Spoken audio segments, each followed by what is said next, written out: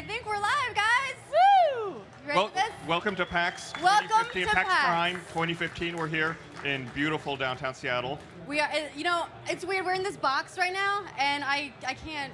I have to do this. Oh, it didn't work. Oh, come on. There's tons of Damn people out it. there in the crowd. You got to give them a thumbs up. They're all excited. We're glad that they're here. All right, you guys, you can live. You can live for now. Yeah, so we're at PAX. We're doing an all-day live stream from the YouTube stage. I think also this is our first. Is this our first stream with YouTube Gaming with the new site and everything like Yes, that? it So is. hopefully you guys out there are watching on gaming.youtube.com/Rooster Teeth because it's awesome. It looks really great and it's really shiny. I like it a whole bunch, and shiny. it just launched. Yeah, and we're so happy that they invited us to derail their stream all day. I don't know Surprised why. that they trust us on this, but that's cool. Enjoy this. This is the last time they will ever invite us back. We got a Make big it day last. lined up. We have a lot of unreleased games, a lot of productions that we normally put on. That we're just going to be filling all day with quality Rooster Teeth style content. Quality. So we're gonna, like I said, we're gonna have a whole bunch of game demos. It's gonna be, we're seeing Razer the Tomb Raider. We're gonna see Uncharted Collection. We're gonna see some of the Destiny: The Taken King. We're gonna see some Guitar Hero. We're gonna see Orcs Must Die. It's Orcs Must Die Unchained. There we go. I always get confused where the exclamation point goes. Oh. It's not Orcs Must Die Unchained. It's Orcs Must Die Unchained. Yeah. Asterisk Unchained. I'm also going to be recording an episode of The Patch. We'll have a live recording of the patch. We're gonna have a live recording of the FAQ podcast with the Funhaus guys. In fact, the Funhaus guys are doing Dude Soup Live from Seattle tonight. In fact, guys, get up here. Come on up. And a wild Funhaus appears. So you guys got Dude Soup Live going on tonight. What's up? We have Dude Soup Live going on tonight. Doors at 8, shows at 9 at the VR Project. But if you didn't get tickets, What do you do? I don't know. There's I- nothing you can do. you gotta You're scout too slow. maybe. Stand outside and look really hopeful. I should let you know that Dude Soup Live is actually pre-taped. So you're just going to be watching a video. We've been rehearsing it for months. Yeah, yes. I'm really curious to see what the secret ingredient in a dude soup is. Are you genuinely curious? Yeah. 'Cause I can show you. We can I'm- go right back in. I don't know if that's appropriate to Not say on the sure I wanna stream, know. right? Let's keep it YouTube friendly. Yeah. YouTube friendly. This Oh, is what? It was cranberries. not Pornhub. Oh. Cranberries. Man. But like they mentioned, it is sold out because they are huge sellouts, and we're Yeah, really excited. Officially. It's officially sold out. It's our first sellout show. We're very excited about it. Couple of sellouts. Yep, finally, we sold out, but we're hoping to do some more in the future as well. So maybe we'll come to your city with a Dude Soup. For We're you. talking to you, Akron, Ohio. So, Let's hear it. Akron, Ohio. They'd be so happy. Yeah, there's one guy. Yay. There's one person watching the stream from there like, yes! I hope you guys have got the FAQ podcast going up later. Are you still taking questions for it, or is that set? I think we're still taking questions for it. Yeah, we're probably still taking questions. I- We're going to do it, I'm sure, yeah. Yeah. Yeah. Where can people do that? Well, are we doing a live call-in for that, or are we doing on the subreddit?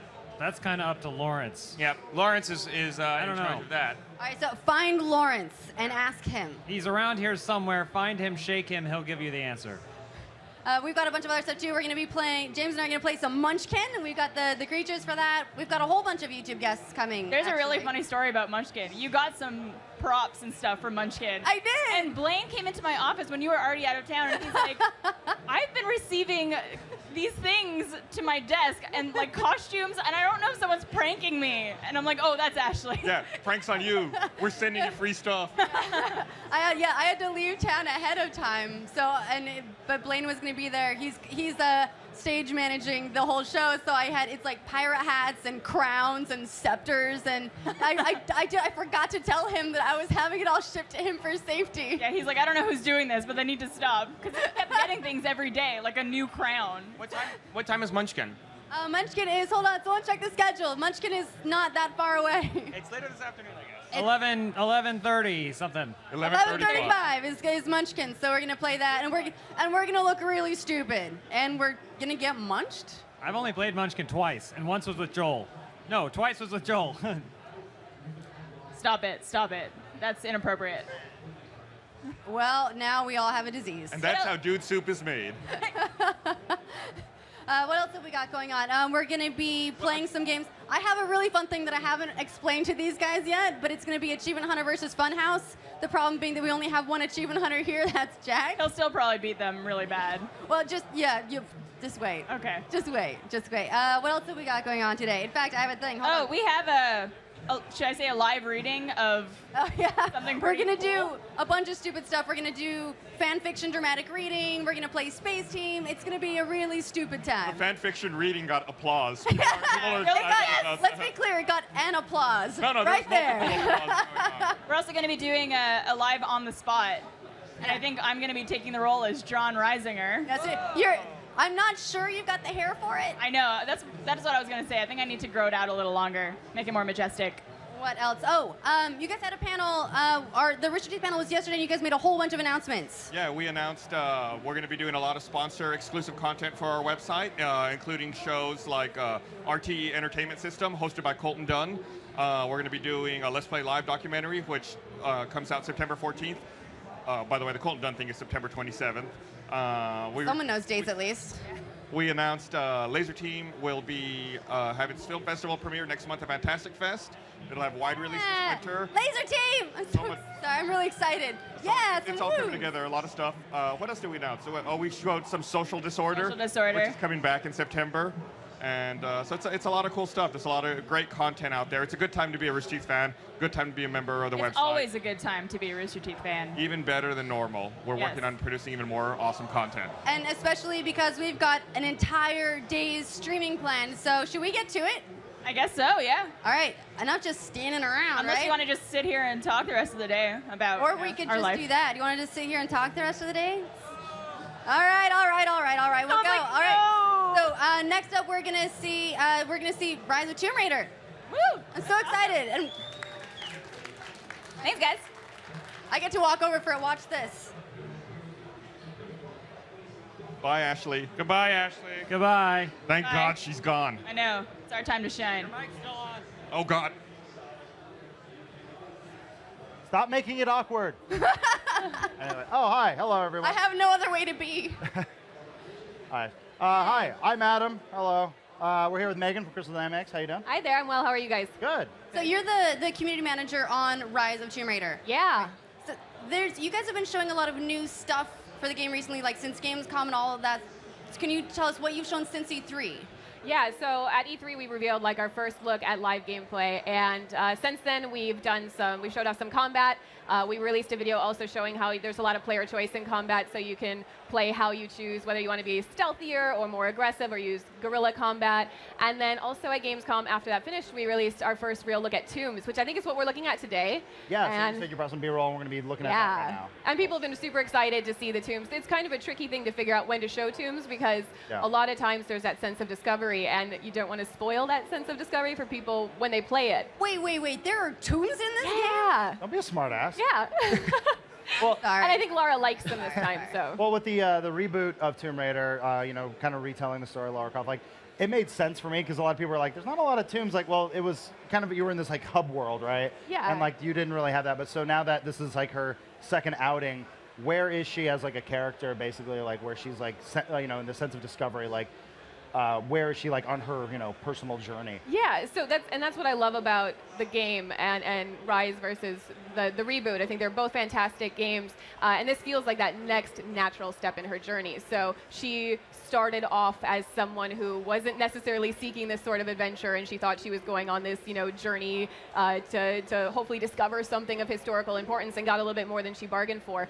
But so now she's really going on her first great tomb raiding expedition. This is where she's starting to accept her sort of role as the Tomb Raider. Gotcha. So for context, since the events of the last game, she spent the better part of a year trying to understand what she saw on the island. Yeah, a lot of weird her stuff. worldview kind of changed a little bit, and she's hit dead end after dead end, and then she finds a clue in her father's research, and that leads her to Syria, and that's where the Prophet's Tomb demo takes place, where she's trying to find some answers about immortality. Cool. And I think if we have the footage, we can roll it right now. So, We'll we've just got some talk over it. gameplay that we can show, and then hopefully you can just like answer all our questions because I have a ton of questions about this game. Yeah. I'm excited about it. Great. So got this coming up.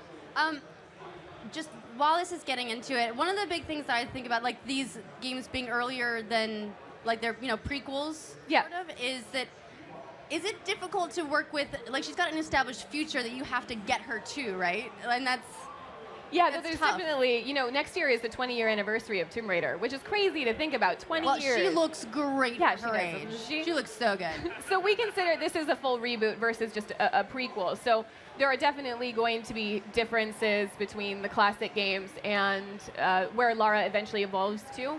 But you have to strike that fine balance between nostalgia and making sure that you retain Lara's iconic traits and also putting your own stamp on it as something new and modern. And so, especially in Rise, and you'll start to see some of this. We're making sure that we bring back that sense of nostalgia in Tombs and that sense of discovery and traps, and that Tombs are as deadly as they are beautiful.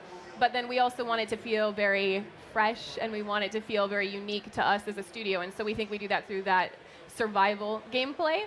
So now you're allowed to, you can craft resources, upgrade your weapons and equipment, and it's a really cool survival ecosystem in the game. Gotcha. Well, in the first game, one of the things like I was saying earlier that I really enjoyed about it was there was a sense of being stranded. You were on this island, Yeah. and then it started opening up little by little, which I think a lot of adventure games haven't really done. I thought that was really unique for the game, on top of the awesome cover system. You're talking about how Lara's now in Syria. Yeah. Will the game take place entirely in this one location, or is she going to be globe-trotting a bit more, or is it just this one location? Yeah, so that's another step that we're taking that feels a little bit more like the classic games. There are two locations, two primary locations. There's another location in the cutscenes from a narrative standpoint. Syria is a prequel, so it's going, or not a prequel. It's going to introduce you to why she eventually goes to Siberia. So in Siberia, that's where the majority of the game is going to take place. Gotcha. But we like to tell people that even though it is taking place very much in Siberia, there's a lot of diversity in the landscapes.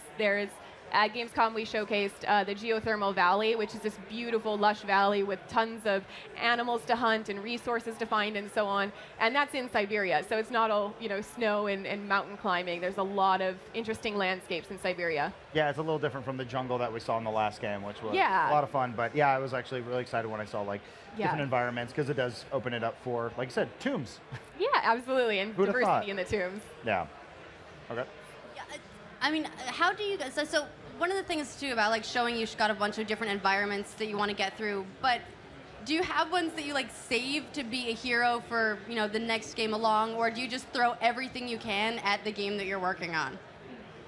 I'm sorry, could you repeat that one more time? Yeah, sorry. So you want to see a whole bunch of different environments and Yeah. really get that variation. So you can see, we're here in Syria, we're in Siberia, Yeah. we're seeing all these different locales and all these different environments, so that people can tell they're going somewhere, and you get a lot of variation throughout the game.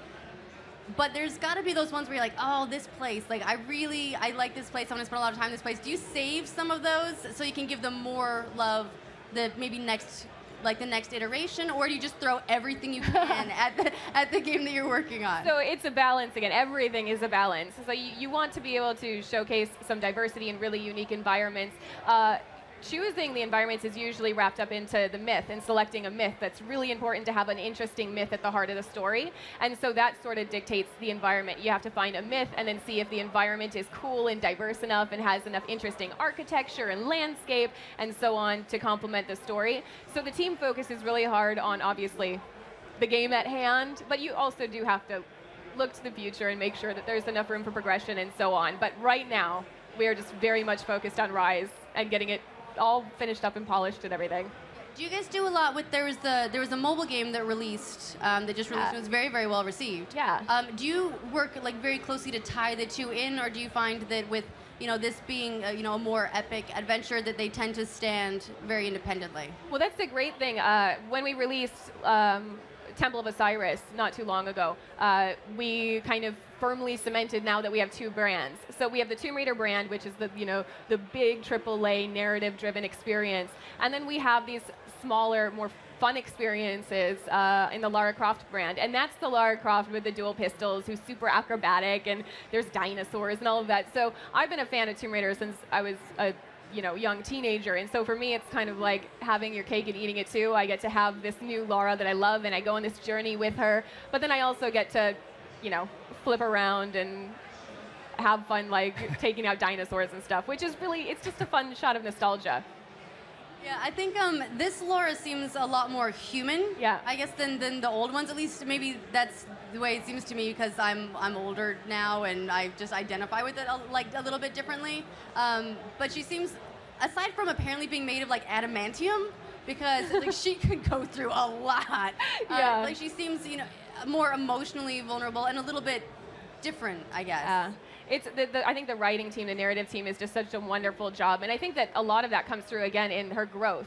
So you compare like the last game to this game, and you're going to see her getting stronger and more confident, but she's still not 100% sure of herself. And I think that seeing a character grow and going on that journey with them just makes them a lot more relatable, makes them very relatable. So I think that's what people pick up on. Yeah, I imagine that balance is kind of hard to strike where I know you guys are going for like a bit more of a sense of realism or more like it's a modern take on Tomb Raider, but you still have to make a fun video game. Yeah. And that's at the core of it, of what it is. Tomb Raider has always been fun about exploring and shooting people. And Yeah.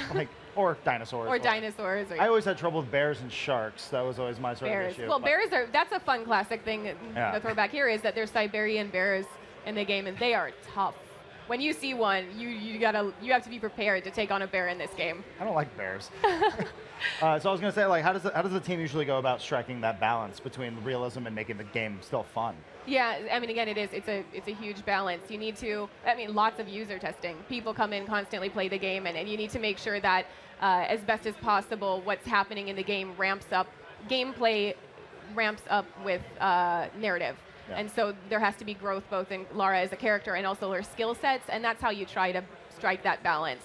But you also have to allow player choice. So if people want to approach combat a certain way, you need to balance that with letting them choose and own the game and feel like they're a part of it. And then also that with the story. I was really impressed by the stealth video that came out recently and how, I was reading some of the comments and everything, and people were like, well, wouldn't the bad guys hear her? I'm like, it's a video game. Like, have some fun with it, for the love of God.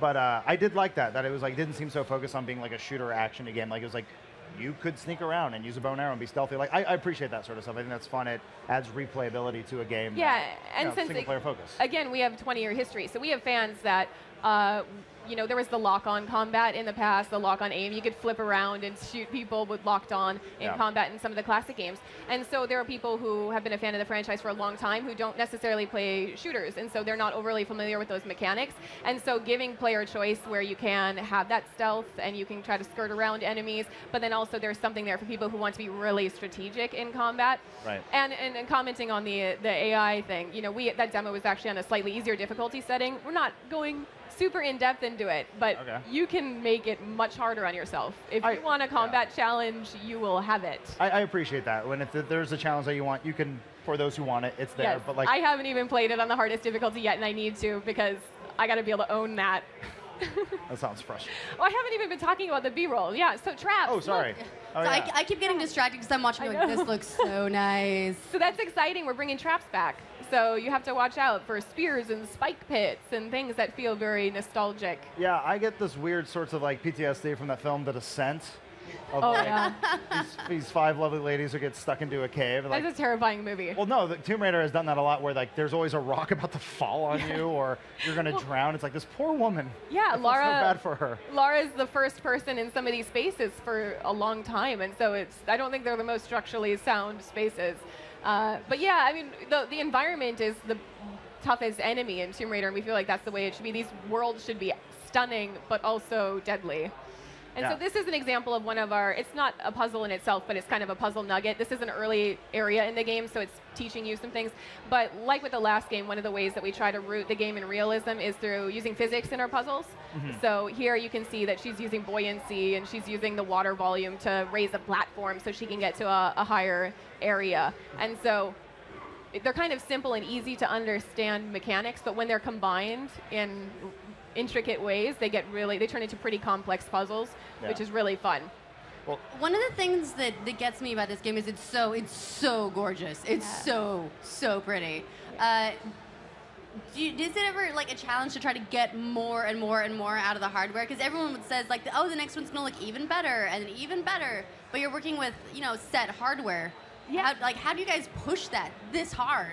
Well, in our case, we had the definitive edition, which was when we had that, Tomb Raider 2013, we put it out on next-gen consoles. And so we had the opportunity to really push the hardware and to get to learn the hardware. And so it's just taking that learnings and applying it to a new game that was built from the ground up for the Xbox One.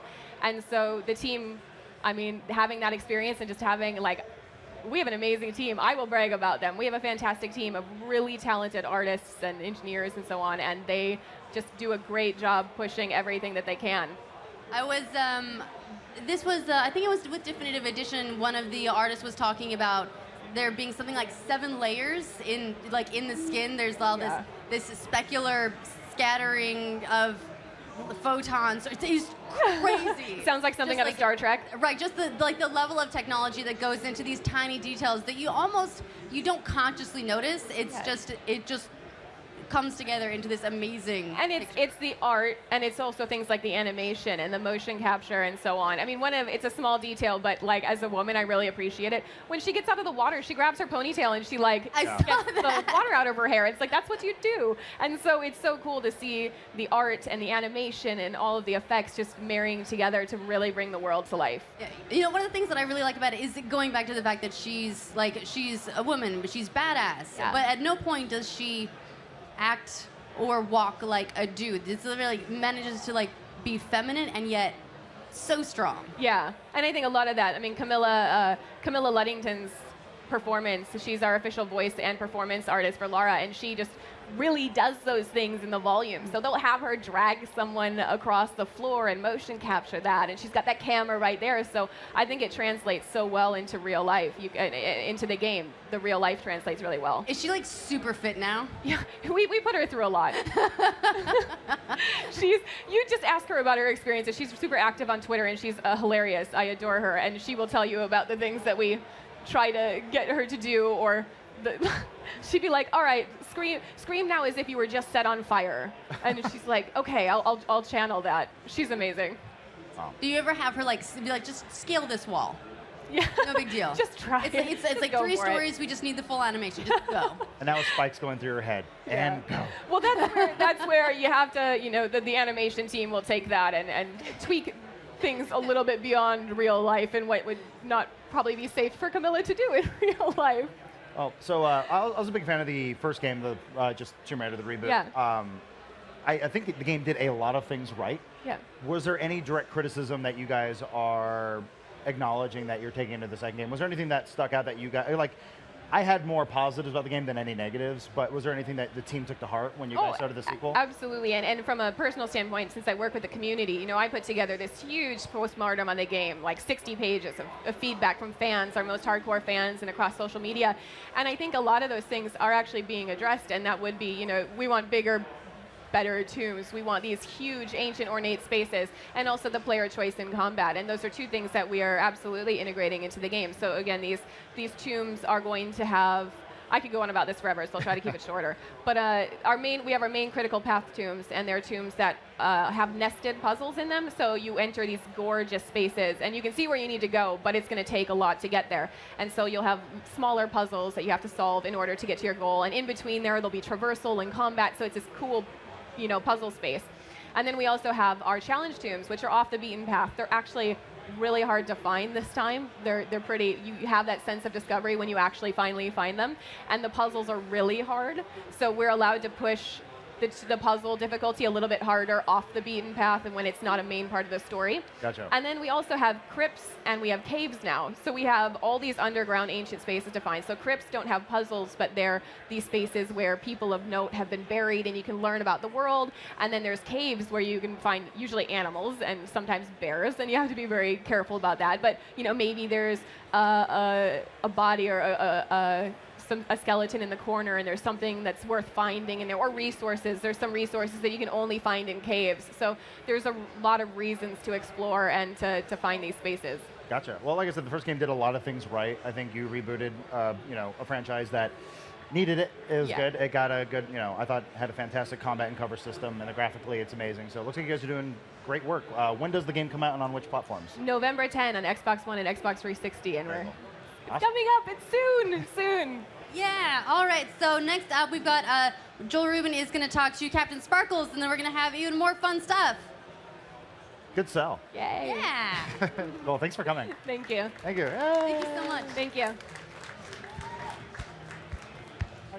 All right, that looked awesome. Thank you, Ashley and Adam. I am here with CaptainSparklez. Say there. You talk. Is this thing on? This thing is on. Well, thanhanks for having me. This is good to be on. Thanks for coming. It's always good to see you. What have you enjoyed? What have you seen at PAX so far? I've played the Minecraft story mode. That was cool. And then yesterday I also tried the Oculus Rift, which I hadn't done in quite a while. So it gotten a bunch of upgrades. So you got to see the new version of the Rift. What demo did you go through? I did the Eve Valkyrie. That was what the guy at the booth recommended. So that was actually the first game that I ever tried on the Dev Kit 1. Was a version, like an old version of Eve, I think. But obviously now the device way higher resolution. Yeah. Is it a little bit lighter on your face? Because I don't know if you guys have tried the Oculus yet or not, but every previous version is like 15 pounds and it's crushing your nose. Yeah, whenever I would finish doing like a recording session with the Dev Kit 1, my face has like outlines on it because it's smashing into it. Yeah. So yeah, it's a lot more comfortable now. Also, because the head tracking is a thing now, I don't get nauseous when I would always just get totally nauseous before. It's really cool though because you're the pilot of this spacecraft, and as you move your head around, the body of the pilot moves under you. And you see the hands and everything in the cockpit, right? No, so the first time I ever, you do. So the first time I ever played it, I reached out. Can I grab? Nope, I just have a controller. But it's pretty cool. Yesterday we were at Valve and they showed us their VR headset, the Vive, and it was amazing. They had the way that theirs works is they've got these wands that you hold, and they took us through a few demos. One was the Aperture Science Lab demo, which was a fully scripted like trip to Aperture Science. It was really funny and very fun. And then my favorite thing was there was like basically a giant black room, and you had a paintbrush and a palette, and you could paint in 3D and like walk through your own painting. So I painted a naked lady with a picture of myself. Of course you did. In 3D, and like you can walk around it. It was truly amazing, and there's like lots of brushes and stuff. So you like created. I'm sure it looked really realistic too. No. It was like very cartoony, but it was really cool because, everywhere with the wand that you painted, it would just stay there, and it was in 3 dimensions, and you could paint stuff around you. You could like draw doors and like open them up, and it was a mind-bending experience. It was really neat, and I can't wait till it comes out. That's cool. So I assume you can also do fighting games where you'll be able to. We didn't see any multiplayer games. They said that I think they've got a couple of multiplayer experiences. One of the demos that we did see was archery. So like you had a bow and arrow, and then you would reach back to get an arrow. You had a bow, and you would reach back to get an arrow, and aim and fire. And they had targets and balloons that would pop up, and you could set the things on fire. It was really amazing. Okay. That's super cool. I haven't gotten a chance to try any like super immersive VR with hand stuff, but yeah, and everything was like keyed to the room that we were in, so that was really cool. Tell me about the Minecraft story mode, because I know this is the first place that it's playable, right? At this PAX? To my knowledge. So we got to play through. It was probably like a 10-15 minute demo of it. I thought one of the more interesting bits was that they actually were able to put in a monster that doesn't exist in the real game. That's pretty cool. Yeah, that was nifty. I was like, oh wow, you got approval to do that. Did it do anything special? Like, did you have to learn what the monster did, or is it really like the Telltale games where it's more about the experience of like telling that story and being in that story? Yeah, in the demo you're not fighting the thing. You're just kind of running away. Not to spoil it for anyone. So the question I had is like, it is a story though. Like there are characters. It's not just you're not just like a Steve. Yeah, I guess that was what I was wondering at first, is how are they going to do, because Minecraft is this very existential experience. There's no specific character. That's real deep, man. Yeah, I don't know. So they do have actual named characters, and there's the main character that you're playing essentially and guiding their decisions. I don't know if it switches to other people, but that was for the demo. Does it give context to the universe at all? Like, oh, like you're in a village, or oh, you were like plopped down to this place, or anything? No, it's just Minecraft is the world. Yeah, okay. And so events are happening in the world. All right. That's cool. Let's talk, I guess, a little bit about YouTube and gaming and stuff. That's why we're here. Have you tried out the new YouTube gaming app? Yeah, I have. I got a little bit of hands-on in the beta version of it, which it's pretty similar to what it is now for the most part. Yeah. And I mean, the ability to sort through specific games is very cool. I mean, the tech that goes into being able to automatically pull any video and tell if it's gaming from there, what game it is. It's pretty impressive stuff. It is, and I've been watching the streams since it launched. I mean, it kind of sucks to be here at PAX and not like at home streaming because I want to be doing that during the launch. But the numbers on the YouTube streams, I haven't seen numbers like this in years on YouTube. So I mean, I guess they're doing pretty well. It's good for them. Yeah, I'm really happy for all of our buddies over there that are working on it.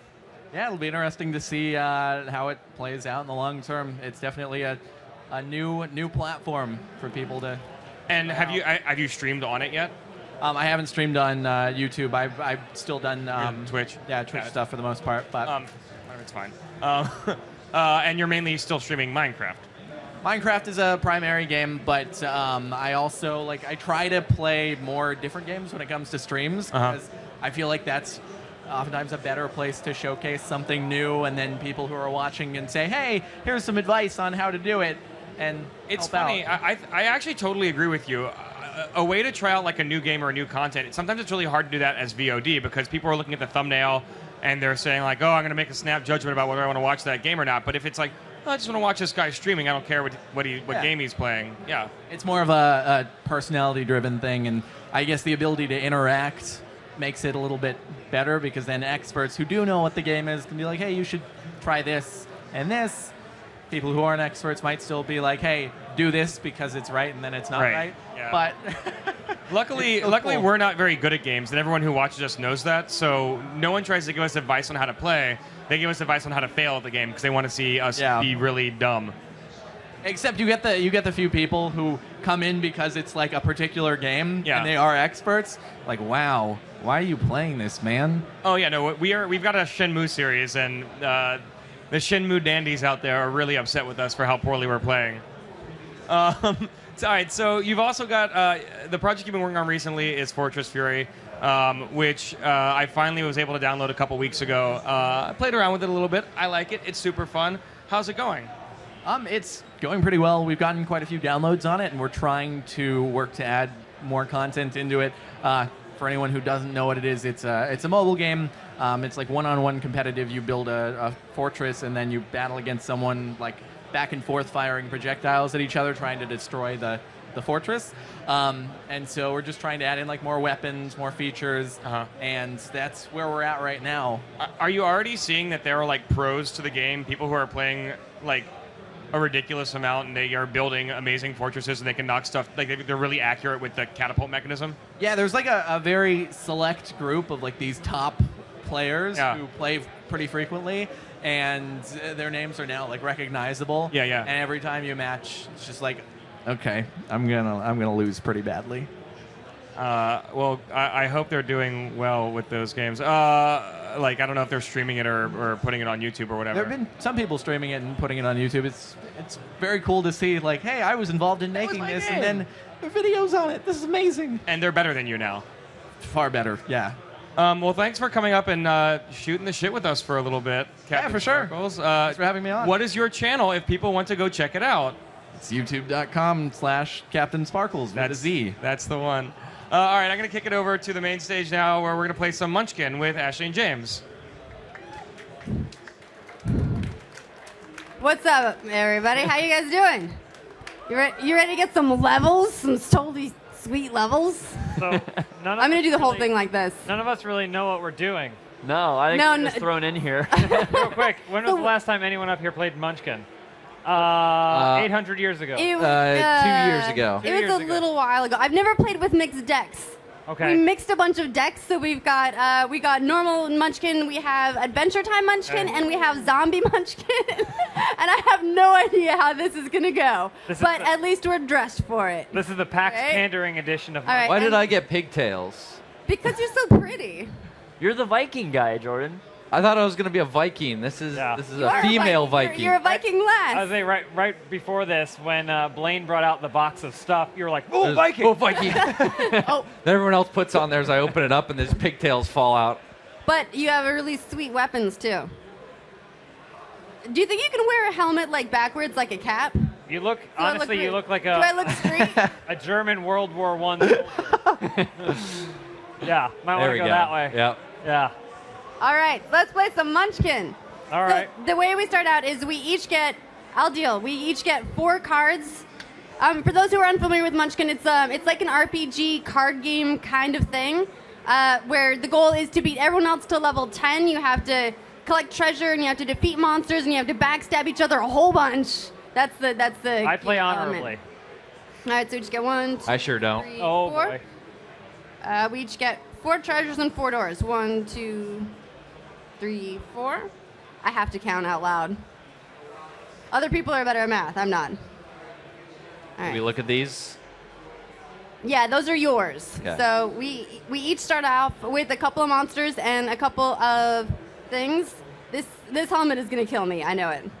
2, 3, 4.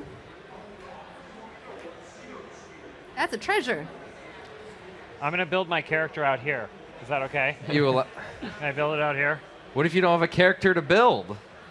Well, I have armor. I mean, So- nothing. So everyone starts off as level 1 human. Is that 4 doors? All right. But you can, if you get like classes or races, you can change it, and each one will give you a bonus, or sometimes like a bonus, an advantage and a disadvantage. Here we go. Do we look at these ones too? So those are all for your hand. So some of those are going to be monsters that you can call in to like help you, I think. Yes. Like I said, it's been a while. You guys correct us if we get the rules wrong, okay? I mean, we'll end up breaking them anyway, but it'll be because we choose to. Hey, as long as we have fun. That's right, exactly. As long as we I have really like your fun. hat. Thank you. I'm going to. All right, so Who all goes right, first? let's roll for who goes first. I What? got a symbol got it. that What is isn't that? That's not got even it. a number. I That think means Yes. wins. Is that low or high? That's negative. You Damn lost. it. Okay. Yeah, that's a 1. Oh, that's a 1. All right. Well, damn. yes. 5. 5. Oh, that. All right. 4. Give me a 6. Another One. one. Haha. 1. All right, so you won? Yes, Yeah. I All got right, so 5. you're going, and then hold on. I need to consult So, the magic I know rules. what we do is you can get armor and weapons, right? You have 2 hands, feet, armor, and a head. Yes. And so you can equip your armor so that way you're stronger. And basically everyone starts at level 1. So whatever you add adds the number of plus to your level. Right. And then you use those levels to fight monsters. Right, so if you get a monster that's level 3, then if you're level 1, you need like a +1 sword and like a... Or Plus 2 armor or something. Yeah. So like that. I think if anyone right now has armor or weapons or something, you can equip it. Right, and to equip it, you just like, you lay it down and Yeah, put it you out just on put the- it down in front of you. I'm gonna go right here. I have slimy armor. What's that gonna do? It gives me +1. Okay, so you got a +1 Now I'm bonus. What if I don't have any armor at all? Then I'm you're so SOL. I'm a noob. Sorry. I got nothing. Sorry. Well, then what am I supposed how to about do? you? So You I got just play anything? one of these? I got, Now you're I got a one. weapon. So what Can you I have to one do- hand? What you have to do is you're yeah. gonna Okay. kick. What is it? You open So the door. you kick open the door, so you draw a door card and see what's behind it, and Yes. it's going to be, it might be nothing, it might be a monster of some kind, Yes. it might just be a reward, and then you have to fight the monster if that's what you draw. Yes. Okay, so it's okay if I played that, so now I'm I don't plus... think you don't worry about that yet. Oh, okay. Don't worry about that yet. Uh-oh. That's gonna Level happen. 10 net troll. What is that? Oh man, you're in so much Oh, trouble. That's a really Level difficult 10? one. So I go up against a level 10, I'm like level 1? Yeah. So How is that fair? it's not. It's You got not. We screwed out of the can game. help you, but I don't need. No to one's be gonna at help me. level You guys 1. don't You will like get me. extra- Hold on, No, we that can't- means you're hold dead on. and you start over. Do I lose something or Let like... me hold on. I Unless gotta. you have a card It's been that, a while. like, I'm gonna look it up. It's a spell. Also, part of Dead. the game is arguing over the rules, isn't it? Aren't you supposed to argue? I think All that's right, about so- 30% of the time Yeah, that you yeah. just argue. You lose all your stuff. You keep your class race level.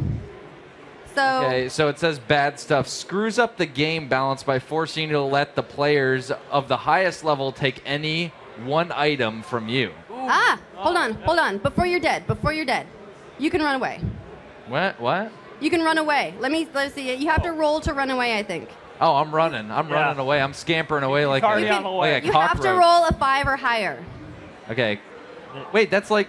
Yeah, you're gonna get a devil. Come on, let me And if you scamper. fail to run away, that's when the bad stuff happens. So if I. Oh, okay. Come on, come on, come on.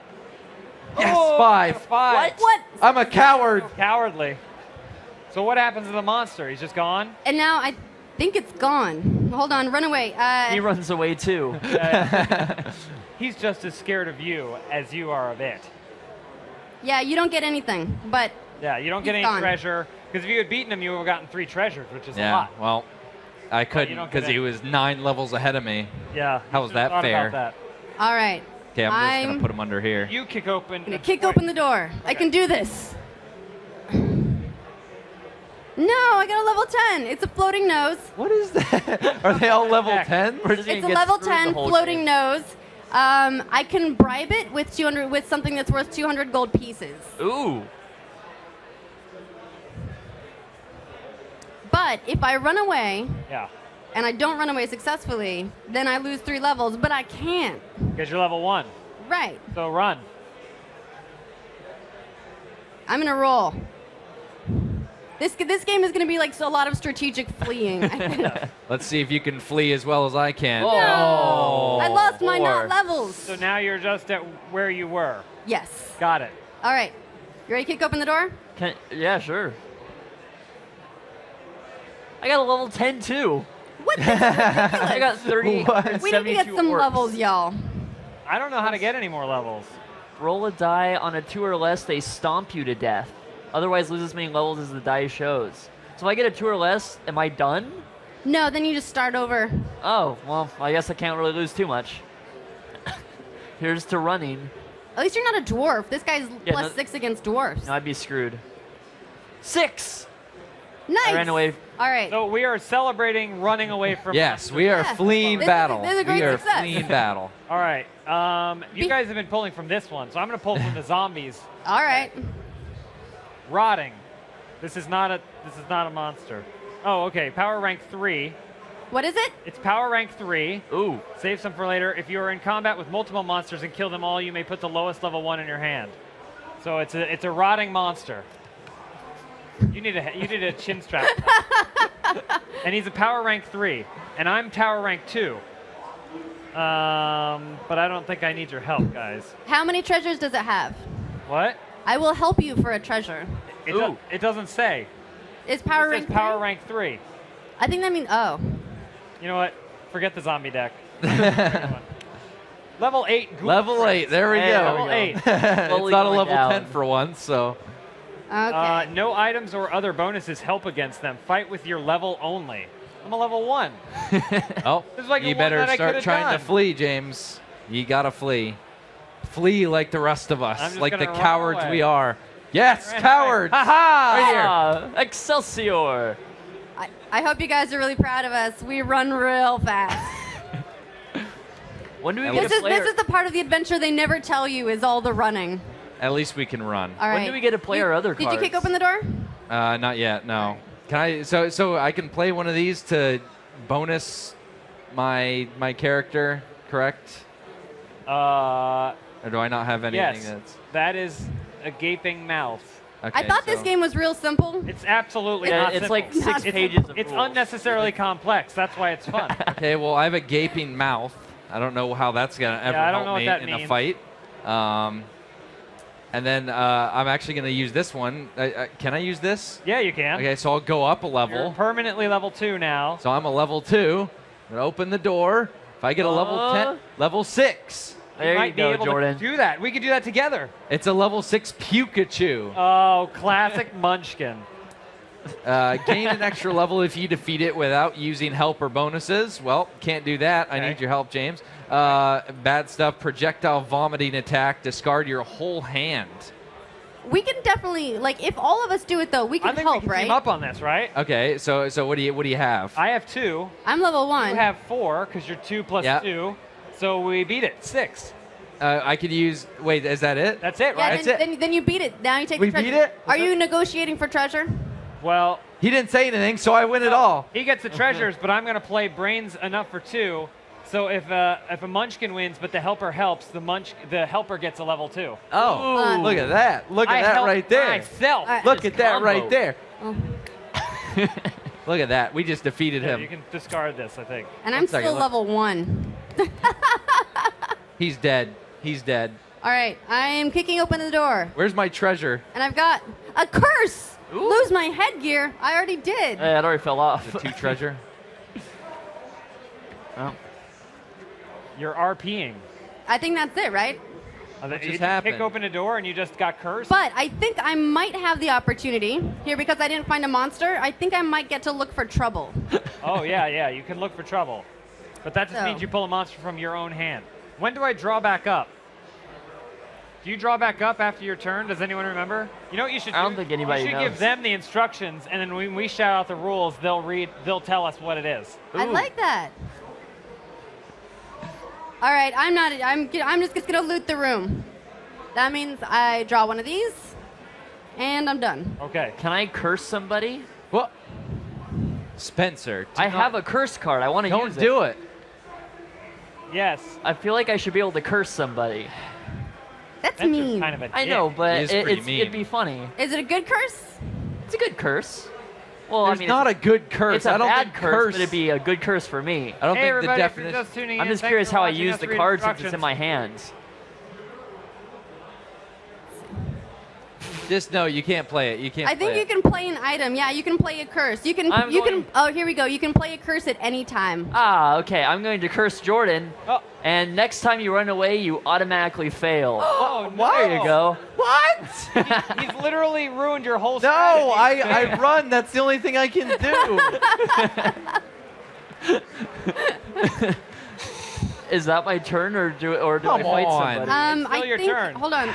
Yeah. 'cause Have you can kicked curse open at a any door? time. No, I haven't. Do I play more items, or do I just go for it? You can kick open a door. You Alright. can play. I think you can play Oh, your whoa. stuff anytime you Camera up want. You above can us. play. You can discard a class or race, go up a level, or get a hiring, or play a curse at any time. Oh, could I play this card? It's a bonus. I don't know what I have. I think you can use that in combat. Okay. Oh wait, I got a curse. Lose the armor you were wearing. Great. Did you play the curse on yourself? No, Just but that's curse what yourself. I drew from the thing. Oh. He drew it. Yeah. So yeah, take that. That's I didn't have karma any right armor there, to start jerk. with, so I'm doing just fine. Okay, so it's my turn. I think so. Is All it right. his turn? I think it's his turn. All I'm right. gonna whine at the gym. I go up a level. Ooh, Now I'm level 3. I'm still level 1. I'm level Putting 1 it down too. here so I can keep We should track. gang up on these guys. That's why I'm cursing them. All right. My whole Stop strategy. cursing us. And now I'm gonna kick open a door. Brain teaser. Okay, this is a thing for me. So I can go looking for trouble now, but I don't have any trouble to find. So I guess I'm done. You're done. Yeah. Do you I didn't get a monster. I got. Do you want to loot the room? What? You can loot the room too, which means you draw another door card and it just goes in your hand. So what do you do with the door card? Like, what if I have a monster in my hand? Yeah, I You have can one. play the monster instead of. So if you don't get a monster when you kick open the door, then you can look for trouble, which is to play a monster out of your own hand and fight it. Because the Oh, idea and then is, get the treasure from it. Yeah, and the okay. idea every time you beat a monster, no matter its level, you go up a level. Oh, so I'm level 5 now. I like we this beat because that in the level down camera 6. we get to see all of your No, cards. no. I'm just Took like, the level You were level 1. You played a level. That's level 2. This way you got to keep track of it with like pennies. 4. So no, this doesn't count. This is just armor. This is just what you can use to attack. Okay. So I'm So you were 1. 2. Plus 1 is 2. So you're and then 2, but beat you that other fight at monster, 4. But it gave you 2 levels because of some sort of whatever dumb stipulation. Remember? The monster said something about gaining an extra level if someone helps, and I helped. So you're level. Anyway. So I'm he's level 4. 4. Level You're level 4. He's level 4? 4. I'm gonna write these things down. yeah. I'm level 4 right now. He's level 4. I'm level 3. And you guys are something like 1 or We're less. 1. We're doing just I fine. don't know. According, Just focus on you. according to this sheet, I'm level 9, and I'm What? pretty sure it wouldn't lie. You are not. Yeah. Ashley, put yourself back to 1, please. And you can buy levels too with gold, right? I think if you spend 1,000 gold, right? 1,000 gold, you can buy levels. I got a head shake down there. Yeah. That person There was a said head shake. I saw it. So if you have like armor, We've got or some something- experts. I like it. Thank that you. says 200 gold pieces, so Yeah. you can discard that for a level. Yeah, but it would mean you don't with have 5 the of +2 those. bonus. Yeah. Have you Okay. fought a monster yet, Jordan? What? You're Oh, buying sorry. yourself some time. What is it? It's just a. Is it so? This goes into effect The immediately. IRS, each death tax. Has anybody ever had a death tax? That seems rude. What's That's very rude. You don't have any money to pay anymore. So each player must discard his most expensive item. If this card is drawn face up, it takes effect immediately. Otherwise, it may be played at any time except during combat. I have Discard your most expensive I have 3 that item. are all the same. Do I just get to pick one then? Yeah, I think so. I don't know what this one means, so I'll discard this one. I guess. Oh. Man. Stupid. 500 gold pieces. Wow. I know, right? That was pretty good It's a right curse there. cancel, too. Oh, sorry about that. What a waste. Okay, so what do I do now? All right. Do I loot the room? Or you can look for trouble and play a monster out of your hand. No, I don't want to do that. So Okay. loot it. Yeah, then you can loot the room, just draw another door card and put it in your hand. Okay. Are we doing this right? It's moving along. So I think I'm not right. sure how well these zombie ones play into the actual core game. I think we might they just be are shoving it's them a in there. separate death. I think it they're might be a separate conflicting, thing. rather. But whatever. Look, we don't really care. I don't know. All right. It's close enough. Close yeah. enough. There All we right. go. I'm kicking now open the door. What? I got a curse. Ooh. I'm shrunk. I have to lose the item giving me the biggest bonus. I don't have one, so that's You're nice. You're like 3 for 3 on curses. I know. I have a lot of curses. On the bright side, they're not doing much to me. So, I guess that's nice. I like that. There's the camera from above, but all it just showed was your one little bone. So, is it my turn? Yes. Can I play an ally? I think so. I am summoning an ally, What? Banana Guard. What in the world? He gives me a +1 bonus and +3 for royalty. Wait, that's what those do? So that's a thing. and Oh. and I guess I'll knock down a door. This. Curse. Everyone say. I'm not the only one. Lose a level, and everyone has to say reigns. Reigns. Okay, there we go. And I'm back down to level 1 after I and never I'm back left. down to level 2. I didn't No, wait, go does anywhere to everyone start with. lose a level? Everyone loses a Are level. you sure? Could you limit your curses to yourself, please? I guess. Yeah, that's lose a level. That's not specified. Oh, yeah, that's just everyone you. loses Yeah, level. that's just you. I said everyone says reigns. Yeah, everyone I had just to lose say a level. reigns. Nice try. It's only me. All right. Wait, what level are you? You're level 3. 3 and you're level 4? All right, I'm going to play a curse on you. But everyone has Why to is everyone say... cursing me? Everyone has to say trains. Train. Hey, now I'm Okay, that was a lot funnier in my head. All right. And you have a lot of other puns they could go through. There's plenty. I'm going to kick open a door, but I don't want this. I want this door. The Adventure Time one. I want an adventure time. What the hell? You get cursed? A level 18 demon. Oh, you're done. You are done. You better run away, bro. Honestly, it says if I lose, then I'm dead. Then you have to start over at level 1? Well, okay. You Wait, can join are you? us. Okay, Hold on. you are 3, I'm 3. Do you think we can combine our efforts Well, right now? Okay, so you're 3 plus. That's 5.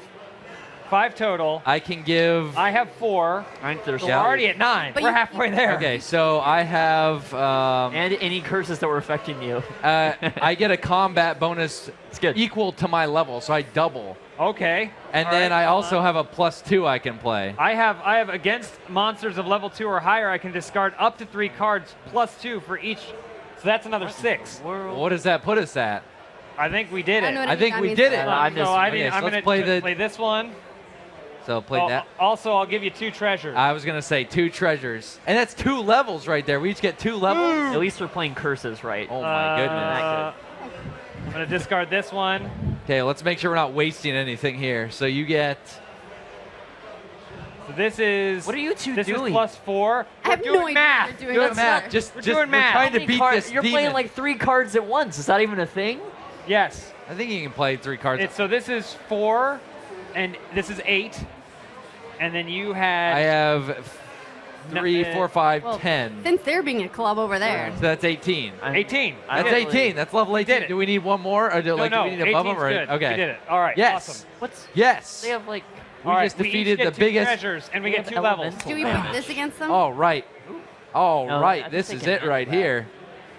Look at that. level 6. Could we update yeah. the chart I have a level to 12. indicate my level, please? I'm level 5. No, you're level. Yeah, you're level 5. I'm level 5 too. Yeah, We're both 5s. Against yeah. Here's your treasure, sir. Thank you. There's your Let's see if well-earned it adds to treasure. the Oh, we just Yes. sit here and say it counts. We can just do it. Yeah, it's true. We can just pretend, right? Yeah, exactly. I can't Yeah. believe that. That was That was- level 18 demon monster. We took him down because Look we at used this the bat. power of teamwork instead of betrayal and curses. Yes. Yeah. You guys are both cursing me, and me and him are Hey, working that curse together. is still in Look where effect. we are, and look where you are. That curse is gonna take you down. Look at this thing. This thing is terrifying. How did It's a we ever monster. beat it? Wow. Jordan, you only need to be taken down once by a monster, and you gotta start all over again. Yeah, well, that's not going to happen Oh. because I have James at my side. Here we go together. We're in this Like, till the just end. Overload them with zombies. I think we should do it. Yeah. None of us have gotten any character classes or races, by the way. I don't have any levels. No, they don't have any cards that raise my levels. You got to start beating monsters, I man. have what a can buddy. I say? I have a buddy now. Oh. Is that a dove? Look. It's the the Morrow. Hey, +2 to run away. Yeah. it helps me run faster. Nice. You hear that? They curse and they run away like Yeah, I know. cowards. Look at that. Look at that. Making that nice and So Ooh, now you only beautiful. need to roll a 3 to run away? yeah. Nice. But more importantly, I can at least fight a level 3 monster. Yeah. You're Yeah. probably going to want to run away, though. Yep. Yeah. That's I a will. strategic investment in your future. It really is. Okay, Spencer. All right, so Oh, is- wait, is my yeah, turn to you kick still down the gotta door? do the Kick open the yeah. door. Kicking down a door. I've got a level 12. Ooh, that Whoa. stinks. Yeah, Well, we got to could- sit could this one beat out. that, yeah. We're real wiped. The I don't Thorn know. That Legend- level 18 took us down. Maybe you guys quite a bit. can drag some levels together. It's a legendary fighter from the Shiny Isles. It's +2 against males, +3 against heroes, +5 against both. He sits on you. Hold on, I gotta run away from this. All right. Does anybody have a calculator? I knew I was. Hey, She's you running only have to away, get, right? what is Yeah. it, a 3 She's or like, higher? I can handle this. All right. You only have to get a 3 or higher. Right. Okay. Ashley, I'll step in and take care of that monster, 4. but I have to have all the treasure. No. It saves you the shame of running away. I will be vindictive and say no. Yeah, she's like, I can handle this. Yeah. Yeah. Oh, wow. I ran away. Really with- good at running away. Yeah. I run a lot. Yeah. You ran away too. We've all ran away. We know the pain and the struggle. All right, so that's out. Is my turn? I'm done. Congratulations. Yeah. Thank you. Thank you. This is my high points. Yeah.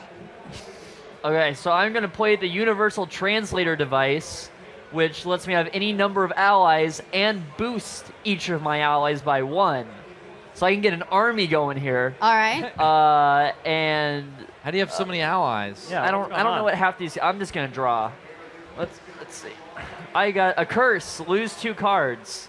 First the player to your How are your allies doing? Oh, they're about to die right Yeah, yeah. now. So First, the player to your left draws a random card from your hand and keeps it. Then the player to your right does the same. So you get some of my crap cards. I guess you're technically to his right. Uh, He's down to 1 card. That's what you get, Spencer, for cursing me so early. Hey, it's still in effect. all I right. really like the Adventure Time deck because it's all I've got. So you got cursed, but now you can go looking for trouble, right? I could. I'm not Yes. going Or to. you can just take another card from. Or you can loot the Oh. loot the room, draw another door card, and just put it in your hand. Okay. All the you know all the people watching the stream that actually play Munchkin are like, you can't do that. Oh, they're It screaming. doesn't Oh, go wrong. like this. Oh. As long wrong. as we're having fun right now, that's all that matters, okay? I'm telling you right. Those are non-functional pigtails. I almost forgot about these, and then you had to All right. bring them back. I've gotten used to them in my peripheral vision. I'm kicking this open. Curse, lose a level. Oh. Yeah. I mean, no. Wait a second. Let me see if I have a counter curse somewhere. I don't think I do, James. Yeah, I'm I don't so think sorry. so. I don't know that I can stop this curse. All right, well, So I'm back down to level 4 like a chump. Oh man, I'm sorry. That's I wish okay. I could help you right Hold now. on, I'll just update that spreadsheet. Yeah, just go ahead and update it in there. Man, it's okay, James. I'm there for you, okay? I'm always going to be there for you, no matter Oh, what. hold on. It says, also, you are -5 in your next combat. Oh. Stupid game. I'm going to pull this card. Oh, this is for me. This is for me privately. Okay, here we go. All right, all right, all right. Big monster. come Big on. monster. Big monster. Big Level 12. Yeah. That's nothing.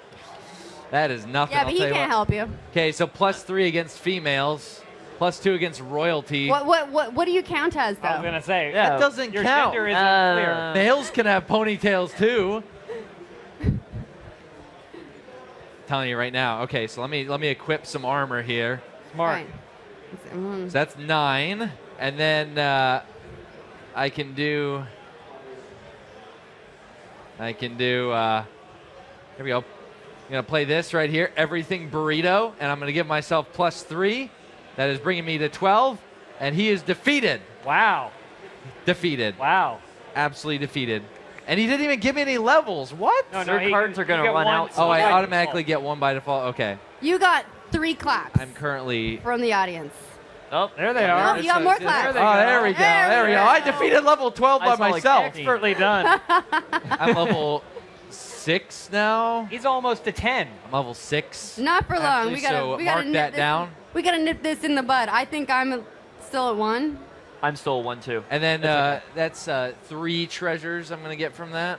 I'm actually going to grab Let me some of just these. grab these That hardly treasures seems here. fair. I'm going to take these treasures. Grab these treasures. Oh! You should see his poker face. Next. A royal what? Oh, never mind.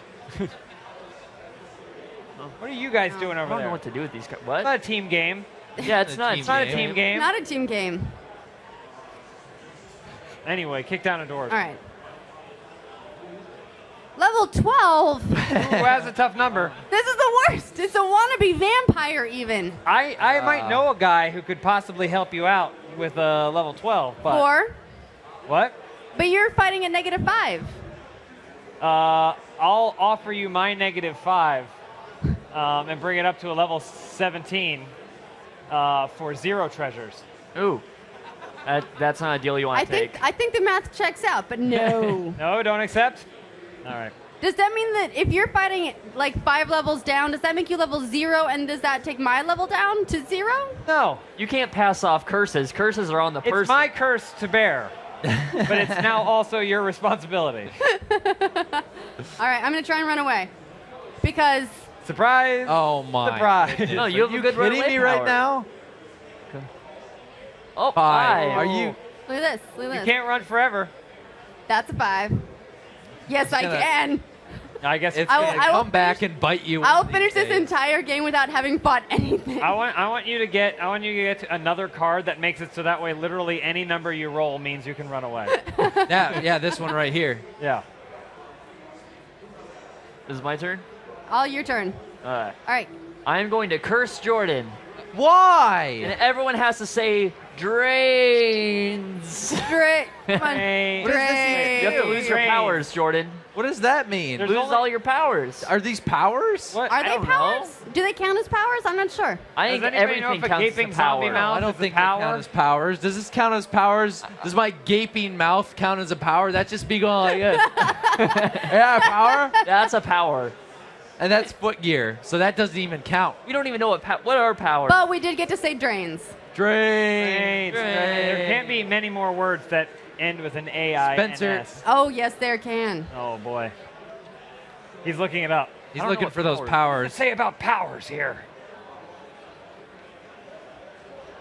The thing is, if it's not it's a zombie card, it ain't going to be in those I have instructions. no idea. We're just making this up as we go along, Ain't really. gonna be I there. don't think Powers? it does. Powers should be like spells.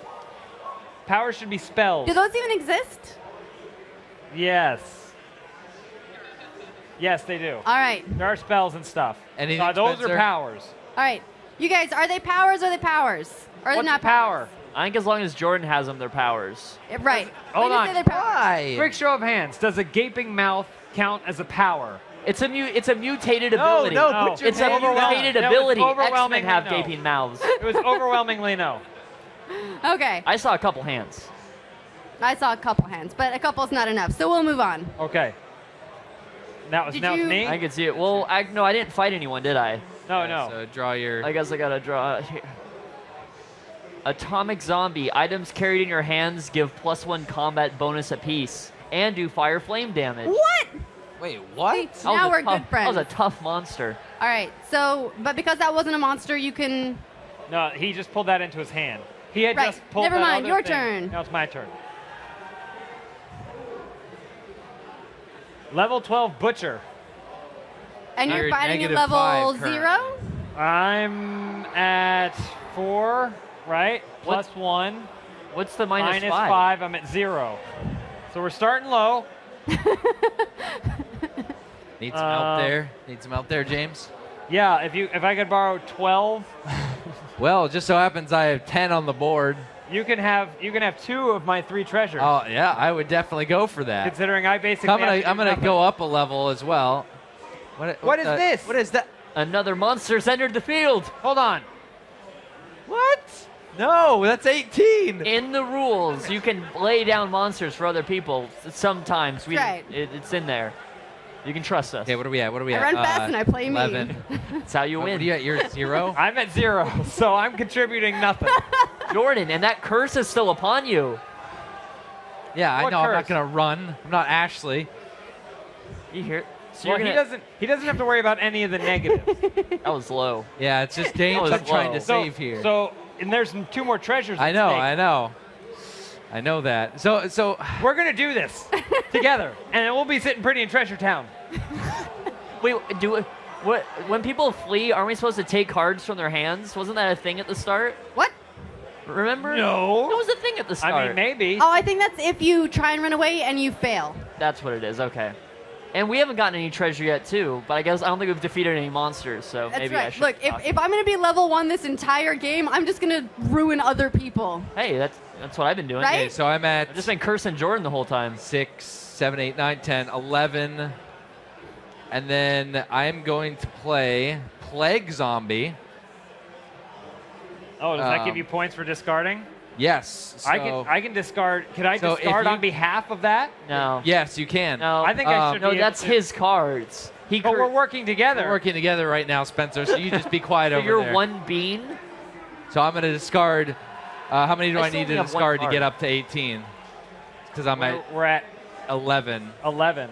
I So mean, we mine need to as well. discard. Mine as well.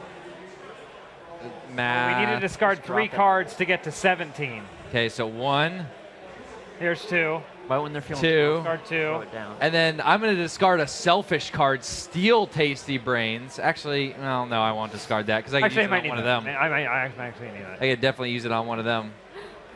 Here, I can discard this one. So that's 3. That gets us to 17. Where'd you guys get these cards? I have one card still. I've been I've been card? winning I don't know, battles am I supposed instead of fleeing and cursing people. Yeah. So I apologize. fears. I've only That's ran away 17. once. That's We're at 17. Plus 1 bonus for the Golden Sword of Battle. That brings us to 18. Both All right. monsters are. +2 to the monsters. Oh my goodness. Okay, well let's see here. I'm going to discard another card to do +2 to match that. So now That should still do it, right? that's it. We got it. Anyone Did else it. want to be a jerk about this? Nice try. Anyone else want to be a jerk? I don't have any cards. I can't be a jerk. 0 Want to points. take one more look, Ashley? No, she doesn't have There's anything. a destroy. There's a Did destroy. it. We're done. Yay! Five Yeah, James. We did it. I saved you. So, so And I I'll get take this dumb card out of here, too. So you get 1 treasure. There We you almost go. had that. And Thank there's you. a treasure, and I'll get 3. No, 4. Your cards only hold out for so long. 4 treasures. Wait, what is it that you, how much do you have to discard to buy a level? 1,000, I think. 1,000. Damn. Right? Crap. Oh, that's how you level up? You can buy a Oh. level. You guys don't have any cards. Why are you? You don't have any cards. You don't have any gold. Doesn't I matter. have 1 card. It's enough. Yes, my amazing. So what level are you now? Well, is that a permanent ad right there? Cool. I don't know. It says Mojo. I don't know what a Mojo is. We'll maybe just count that's like it a as character permanent. class. We'll just I think count that's it like as a character class, but in the zombie mode. Mojo is like your class. Mojo? I have a mojo Like- class. I have a mojo. It's not. It's a mojo. It's That's a a type of mojo. card. So I think that's your class. Oh, I wish I had known that. I just played that card. That's a class? Yeah, I think it's not a class. Oh. That's not a class. It's not a class. You don't know what you're talking No, about. I think in the zombie you have a mojo. No, mojo is the card type. Yeah. Yeah, it's like. Oh, maybe that's a power. No, it's a Yeah, class. good thing I didn't. Mojo Good thing I cards. didn't have that out there when he played that. So what? So is that permanent? Does anyone know if that's? No, I think that's mojo permanent. Yeah, because I have another card that says like Yeah, fast sure. I zombie, saw like 5 head nods. atomic zombie. That says mojo, right? I'm a voodoo zombie. Then it says mojo, right? Yeah. Yeah, so that's your class. It's- So that's your permanent class until you choose to change it. Mojo isn't a class. What? Mojo. Are we really Mojo. still trying to find out if mojo's a class? Mojo. Mojo, Jojo. Okay. Well. What, anyway. what level are you? Well, What level are you? 2. I I'm am 5. 20. Level Oh 20? wait, no, that's my power. So let's see, 6, 7, 8, 9. Wait, are you fighting at 9 or are you legit? I'm level 9, fighting at like 20. Whoa, we gotta nip this in the bud real quick. Wait, how do these count as levels? No. No. Then No, why but are he's. those- dude, I'm at actually can level fight at 9. level 20. I'm fighting at a 20 right now. Because We'll when you summon a defeat level monster- You're, 46 man, you're level. stealth. When I you didn't defeat even a- if you're- realize. if you're helping someone defeat a monster, do you go up a level? Yes, we do. No, Yes, we no, do. that's not in the rules. That's, we have the I rules don't think right that here. happens. Just whose turn is it? Well, Oh then I yeah, have it's no my idea. turn now. Did you draw your thing? Yeah. Okay. Yeah. Okay, here we go. Level 2. Oh, come on. Man, I could have used that like a billion times. Hold on. You're level 9 right now? So if you beat this, the game's over. I'm level Well, 10 we now. have a whole hour, so I may as well keep going. Curse. Wait, Jordan. Oh, look at that turnaround. Jordan, you didn't We got an hour to fill. Are you playing We got that an hour on to me? fill. Jordan, You played that on me? you didn't read the Someone card. check the clock. They get +1 for each card in your hand. Uh-oh. How many cards do you have in your 6, hand, 7, buddy? 8, 9, 10, 12. Like, no, it's still, I'm fighting at 20. It counts. So it's still dead. So at least it was a 12. But he just cursed me. I'm still getting Nine. it over You're this. Still 9. We can still keep playing. All right, we got this. Oh, God. Everybody cheer against him now. Yeah. It's a psychological game. You can't All right, trust anyone. I'm kicking down the door. And it's not a monster. It's +5 to monster? Play during any combat? I think you get to keep that in your hand. Sup. I don't know what that means. Fear me. I can't read it. It's +5 to any monster. Okay. So she can screw someone over pretty much. This one. Yeah. Huh? You're getting screwed over. Just try it. So now I'm going Just to... try. I can't look for trouble, so I'm going to loot the room.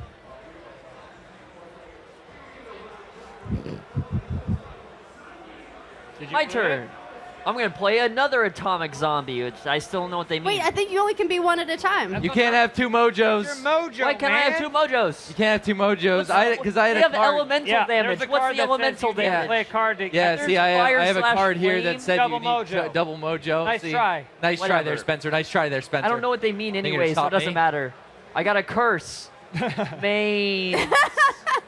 Choose one big item to discard. If you have no big items, lose your most expensive item. I don't care about that card.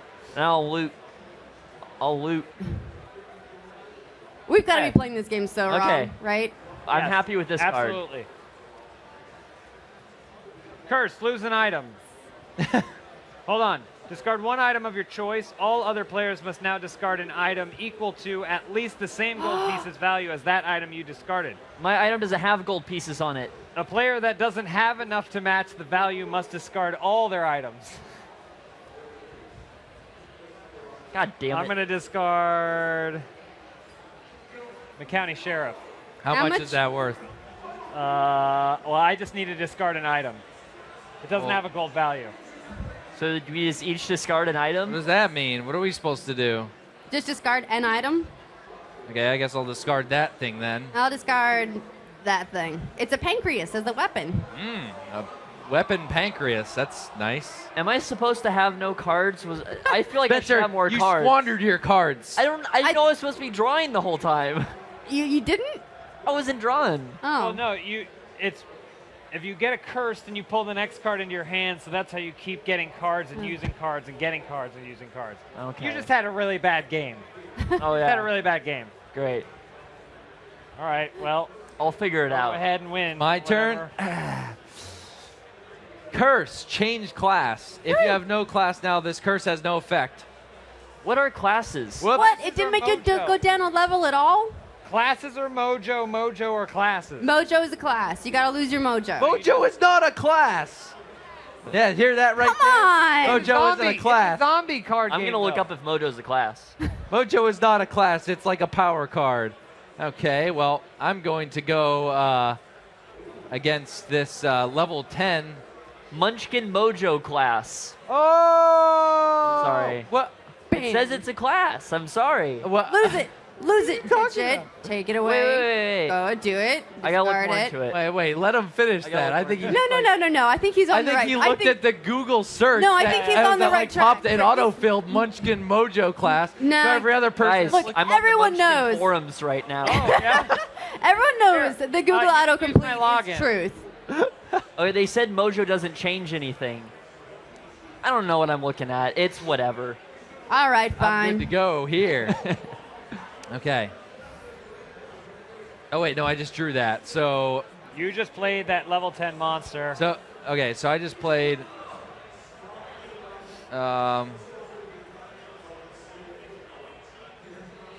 Okay, so You played the level 10 monster? I was saying I was going to, but then I looked over and saw Ashley looking at her Oh. cards like she was doing something pretty What? sneaky. I'm gonna Oh, play this level 16 nun. Ooh. You're looking for Two trouble? levels for that. Yes, I do. So, level 16 nun that I'm going against with my 21, destroying that 16 to give me the 2 levels. Ooh, well, that's still That's still the same. 21. So someone else throw something at him. I can't do all of it. I lost my card that gave it +3. I was gonna team up with you, but then I lost it. Gosh darn it. Used car dealer. What does he do? He's +5. He Yeah, sells you a plus car. 5. Oh, alright. Well, I'll add. I guess I'm gonna have to add. No. He's got like 100 cards. Plus 10 to either side. What? And I'll take plus 10. I'll do a plus 4 for a hat. Blue Eyes White Dragon. plus 4 for my decaying flab, and then I'll add a weapon. So I'm at like 50 now. Just let him do it. He's wasting his card. I'll do a plus 2 for a honey wasting energy his drink on cards. their side just because I feel bad. Hey, what do those 2 cards say? This one, it says I can cheat, but I don't know how. I don't know what the rules for cheating are. Can I see? It does say cheat, actually. With an iron card you have when you play, this item is illegal for you to equip, even if it's otherwise not. The tension is killing me. I don't know what it just says cheat. The card literally just It says just cheat. says cheat. It Let me says see it. cheat? Let me see that. See if that can stop. I think it means that you can play it with something that you can't normally play. It says cheat. I mean. It's just saying you can equip something that would be otherwise unequipable. Oh. So if you have like 2 helmets, you can throw it on a second helmet or something. As you can see, he's the most knowledgeable of the game. I just need one. I catch on fast. Yeah. Catch on real fast. So you won. You won Munchkin. I mean, what's our time looking like? I mean, I could just sit You back. just want to keep going? I could sit back and I just mean, I got watch. no cards. I'll go all day. We can go for second place. We got like 10 minutes, I think. Second yeah? place. Second place. Let's keep going. I'd like to get a mojo or something, please. I would like a level 2, please. Yeah. I was actually really happy I was going to fight the used car salesman for myself. And now... Nope. Not going to happen. All right, well, let's keep going. Kick down the door. All right. Kicking down the door. Super Munchkin. Ooh. That doesn't do anything for me. I have to have class cards to have all of them.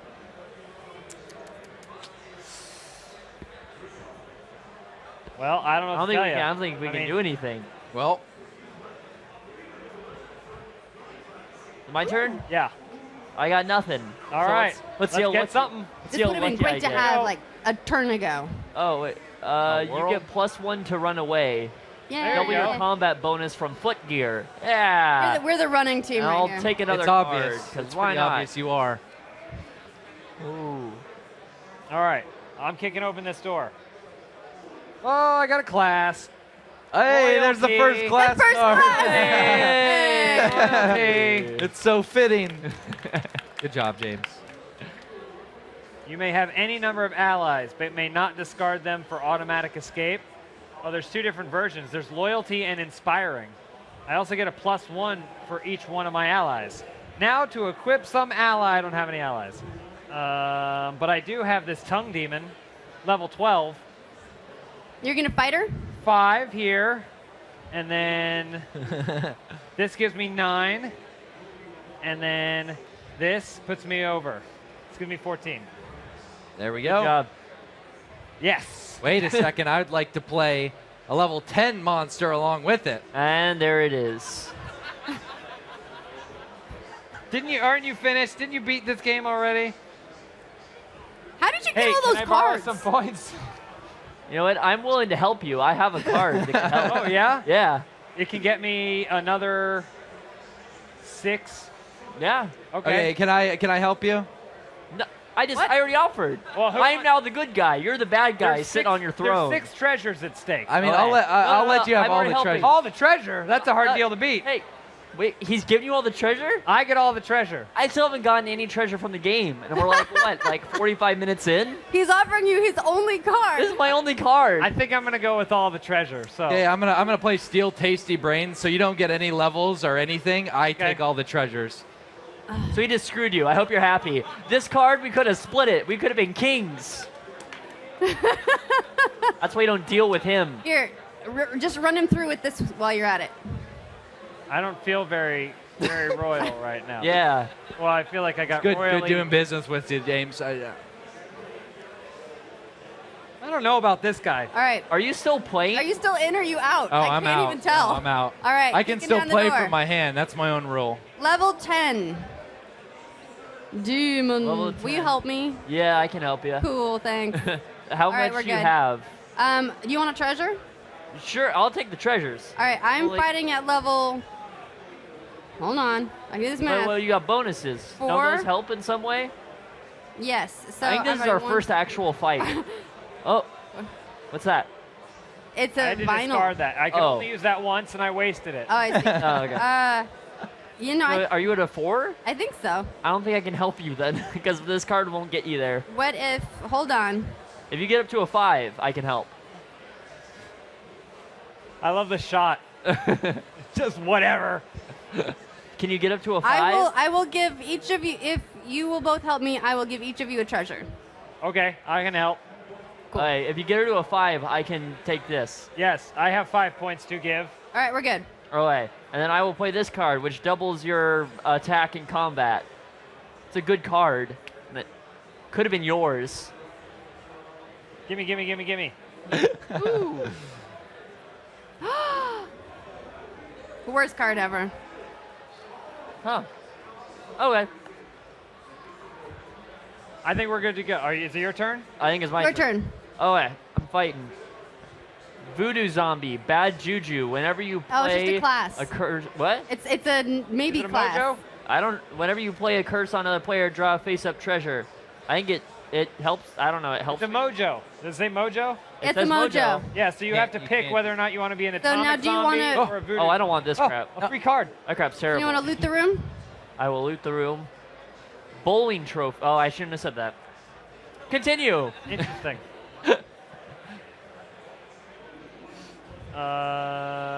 If you have no powers now, this curse has no effect. Yay. Yay. Ooh. What are you at right now, James? What level? Level, yeah. 5. 1. Oh, did they? I think I'm at 1. I don't know what I'm at. Like, I'm just playing to play. I'm still at level 1. That was the first. That was my first fight of the. Oh no, I'm level 2 now. 2? I'm Oh yeah, because you guys defeated that last one. Congratulations. Yeah. Yes. But we got some Yes. pity claps. Thank you very much. I will take the pity claps. What was it? That was the one. That was the curse that didn't affect me. 'cause Oh, I didn't have okay. any powers. So you're done? Are you gonna do Yes, this? I'm done. I'm a wizard. Hey, class another card. class card. What does it do? So I get a flight spell. I can discard up to 3 cards after rolling the die to run away. Oh. But I'm really good at running away already. Yeah. And I can charm. Discard my whole hand to charm a single monster instead of fighting it. Oh. And I can take its treasure. Oh. Oh. Okay. Then what's Pretty that? good. That's Super Munchkin. I can have all the good things and none of the bad things for my class. Oh, okay. My turn? Your turn. Oh. I still haven't gotten. I don't think I've ever actually fought for someone on my side. I only get curses and like bonuses. I got another fast. So I have a +2 to run away now. Woo! Can I just play? I'm just gonna play. So, I got a bullying you can roll helmet and all this all 2 or loot. less. You made someone. I don't know. Okay, there we go. That was a good turn. All right. Another nothing. I'm going. Level 2, Gunter. Hey. Beat him. Done. I killed a penguin. Yeah, look at how cute that penguin He's is. really too. cute. Dead now. What? How could you kill it? It's so killed But I used this thing and I smashed the brains in. Jesus. So I get a level. So now I'm level 6 and I get 1 treasure. Yes. that poor. Listen, penguins aren't poor when they're coming at you, when they're flapping. All right, With kicking on the the door. little cute little eyes, and you just went up to with your scepter and just like. Yeah, I killed Happy Feet. Okay, that was not a thing, so I'm just gonna loot the room. Hey, finally, a level 8. Woo! Did it. Players must work together to defeat him. He gets a +10 when in combat with a single player. I'll help you. Oh, there we I guess go. I have to Can I have a help, treasure? right? Yeah, you can have a treasure. Woo! And let's see, I have +1, 4, 5, 6, 7, 8. This is, and I'm 5. Oh, well then there we go. I think I just defeated him. There we go. First right. battle, Sure. guys. Yeah. Congratulations, level 2. Thank you. 2 treasures. I'm feeling so accomplished. Ooh, You have to woo! encourage them, you see. Like, Yeah, they yeah, I don't can- really I had a just pink play. I sweater. can tell. They, Yeah, you can arm it whenever, I think. Yeah. Oh, cool. All right, it's your turn. My turn. Level 1, airport security. Defeated it. Boom. We were Give me fighting. treasure. We were Give me fighting like treasure. level 10s constantly, and now these. Give me come up? treasure. We did not shuffle. Oh, man, this I'm right. only getting stronger. I have a shopping cart now. Ooh. Watch out. Hey, I have a spoon. All right, I'm kicking down the door. Level 2. I Yeah, beat see, him. These are all the easy ones. Wow. Who shuffled this deck? Yeah, this deck is pretty unbalanced. We're hitting level 10s and 12s like right I saw off the Blaine. bat. Blaine was shuffling this deck. Go up Put a all the level. 20s Nice. at the top. All right. I'm level 3. It's like a race to the top now. I just I can't know. stop looking at this. Look at this poor penguin. beautiful goose. Look at that nice Well- goose. Choose Hey, goose. oh, you can have as many allies Inventory, as you make want. sure one huh? item you have and play Look for at that another poor one. thing. James killed that thing. James, stop it. No. That poor thing. Hey, go up a level. What are you now? I think I'm like. Man, this four? is awesome. I think This I'm game's four. so easy. Yeah, this is nice It's, now that it's suddenly Jordan's turned gone. into like a lightning round. Yeah, All yeah. right, your turn. My turn. Try to be nice to the Level 2, penguins. beat it. What? Yay! That's ridiculous. Where Give me were treasure. all of these? Give me treasure. Oh, jeez. All right. I think I'm level 7 now. Okay. Oh, All right, man. kicking out a door. Level 16. Shit. I can help you. All right. The power of everyone. That's a I can have two-leveler +5 right to the there. side. Awesome. So we'll do that and then Split the treasure. split the treasure. So you get 2 and I take 2. I'm down for that. We beat it? It's level 16. I'm fighting at level something, and you're at level something, but then Yeah, it's we're plus good. 5. It adds up. You guys Math need like works. a level or something? You guys need a point? Yeah, we're doing just Go there. fine. So Just now, worry I'm, about now, your stuff. now I'm level something plus something else. Oh, man. Look at this. It's open season on treasure.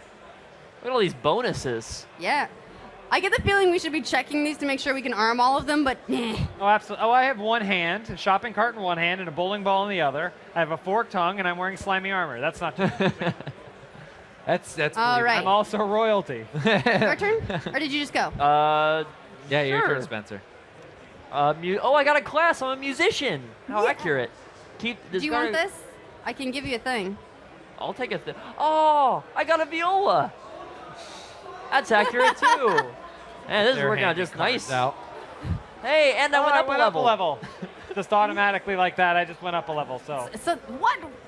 I don't even. You know what? I don't even know what levels anyone is now. You're 8. I'm 8. I'm gonna call myself 7. I'm holding like 6 things in my hand right now. Do you have like they have I'm not sure that's right. Hey, I got let's see, 2 swords, a spoon, a viola, a bone. I got plenty of stuff here. No one was regulating Spencer. Hey, my banana guard's holding my shit for me. His zombiness just let him add extra arms. I got a curse that says to lose my footwear, but I don't have any. And now I'm gonna look for trouble, and I'm gonna play a level 20 The Lick. And that 2 levels? That's 2 levels. I'm level 8, 10, 12, 14, 15, and I'm at 19. Ooh. Oh, I just need 1. Who wants to give me 1? I'm not giving you 1. 1. She gave me 1. That means he's gonna win. Wait.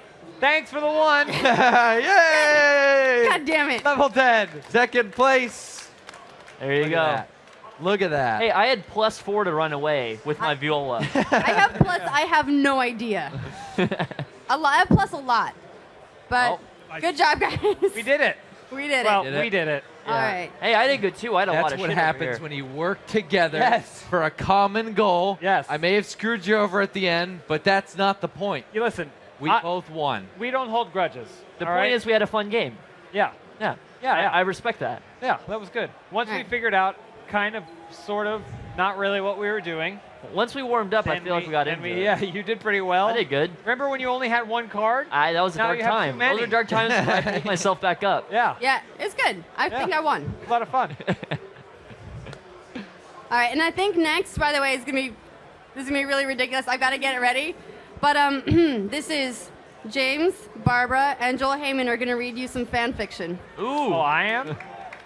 I'm going over there? Yeah. Oh, okay. Yeah, you're needed over there. All right. Oh, wait. I don't forget this. There you go, my king. Thank you. I have to pull it up though, so you gotta give me a second. Oh.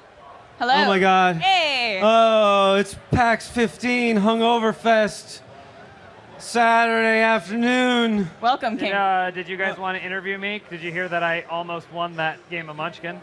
James almost won that game of Munchkin. That was really highly fascinating. I remember card games back in the 90s. The Wi-Fi up? And since that time, we might have developed some computer processing technology that enables us to play card games in video game form. But it's good. It's fine. Whatever you're into. I mean, it's all fine. Is your mic working, or do you have to use ours? I don't. Yeah, it's good. Okay, good. The thing about Munchkin is. The thing about Munchkin is. It's really confusing. Yeah. And so we didn't know what we were doing for about the first half of that whole game. Did none of you know how to play? Very unclear. I don't know what's happening right now. None of you knew how to play Munchkin? No, absolutely not. Well, it seemed like from a distance, it seemed like you guys knew what you were doing. It seemed like you were very professionally. I'm not worthy of the crown yet. I've seen Game of Thrones. You put that on, you're dead. James has a small head. This fits you really well. It didn't fit my head. Do I have a small head? Could she say that? Now it's all I'm going to be thinking about. On the internet. This is self-awareness on camera. We were supposed to read fan fiction, but we couldn't load it up on our phones. It's always the funniest thing to me that you come to an internet convention. Like the convention is based on the internet, and then you get to the convention, and then you can't get internet. Are you guys getting internet on your phones? Is it working for you? No. So it's like, let's go to an internet convention and like be blacked out from the rest of the world. Like a nuclear holocaust could be starting like right now, and everybody at PAX, we have no freaking clue. We're cool though. No idea. We're all together. We're all We together. can repopulate the Earth. Yeah, exactly. And I have to tell you, for someone who's like ADHD like me, this is great. Because just all I hear are like sounds everywhere. It's amazing. What's that? What is that? It's over there? Freaky, right? The interesting thing is always seeing the different things that surround the booth that we're actually at. Because they're like, oh, what are they playing over there? I like that Jesus is here. I don't know. I mean, it's like we don't feel like we're being judged You enough. shall not pass. Right? It's like we're not being judged enough. We need a guy dressed like Jesus. Literary to Jesus. just really lay it on. You shall not be saved. Right? And a side note, we've already sent people out. Like, I don't even know the rules of like back when I did the internet, there was beer and alcohol, and you could just kind of like, and I don't know what the rules are for PAX. Are you allowed to bring beer? I don't think so. Because we've already sent people out to bring us beer. So if you are a fan of Rooster Teeth, and you are at PAX 15, you can bring us all the beer. But you didn't hear that from us. But we're not. That was your own idea. He just said it. But we have no responsibility for that. No, you just said it though. You said it into a microphone that's broadcasting on the internet. I did say that. Is this being streamed? Yeah. Live streamed. We're on YouTube right now. You can bring liquor too.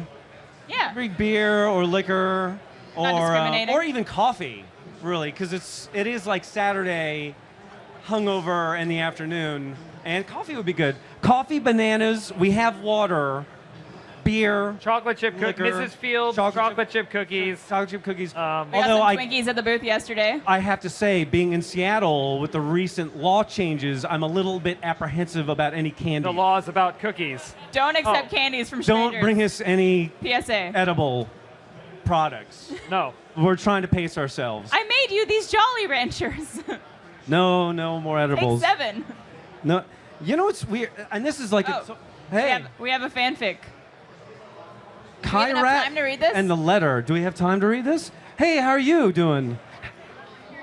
It's a Halo and Harry Potter Halo and Harry Potter. This is just the second book of Twilight. I think it's PG though because we are on YouTube. So this is a Halo and a Harry Potter fan fiction. God. All right. Is it sexual? No, it's not sexual. So what is it what's going to happen? It's the only one we could find. You know what's going to happen is that there's going to be a great war. Humanity will be destroyed. This will be the last record of humanity left. Aliens will come. They will read this, and they were like, we will rebuild the human race according to this doctrine. As she's like, read it. Sorry, Jesus. Awesome. I can't. I mean, how much time do we have? We have. Well, the thing. All right. So the thing about fan fiction is you got to skip ahead. We you got to skip ahead. Skip ahead to the sex Let's parts. just read the last paragraph. All right, read it, James. After a moment, he decided that the curiosity was too great. He tore the paper holder open to reveal a folded sheet of paper inside, as he suspected. He unfolded the paper and saw a long message. He began reading with amazement. This doesn't have anything to do with anything. It's just like the anticipation of sex is going to happen any second. It doesn't have anything to do with Harry Potter or Halo. You shall not pass. Is it possible to Let fail the at force be with you, am I right? I'm just kidding. Oh, it's about a grunt from Halo making it into Hogwarts. That's actually not a terrible premise. Pretty awesome. Now I kind of want to read it. Well, wait a minute. In Harry Potter, wasn't there that guy? And like he was magical. Dobby? Dobby's dead. Turns out this guy gets a sock. But was Dobby a grunt? But he Could uses Dobby the sock be a grunt? for other things. Well, Not Dobby, for freedom. Dobby wasn't actually enrolled in Hogwarts. He was kind of what I like to affectionately refer to as a slave. Ah. Yeah. Yes. No, that makes sense. So I don't know. But I mean, I'm just trying to think if he could have possibly been a grunt. I mean, it's just maybe. like, Yeah. I mean, it's, Maybe. I would love to see Dobby in Halo. That would be pretty awesome. Yeah, that would be a good like licensing lawsuit fest. Like how many crossovers can you have until you have a lawsuit that ends the world? How far can you push that? Get something from Harry Potter, something from Disney. Star Wars. Which is now- Disney owns everything now. Disney owns Star Wars. So I guess it's just a bunch of Disney stuff and you're fine. But Warner Brothers is Harry Potter. Yeah. But Disney does not own Warner Star Wars Brothers. Land is going to be in Disneyland, and Harry Potter Land is in Universal. Somebody make a flow chart, please. Anyway, I think we got to wrap this Munchkin has up. messed with your brain. All right, well, we're going to wrap this up. And in the meantime... Good talk, everybody. Good talk. Good chatting with you.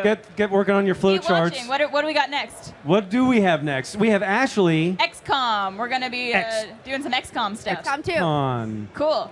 I like that we're moving this forward to video games. That's where it's at. Shooting things. Guys, yes. keep XCOM and carry on. XCOM has grunt-like things in it.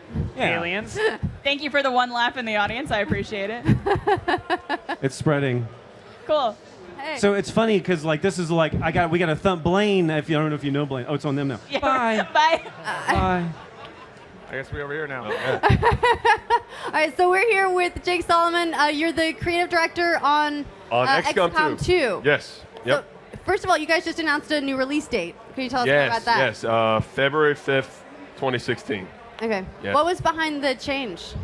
Well, basically, I've already played through the game multiple times, so it's not big stuff. It's just little stuff. I mean, we moved it out 3 months because it's just all the little polish, the balance, and stuff like that. So just the things we need to sort of make it as good as it can be. And luckily, we have a publisher who's cool with that. So.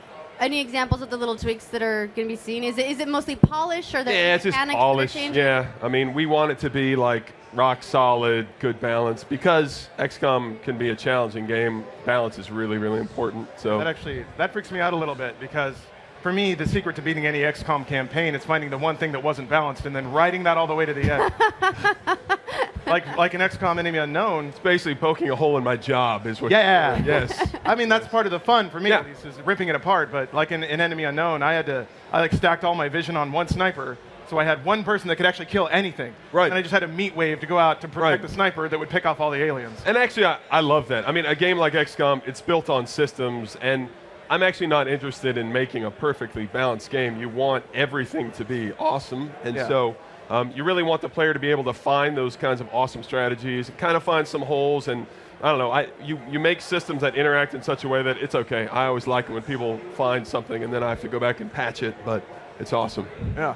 Well, and one of the things that we're going to be seeing today is the strategic layer of the game, and that's something you showed initially. I think you showed at Gamescom, but it's still a reasonably new mechanic that you guys are talking about. Yeah. I mean, XCOM is you spend most of your time in tactical combat. So you got your soldiers and you're fighting aliens, and then on the strategy layer, you're making a lot of high-level choices. So what to research, what to build, new guns, new armor, all kinds of new things, building out your base. And now in XCOM 2, your base is a ship, so you can fly around the world.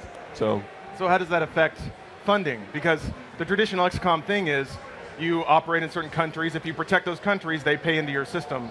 But now the governments have been overthrown by aliens, right? That's right. In XCOM 2, the aliens rule Earth, and so you're actually resistance. And so we kind of wanted to flip the story. So you're right. In Enemy Unknown, you had to protect everyone, and you would slowly lose countries. Yeah. And then in XCOM 2, you start with nothing. And so you have to fly around the world and build up support of this resistance to sort of overthrow the government. So you're kind of flipping roles with the aliens from the first game.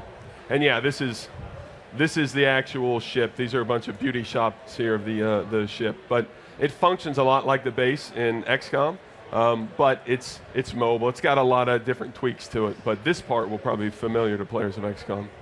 So when you guys announced that you were changing it up, or you sort of flipping it on its head, there was a little bit of concern from fans because it meant that you were choosing one of the endings to be canon. Yes. You guys just a little bit came up maybe just here and there, but it was. How did you guys deal with it? Yeah, I mean, I was a little terrified of how that was going to be received, and the idea is that XCOM is not a power fantasy, right? XCOM is a game about sort of a struggle fantasy. That sounds weird. No, it's not a struggle fantasy. I don't think that's an actual phrase, but it is. It's a game about struggling against these long odds, and so it didn't make sense to carry on from XCOM, where you've saved the world, you have all these powerful weapons. But the way I think about it is, this is going to sound like spin, but every time you start up a game of XCOM, you sort of spinning off an alternate universe, and so when you won a game of XCOM, in that universe, XCOM 2 never happened. That's the way I sort of view it. But in all the universes that we played where, you lost the game, then XCOM 2 is like a chance to go back, basically. Yeah. Well, Enemy Unknown is the first XCOM that made me care about the continuity of XCOM, which is something I hadn't even considered would exist. Yeah. Because, you had sequels. You had, like, Terror from the Deep, which is more Cthulhu-y, sort of. Right. And I guess maybe it was just sort of like, to me it was like Godzilla, like they're just working in all these monsters that humans have to fight. Enemy Unknown had a bit more philosophy behind it at the end. I thought that was kind of cool. Yeah, I mean, it's for us, it's certainly at Firaxis, it's a more narrative game, and so we have, and here you see, like we have a lot of polish and cinematics, and you see here Dr. Teigen, who's your new chief scientist for XCOM 2. And so we kind of have to balance that because we want to have a story that's meaningful, but we want players we always think about like value per dollar. It's a very boring old man thing to say, but we do. Like, we want our players, if they're going to spend money in our games, they should get a ton of value for every dollar they spend. We want them to play the game over and over and over again. So you kind of have to balance the story against the ability to be surprised and unpredictable. I mean, in this facility, so this is a special facility you can build, and it's a more advanced facility, but what happens is that when you put your soldiers in here, they come out with random, new, awesome soldier abilities. And so it keeps the game unpredictable from playthrough to playthrough. And that's kind of the idea behind XCOM 2, is making sure the game is always unpredictable. Like we added procedural maps to the tactical combat. We had a lot of things so the player can always feel surprised when they play. Cool. When it comes to the metagame, like the upper layer, you know, an enemy unknown in every other XCOM, you're getting money from nations and you spend that on upgrades and things like that. Since you start with nothing, what is the resource that you have to manage now? Yeah, so yeah, that is different. But I mean, in some ways, you can't have a strategy game without some kind of, you know, base currency. Yeah, right? economy. Right, and so the idea is that the Resistance is giving you supplies, which you can use to turn into weapons and parts for your Avenger. So as you build up support with the Resistance, you get more supplies from them. So it's a similar mechanic. And here, this is Shen, Lily Shen. She's the new chief engineer, and she is actually the daughter of the chief engineer from XCOM 1. And so this is XCOM 2 is 20 years in the future. So Dr. Shen is no more, but this is the new Dr. Shen. Cool. So there's a lot of little notes of continuity there? Yeah, yeah. Okay. I mean, it's kind of like alternate, so it allowed us to play with it a little bit more, because since XCOM wasn't successful the first time, we sort of allow us to take a little more fun with the storyline. But yeah, she's the one who's going to build all your stuff for you, all your guns and your armor and stuff like that. Cool. So I assume that the ship kind of built out the same way. Before you had like an underground layer, you tunnel out new areas and build new shops. You just bolt on new rooms to your giant ship as it's flying around? Yeah, I mean, you're kind of digging out some of all the alien stuff in the middle there. And one of the things that's different in XCOM is that you get actual engineers and scientists, and they're named, and they can be customized, and they look unique. And so you'll see in all these rooms, to speed things up, to make different things happen, you actually staff actual people in them now. So you have engineers with names, and so to dig out the Avenger, you'd have to take somebody and say, all right, I want you, this specific engineer, to start digging out this Avenger. I want this one to go over here, and there's always a resource cost of, okay, I could put someone in this room, and they could make something faster for me, or I could use them this way. So that's sort of a change, is the idea of staff, and your soldiers as well. Like, soldiers are a huge part of XCOM, and so we really wanted to like make the soldiers have more personality, you know, and so here we're in the guerrilla tactics school, so you can train your soldiers up how you want. You can customize them any way you want, because they're kind of a big part of XCOM. Is we have permadeath, so you get attached to your soldiers, and then, you know, they die, and then you lose. And then you lose. And you uninstall the game and flip your monitor. Yeah. And then you reinstall it because you can't go. This is making XCOM sound like a lot of fun. A lot of fun. It is, though. It's aggravating how fun and angering it is. But I mean, on that note, when it comes to the metagame, every XCOM and Enemy Unknown had a bit of this. It wasn't so bad, but it's kind of that slippery slope. Right. Where you lose one match, then you lose one encounter, you lose a country, you lose their funding, you lose their bonus, and then you lose the campaign. Yeah. Because you lost that one thing. And it sounds like you're kind of approaching the funding and the metagame from a different angle. So will that change that phenomenon? Yeah, you're never out of it in XCOM 2, because the difference is that the aliens, they have their own win condition now. So they're actually winning. They have their own win condition, and they have like short-term goals and long-term goals. And then so you have to sort of combat them, and you're both kind of racing. So if you want, you can give up on your victory condition to kind of claw them back. And so it's much more of a give and take in XCOM 2.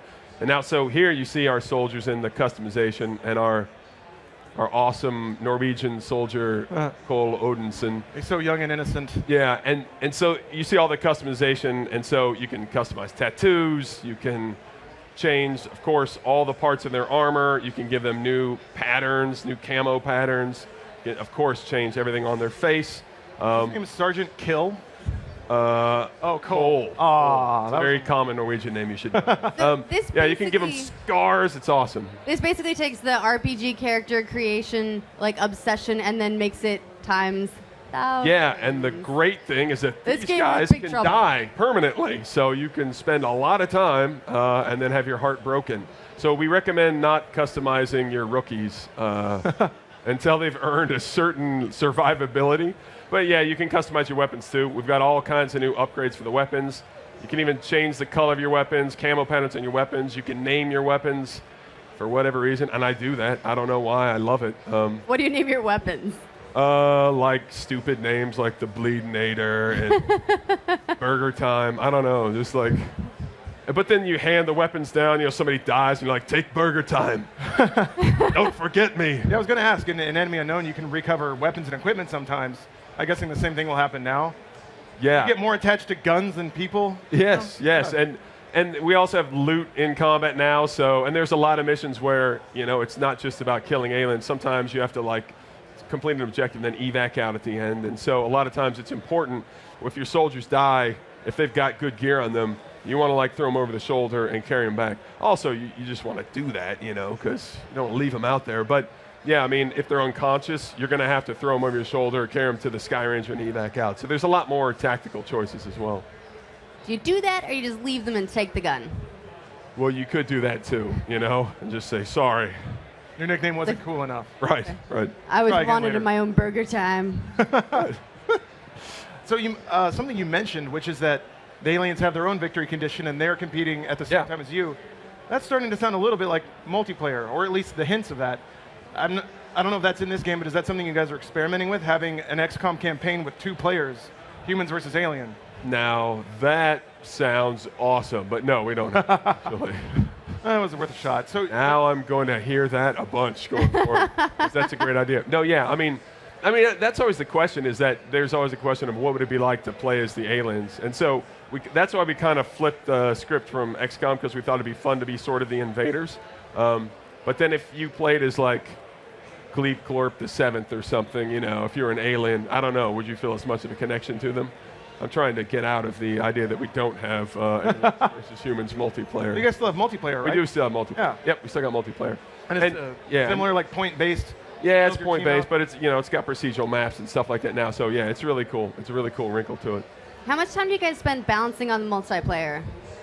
A lot, and it's interesting because luckily, because it's point-based, basically it's like a tabletop game where it's like you can play as any alien or any soldier, mix and match whatever you want, and everything just costs a number of points. And so if you're going to play a game and it's 10,000 points, you just have to choose, do I want one awesome beastly unit, or do I want a bunch of little stronger units? So yeah. I remember that exchange. It was very painful.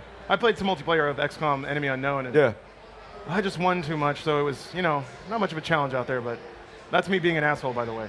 Yeah, no, I wasn't able to detect. So I noticed that your ship moves around, basically, whenever you're going to a mission or something like that. Yes. Does the location of your ship matter? Can it be attacked? Because I know they had base invasions and stuff in older XCOMs. Yes, that's a very good. And so what you see here is this is like the aliens' short-term goals. So this is where they're sort of telling you, hey, this is what the aliens are working on. And so you see one of those there is that hunting XCOM is one of their goals, and then they're working on upgrading some of their soldiers. And so as a player, you kind of know what their goals are, and you can thwart some of them. But yeah, if they have a goal of hunting XCOM down, and if you don't take steps to stop that, then you're at risk every time you fly that, you may run into a big old terrifying alien ship. In fact, what a perfect segue. Oh, yeah? Oh. Yeah? Oh, so it's just like interceptions except the other way around. Right, that's right. Oh, that's super cool. Right. So, boom. Oh man, you even have that Star Trek shot of the bridge. Yes, that's right. That's right. Wait until they stabilize it. Yeah. Oh wow, super cool. Yep. So does that then turn into a ground mission where you are the down ship defending and? Yeah, you're gonna have to defend your ship. Yeah, yeah. Nice. I mean, they're hunting you. XCOM or the aliens are definitely hunting you, and so there are gonna be times you have to actually have the fight taken to you. Oh, very cool. Yep. So, first of all, what all platforms is this going to release on in February? PC. So we're doing PC globally in February 5th. Okay. Are there any plans to bring it to console? Not as of this moment. We're not opposed to the idea. I mean, Enemy Unknown was on consoles, but right now, we're just focusing on PC. Yeah. Well, the PC is tough. Console is tough with strategy games. Right. I was really impressed with how you guys managed to do it first time around. Yeah, yeah.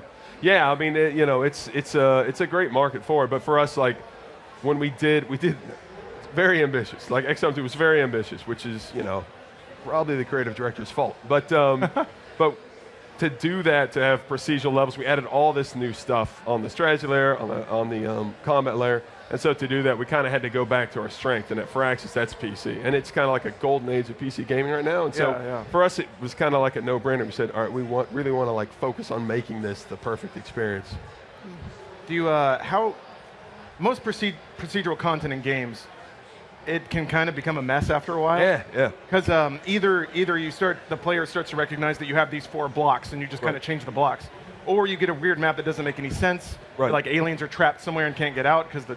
Yeah, it's one of those weird things about if you have procedural content, it can actually start to look more samey than if you had hand created this stuff. So I mean, what we do is basically we have blocks of content, but roads, buildings, parks, all these things, but we have hundreds and hundreds and hundreds of blocks. And so, you know, we have a big environment team who've been working for years, and from the very beginning, we just started making tons and tons of blocks, and everything fits together. So when you play, you know, and we have lots of different environments. It can be the wilderness, it could be small towns, it can be shanty towns, it can be in the cities, it can be in the slums. And so we've got all these environments, and they all have hundreds of blocks that sort of snap together. And it's awesome for a game that's really replayable. That was a big thing we wanted to do, is people liked playing XCOM again, but when you have the same maps, you know, it doesn't create this sort of feeling of unexpected. Yeah, so. It gets very rote after a while. Yeah. And so that was a huge technical challenge to get it to look really, really good, but also, as you say, like it looks crafted, but at the same time it's procedural. So every time you play, it's different. Yeah, that sounds pretty cool. Yeah. So another thing I was curious about is Enemy Unknown. I would say the only thing, like when I was on my 4th, 5th playthrough, the only thing is, you know... Oh, I love you. Well, that's when I was doing like Iron Man Hard and like just crushing my monitor slowly. Right. But you'll get into encounters where there's like 1 alien left on the map somewhere. And you did that like little sound effect thing, which was awesome. Yeah. Thank you for that. But now that you have randomly generated maps or procedural maps, do you find that dynamic changed at all? Where there's just like 1 alien off doing something, and then you just run into a room, and then you like turn on the AI switch, and they all scatter, and you're like, damn it. Right. Well, God, I hope not. Yeah, I mean, it is true. We had to completely redo the AI because on crafted maps, you can basically say, here are your patrol routes, you know, this is how everything works. On random maps, the AI is seeing the map for the first time, just like you are. And so we have much more dynamic AI in terms of how they wander around and things like that. But of course, we have lots of things in there where they can hear you. And you know, you actually start, in XCOM 2, you start most of your missions in concealment. So you sort of get this jump on the enemy, so you can sneak up on the AI. And so if you can do that, we have to have AI that doesn't look stupid. You know, if you sit there and watch them, you know, they have to actually like talk to each other and wander around. And so they patrol and wander around. So that we put a lot of work into the AI to make sure that they could handle like these entirely dynamic maps. And that's part of it being unexpected. You definitely get some moments where you think you're done, and then behind you in rolls a group. But it's really, really cool. I mean, it really creates these moments where you can play it over, and I've played many, many, many hours of XCOM 2. And I continue, like, it's great. It's easy for me to jump into combat, way easier than it was in XCOM, where I knew all the maps, I knew all the AI. In this one, I can jump in and still be like, yeah, this is great. You know, like, I don't know what's going to happen. So cool. It's terrifying, but also, should be. As a developer, it's terrifying, but it's fun, yeah. Oh, okay. Yeah. All right, well, I think that's it. Yeah, the game's coming out. So it's PC in February now. Yes, February 5th, 2016. All right, thank you so much. Thank you, The game guys. looks Thank you, awesome. Looks great. You. Really looking Thank forward you. to it. Thank you. All right, and I think now Jack and Joel are going to read you guys some comments. Never read the comments. Oh, God. Welcome to PAX 2015 Hangover Fest. Hello, Saturday PAX. afternoon. Not so loud. So, it's weird to hear the own voice. So, what? Earlier, if you were paying attention, Internet, we asked you to send us in your questions, your relationship and sex questions. Questions about sex and relationship, and Dr. Jack. Use the hashtag #AskJackandJoel. Ask Jack and Joel, and this is, and honestly, I've never done an AMA. Really? No, like. All right, this is your chance. I've never Ask done Joel this is, anything. This is your chance. Anything you want. Oh, what questions will we get, Jack? All right, ask Jack and Joel. Would you consider filming yourselves eating a bowl of bacon bits? Yes, Yeah, absolutely. yes. I mean, that of course, Yes. bacon bits are awesome. Is Well, why there- wouldn't I film that? Is there a way that we can get like a free donation, like I site don't know. for Can we bring a production? bowl Can of we- bacon bits? Can we Indiegogo that? Does bacon bits exist at PAX? If they do, bring them here, please. I got the question: who annoys you more, Adam or Jack? And the answer to that question is whomever I'm working with in that moment. All right. This is a simple one. Simple one. Waffles or pancakes? Well, why not both? Why not both? How has someone We not should make created a hybrid a waffle pancake? Like a sandwich where it's a pancake with a waffle inside and a pancake bottom? Yeah, this is America. How's that not happened already? This is America. We need to make this happen. How are you guys doing out there? You guys are very quiet in the audience. You having fun? You're very quiet. Streaming, you can't see them, but You all, can't see them. There all are of our people. best friends on the planet are It's a sitting lot right of pressure. here, There's a lot just of people outside looking of at. your There's view. Beetlejuice walking by. Don't worry, we're not just talking. He's to an gained few some people weight all. since we've seen him last. Wait, what? All right, another question, Joel. Do you have one for us? I do. I have another question for you. This one is fight, Yeah. fight, fight, kiss, kiss, kiss. Not today. Okay. Not today. Just saying. Just Not saying. today. Me too. I got What's a the lot- earliest video game you remember playing? I'm embarrassed to tell you. Well, you should be embarrassed by a lot of things. Yeah. Pong. Pong? Yeah, I played. How old I are played you? Fucking Pong. Pong. I played. It was like a plastic console. It was like a plastic console. That, big, and it had like 2 dials on it, and that's all it was. But you know what? It's funny. That motherfucker always worked. There was never one time. There was never one time you plug in Pong and it needs to update. It doesn't have to fucking update. There's no It patches, no hot fixes It for fucking Pong. works. Pong will never steal your fucking credit card number. Pong is your fucking friend. There's no DLC. for Pong does not. There's no DLC to Pong. Pong doesn't steal your credit card No number. DRM on Pong either. You can't like Ashley Madison on Pong. Pong is your friend. It's a friendly little happy animal. It's a fucking pixel, Jack. It a is. pixel has never done anything wrong to fucking anybody ever. Back in the days where it was just rocks and a pixel. Rocks Good. and a pixel? That's all it was. Rocks I would and imagine dirt like twigs. and a single. All we had was a single pixel, but we made it fucking work. We made the fucking single pixel work. You can do all sorts of things with a single pixel. It can go up. It can go down. It can go to the left or the right. And that fucking angles as well. That fucking pixel will do things for you, Jack. There was another game on Atari, and it was like after they had learned to like add more pixels to the single pixel. Yeah. And there was a secret in that game. I can't remember the name of the game, but there was a dot. They hit a dot in the castle. Adventure. Adventure! Do you remember Adventure? That's back when they had like 4 pixels. And what the magic they could do with 4 pixels and Adventure, and they were like, no, 4 pixels is not enough. Now we have a dot.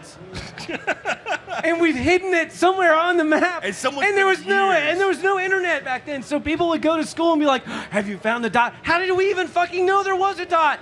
How did information even pass before the internet? How does anyone know that? And you're like in the 3rd grade, and some dude down the street knows that there's a dot in Adventure. How the fuck did he know that? Telegraph. It was a telegraph. Oh my God. Anyways, Pong is awesome. Pong is awesome. Pong is so innocent and cute and fluffy. Fucking love Pong. All right. If you two had a spin-off company, what would it be and do? Pong. Pong. That'd be just entirely Pong and spin-offs of Pong. Pong. Joel, do you plan on furthering your sign language skills? Yes. Yeah? I do, Jack. Was it I'm gonna learn all Santa? sorts of things. I don't know. Like yesterday we did a panel, and for all those who didn't know, we had a sign language person. Interpreter. Sign language interpreter, which is great. She was awesome. Which is great. And then Two we of them. thought it might be fun to like make the interpreter like cuss and just like make the interpreter do all sorts of horrible things with her hands. And so basically it was like she spelled your name out, Yeah, Jack. she spelled my name out and then smells. But like So- that's too much. I didn't want to make her work that much. Yeah. And so I figured, well, we need to like cross over, and it's like, well, Jack kind of looks like Santa Claus, right? And so Jack smells. This is the sign language for Jack smells. You ready? I had to put the microphone down for this. Put it down. Pretty sure that's how it is. I know all sorts of That's sign a language. gift I know waiting now. I to know happen. Santa Claus smells, and I know Cookie Monster dies. Oh, he knows sign language Yeah, too. Blaine knows sign is doing language. this. What the fuck does this mean, Blaine? This means a tornado. Tornado. There's a tornado coming. careful. Some sort of. Everyone run. Everyone run. Everyone run. No one's running. You know, I don't even know how this works. So right. do you give us like a 5-second countdown, or like is there? Or just we just hand it over? We're gonna have a tornado. We just hand it over, and it's gonna go over it's to the couches. going over there, guys. Here it goes. Just turn your necks over there. It's going to the couches. Oh, hi. Hello. Oh, shit, we're going. How are you all doing? Let's be professional. Good. We got Luke and Mark here from Bungie. We're going to talk about Destiny. Oh. Didn't an applause sign go off? What? They're clapping for you, Luke. Oh, I don't know. I thought there was a sports tournament or something happening. Who likes sports? There's less. Too bad we're talking about Destiny. Who likes clapping? That's There you easy. go. I love it. I was just talking to Mark before this, and he said his biggest fear is when they do an interview, and the very first question is, what's Destiny? Thankfully, Lawrence and I play together all the time. We're dorks. We buy That's what I stuff. can. We know what Zur is, and we hate him, but Yeah, he's a little tentacle. we know what it means to get a Galahorn one week and then maybe be at an event and not get the last word, so thanks, Zur. Anyway, but we're talking about Taken King. We're both very excited about this, and Yeah. I guess you guys are too, right? You bet. Nice. So what are we showing off today? What are we talking about? Actually, we just have like B-roll footage, and then you guys just get to ask us whatever you want. Just Really? Talk about whatever you want with the game. Anything? Pretty much, yeah. We'll talk about pretty. For slog, we be running amok with all new content in that area, new activities, new missions, while you're also getting access to the strikes. The strikes are like you're moving through there's a quest line that drives you through all of them.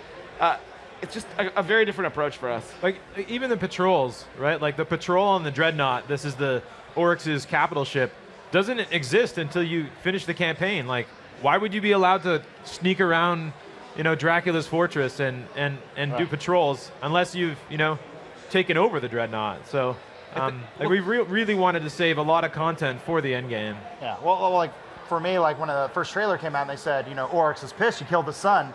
And I was the one guy going, I haven't killed the sun yet. Yeah. Because we've only done we barely did Vault of Glass on hard.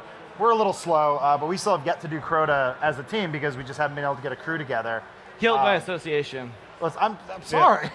Yeah. But it's one of those things that like I think because Taken King's coming out, it's pressuring us to go back and play the game again, which is like for a game that's been out for almost a year now, like that's unheard of, especially for like a first-person shooter. Like you guys have really done a lot of work to make sure that guys like us, but I wouldn't consider us to be like hardcore with any one game, but we keep coming back to Destiny like for some reason, and I think it's like you have created something that does have replayability, like for the people who get it. Yeah, we've said a couple times recently that we really wanted Destiny to be compatible with real life, like a game that you could just play a couple hours a week, just like you'd watch a television show, right? And like the difference between someone like my brother who's played like 800 or 900 hours and me who's maybe 150 in the live game, he's a couple levels higher than me, and he has a way broader arsenal, but he's only a couple levels higher, so we can still play activities together. I can still jump into PvP with him, and that's awesome, right? And that allows the game to be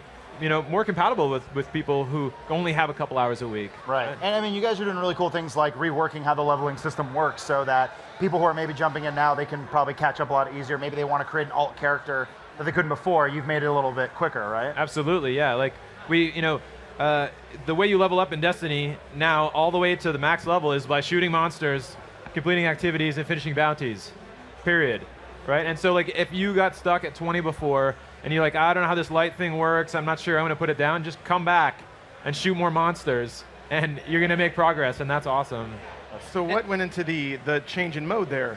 Like basically what was the player behavior you hoped to draw out with the initial leveling system, and why are you changing it now? Well, the player behavior that we drew out was a lot of people quit. Oh, really? They hit level That's no 20. They hit level 20, and they either looked at this screen of 18, 20, 22, 24 and said, screw this, I'm out. Or they got to level 20, the game like a toast pops up and says, now there's a new stat, light, and it replaces and that's really confusing. So one of the things we wanted to achieve, in addition to all of the deterministic progression that Mark was just talking about, was a single system that would work the whole time. So from level 1 to level 40, you will always be finding gear that's increasing your light, your character's power in the world. You'll also be generating XP to increase your level. As your level goes up, you can equip better stuff. Like it's very simple. It's a much cleaner system, and it will never change it will simply not never change. It may change again someday, 10 years. but it won't change while you're actually in this game. Like from level 1 to level 40, same system. So if people jump in this fall for the first time, like they're gonna have a simple, like a pretty seamless experience.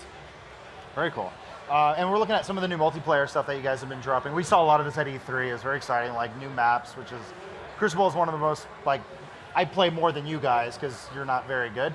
Yeah. But yeah, I enjoy it. I don't want to be good. Only losers are good. That's fine. But you've also added like a couple new modes and stuff, right? There's like one of the things I really appreciate is like the one where you basically have your ultimate like immediately, like you're just using your superpower over and over. That's Mayhem. Yeah, it's pretty awesome. I think Mayhem's great because like I'm not the best PvP player, and my kill death ratio is less than 1. I'm a liability for the team when I join. But like in Mayhem, I can have a good time because it's not as competitive. It's more just about having fun, right? It's just chaos. Yeah. And it's sometimes that's just what you want. Like we wanted Destiny to have an activity for every mood. And some days you want to just turn your brain off and like go on patrols and like just collect materials. Other days you want to I want to coordinate with 5 other human beings and challenge your raid. And sometimes you just want to jump into PvP and watch shit blow up. And that's what Mayhem's for. I was going to ask, is that going to play into the bounties? Because I know there's always the one of like get 15 super kills. Would that be something that would play into it? Because now, do you think people are just going to farm through Mayhem or something like that, or would that be locked out? Well, we've pretty significantly overhauled all the bounties in the game. So, in addition to now Lord Shaxx, when you complete his initial quest for PvP, it opens up, and it's a longer quest chain. It's going to take you through and teach you about a bunch of the modes. When you finish that, it opens up a new stack of bounties, both on Shaxx and on the PvP Quartermaster, that are ways to rep up, and they're going to play into things like Mayhem and Rift. But I don't recall off the top of my head if they drive you specifically to like the super bounty is a good example. Like I don't know if there's something like that in PvP. Gotcha.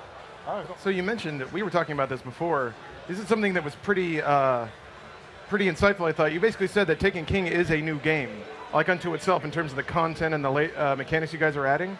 So I'm curious, is the plan to just keep bolting content onto Destiny and just make it bigger and bigger and bigger until it's the biggest game ever? Because at this point, it's like 2.5 games, right? You have base Destiny, 2 DLC, and then Taken King. Well, without prognosticating too far into to where we're going to go, I think one of the things that is really important about Destiny is your characters. Like those avatars that you've created and put all this time into, like however we have to make Destiny games, whether we bolt them on or have to, like, we want to bring those characters with you. Those characters are you. They'll represent your time. Those are the adventures that you've pushed your doll, or I sometimes call them your little G.I. Joe, around the world. Like those guys are really important. Like I like all of my 3 characters. I have maybe I have creepy little backstories written about all of them at home. You don't know. You don't know me. It is a dolly dress-up simulator, and I like that. I made a mistake, though. I made a female hunter, and then upon reflection, I realized I'm not a woman. Would I ever be able to go back and switch my gender if I wanted to, or maybe I want to be a different race entirely? Would I ever is the exact kind of open-ended, time unlimited question that we love to get, which is, we definitely talked about before, like, Mark's character looks like He-Man. Like, Mark's pretty excited about a character recustomizer, and I think that I made a female Titan, and when I see how the male Titans look with giant shoulder pads, I sort of wish that I could switch her. And so we have nothing. We're not doing anything this fall. It's something that we're going to continue to talk about at work. Gotcha. Well, I mean, that's actually one of my favorite things about what you guys are doing at Bungie. Is like, you're not abandoning the game. You guys are working on it. You're adding things in. I see you guys. You're listening. I see you guys on the subreddit, and it looks like you guys have to read a lot of feedback, a lot. But like, the fact that you guys are like hiring people within the community is great. That's really cool. And like we are committed to Destiny in like a pretty unusual way for a console game, like we have this long plan, and we've talked about maybe more than we should have, but everyone knows we're going to be making Destiny for a long time, and your character is persistent, and it's going to continue for a long time. So we have some plans that are weeks out, and some that are months, some that are years, and just knowing that we're that committed to it, like every month Destiny's going to get better, right? Every quarter it's going to get better. Every year it's going to get better.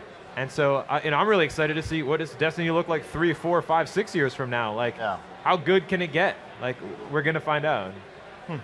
Cool. Yeah, I know, Luke. You had some like real talk recently. I forget which magazine it was, but there was like I read a text interview, and you're talking about there was a misconception about what a 10-year plan versus a 10-year game means. Can you elaborate a little bit about what you're talking about? Yeah. Well, the particular quote you're talking about is Eric Osborne said. 10-year, like I drive a Honda Civic. I don't know shit about a 10-year plan. It's a partnership or something like that. But really, what we're talking about is like the thing Mark was saying. Like we're committed to Destiny. We're committed to the franchise. A bunch of us. I mean, we love it at work. Like we play the shit out of it. And we're so grateful to have basically, I think the loudest community that we've ever had at Bungie, and we've always been lockstep with our community and involved deeply with them. Like, we've hired a ton of people over the years out of the community. You could argue that I was hired out of the community too, because I'm a huge Bungie fan, was before I got there. And it's just like the veracity and appetite for interaction that the community has with us, like that's amazing. And that makes coming to work every day to work on this awesome thing that much more exciting. Yeah. Well, I mean, like, I've been a long-time Bungie fan myself, and I followed Halo for years. And I don't know if there was ever a Halo convention, but I saw recently there was, like, DestinyCon in Tampa, Florida. That's pretty amazing for a game that just came out within the last year. There seems to be a lot of fandom behind it. It was all, the amazing thing about that get-together was it was all community, like, streamer-driven. Like, this guy, I think his name is Gathalion, like, set it up and brought everyone down to Tampa, and it became this huge event that, I didn't realize, it was awesome to watch, like, even from afar, just to get to see all that happening. Like, it was so cool to see people come together around this game that we're working on. Well, I know you guys had your, like, community night recently. I remember seeing a giant Vex walking through. That was fun. I was, like, seeing the actual cosplay and the people, like, the sort of fandom behind it has been a lot more surprising than I thought it would be. Like, people are crazy. Well, there's a guy with a shank, right? Like a shank helmet. Did you see that? No. I guess there's some gathering at the courtyard today. There's a bunch of Destiny cosplay, and this guy built this amazing shank, and you put it on your head, and it's like incredible. And inside there's like an iPad or Android screen, and so you can see where you're walking around because there's no like obvious eyes. Jeez. And so it looks like a shank. And like I was walking around in this dark bar last night, walking up to people with a shank head with like a gun on the front of it. It's incredible. Like people have just taken cosplay and their fandom to like a new level, and it's rad. Well, just seeing people like 3D print Thorn and stuff like that has always been like, people love their weapons, people love their characters, and you guys have created something that like people have some sort of attachment to, and like that's an accomplishment. That's pretty crazy. So, not that you needed to hear that. I'm sorry. It sounds like it was all part of the plan, though. You want to develop that relationship, which is fascinating because Destiny, when it started, I mean, it was pretty light on story because it was the story of your character. It was the story of you playing the game. And it kind of defies expectation. A lot of developers seem to think to get fans invested in something, you have to wallop them over the head with a story. Like, hold on for a second, let me tell you the history of my people, and this will make you care. But Destiny was more like, no, we're going to give you a fun game to play, and then you'll care.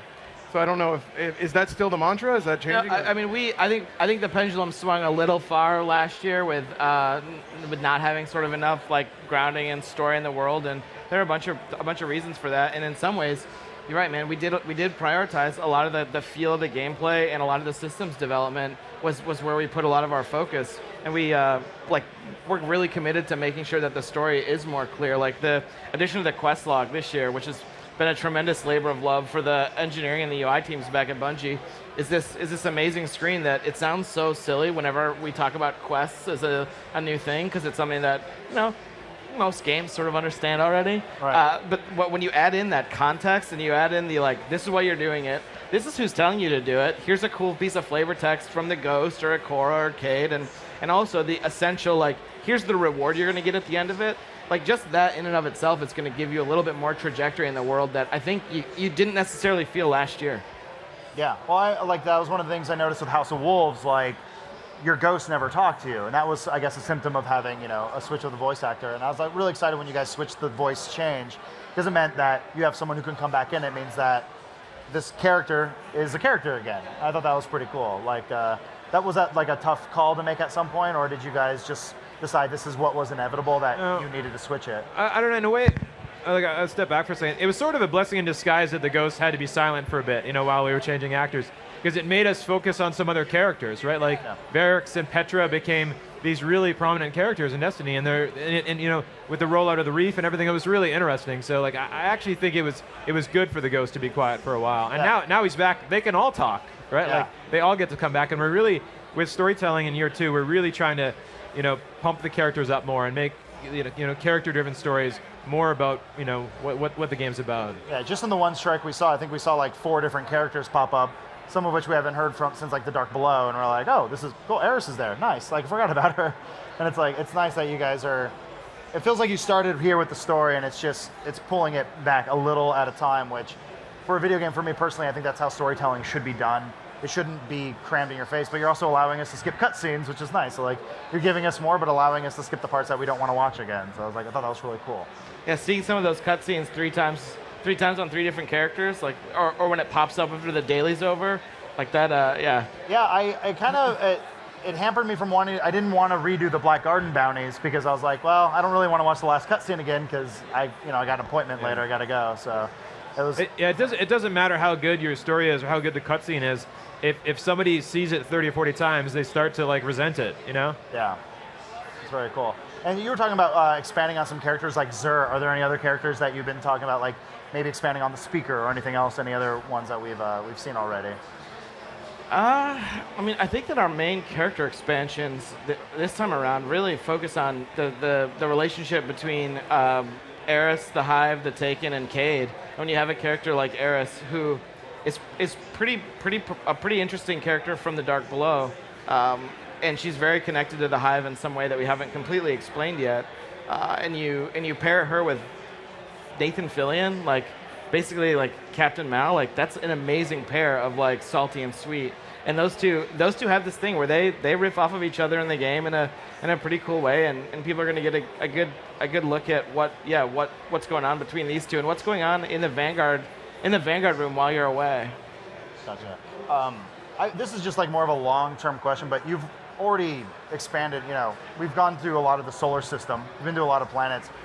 Will you ever open up other parts to the planets? Like, we'll go out and do patrol missions on Mars, and you look out there and you're like, I want to go over there, but you can't.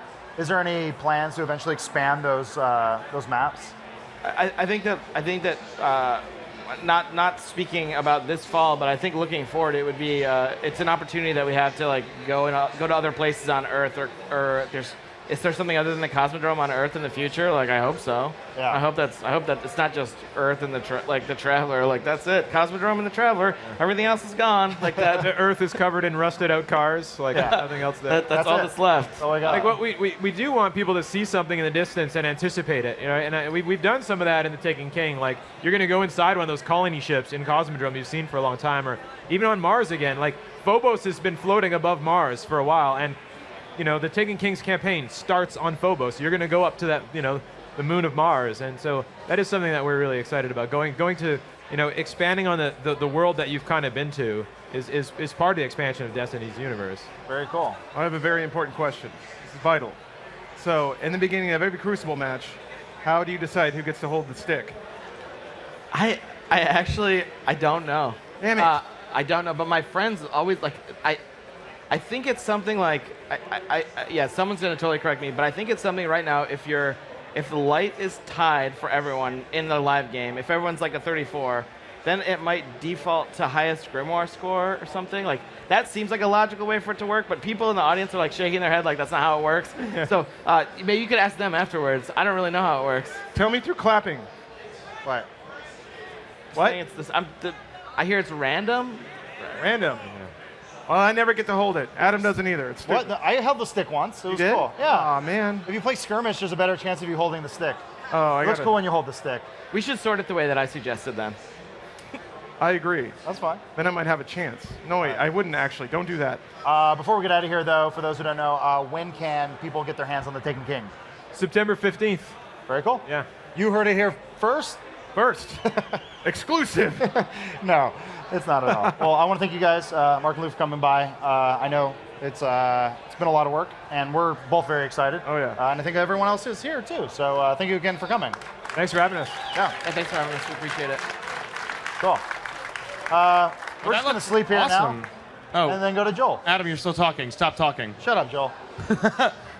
Thanks, guys. I'm here with Louis Caliber. That's Caliber. the one I was looking for. Yeah. It's not Calibre. It isn't, but it can be if you want it to be. If you want it to be. Only if you want it to be.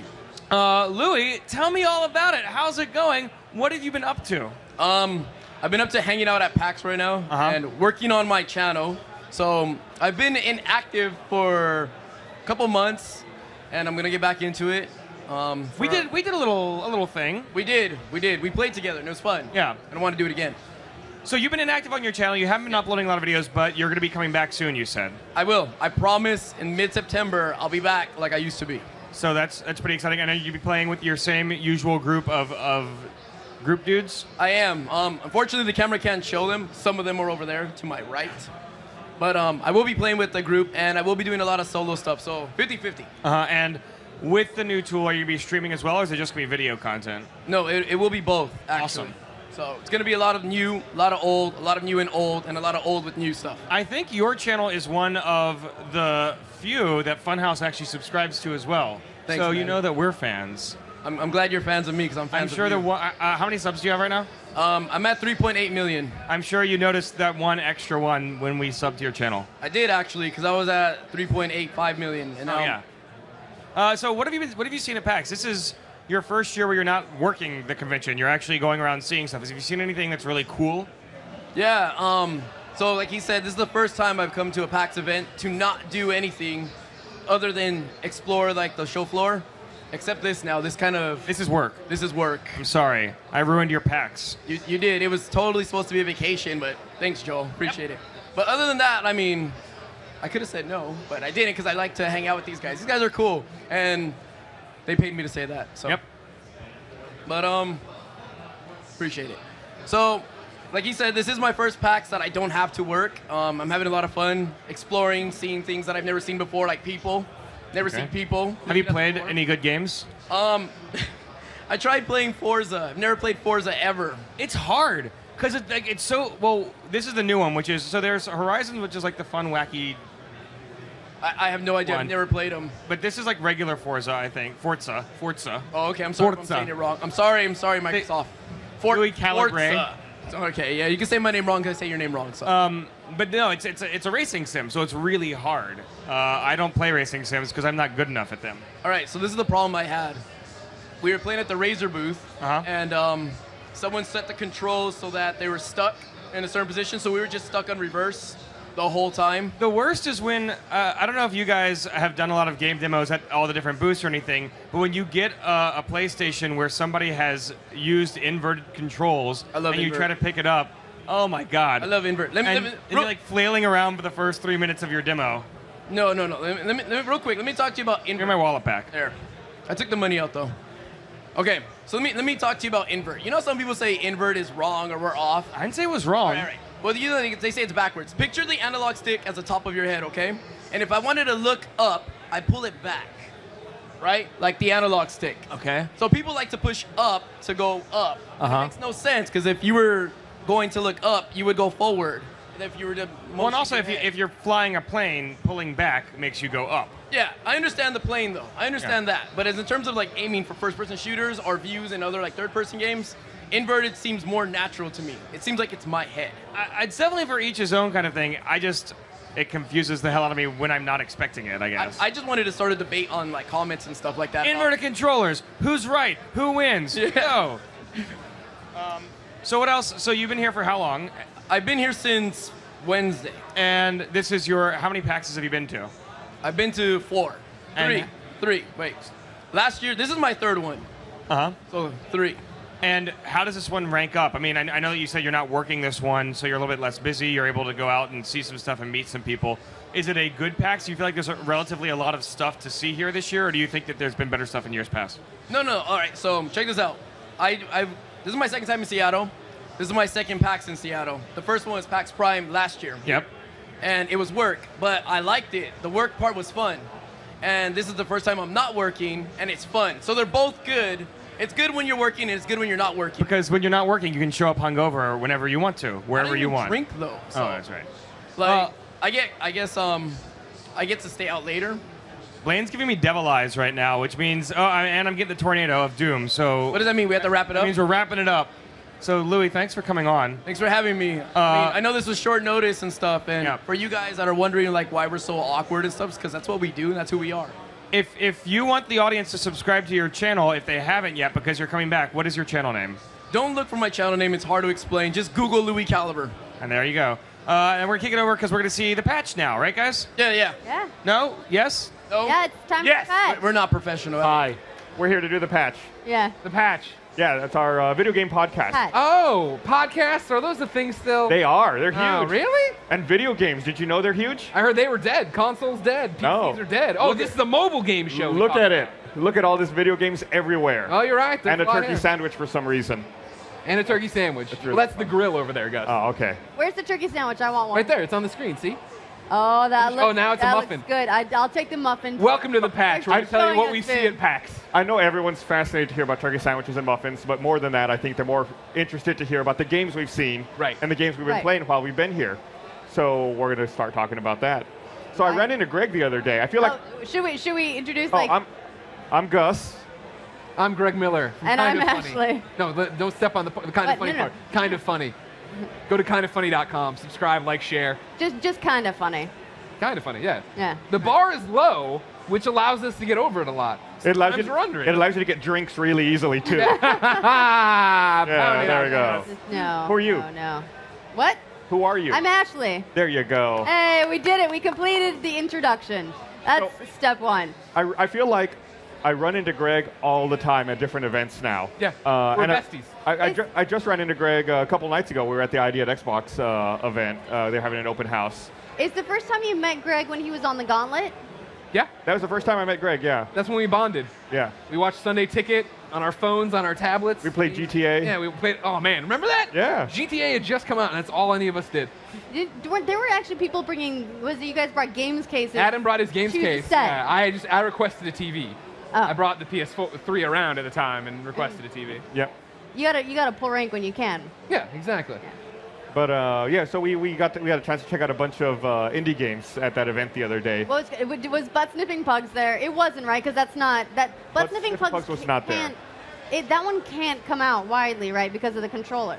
It's a revolutionary control. Have 5 years from now, people are going to look back and think, how did we ever play games without a dog's butt in our face? It's a trackball, right? It's like basically. a trackball, tennis ball that you have to control like this. And when you want to sniff a butt, you hit a dog's butt. Just like real life. Yeah, there's a dog's butt right in front of you, and you're like, yes, I want to smell that. So then that's different than the tennis ball. So there's actually just like a dog's butt somewhere on the controller. Yeah, it's Do huge. you think those will cost more than the Steel Battalion controller? No. It's got less buttons. So yeah, I'm gonna exactly. say no. There's less technology inside of this controller. That was a crazy It'll be somewhere between Tony Hawk's Ride Board and Steel Battalion. That's the one that Bernie ate shit on, right? He did. Everyone did. But my favorite game that I did see at that event was an indie game called Party Hard. Yes, that was gonna be my pick too. Damn it. And they're right. Now pick another one. They're right by the Rooster Teeth booth. They're up on floor 6. The premise is your neighbors are having a loud party at 3 a.m. So you have to go to their house, isolate every party guest, and kill them without any of the other party guests finding out. That's how you shut down a party? Yes. That's how you party hard. You can fumigate the room, kill them all. You can stab them. You can do this. If the police But it come, has to set be traps. one at a time? Well, you can kill multiple, but the problem would be if I killed you right now, Gus would see it and run to the phone to call the police. Gotcha, So if the police show up, you can like try to change your clothes or go to a group of people who are dancing, and you can dance and try to blend in and hope that they don't find you. So it's basically like Assassin's Creed, where like you can go and you're like, suddenly I'm just with all the prostitutes. This makes sense. Right. But it looks like Hotline Miami. Yeah, It's it's got that top aesthetic down. to it. Yeah. Yeah. And then you can booby trap the bookshelves. There's a horse at the one party, and you can get it to kick Why is people there to a death. horse at the party? Because it's a bitchin' party. Why wouldn't there be? Yeah. Yeah. Do you guys ever see, what was the movie? It was Bachelor Party? This is like yeah. an old 80s Tom movie Hanks. where some girl's dancing with a donkey. I don't know what happens at the end. I don't think I want to know what happens get married. with that dance. They do get married. And he can finally use the egg beater. Remember, he's chasing his girlfriend with the egg beater the whole movie? Tawny Katane.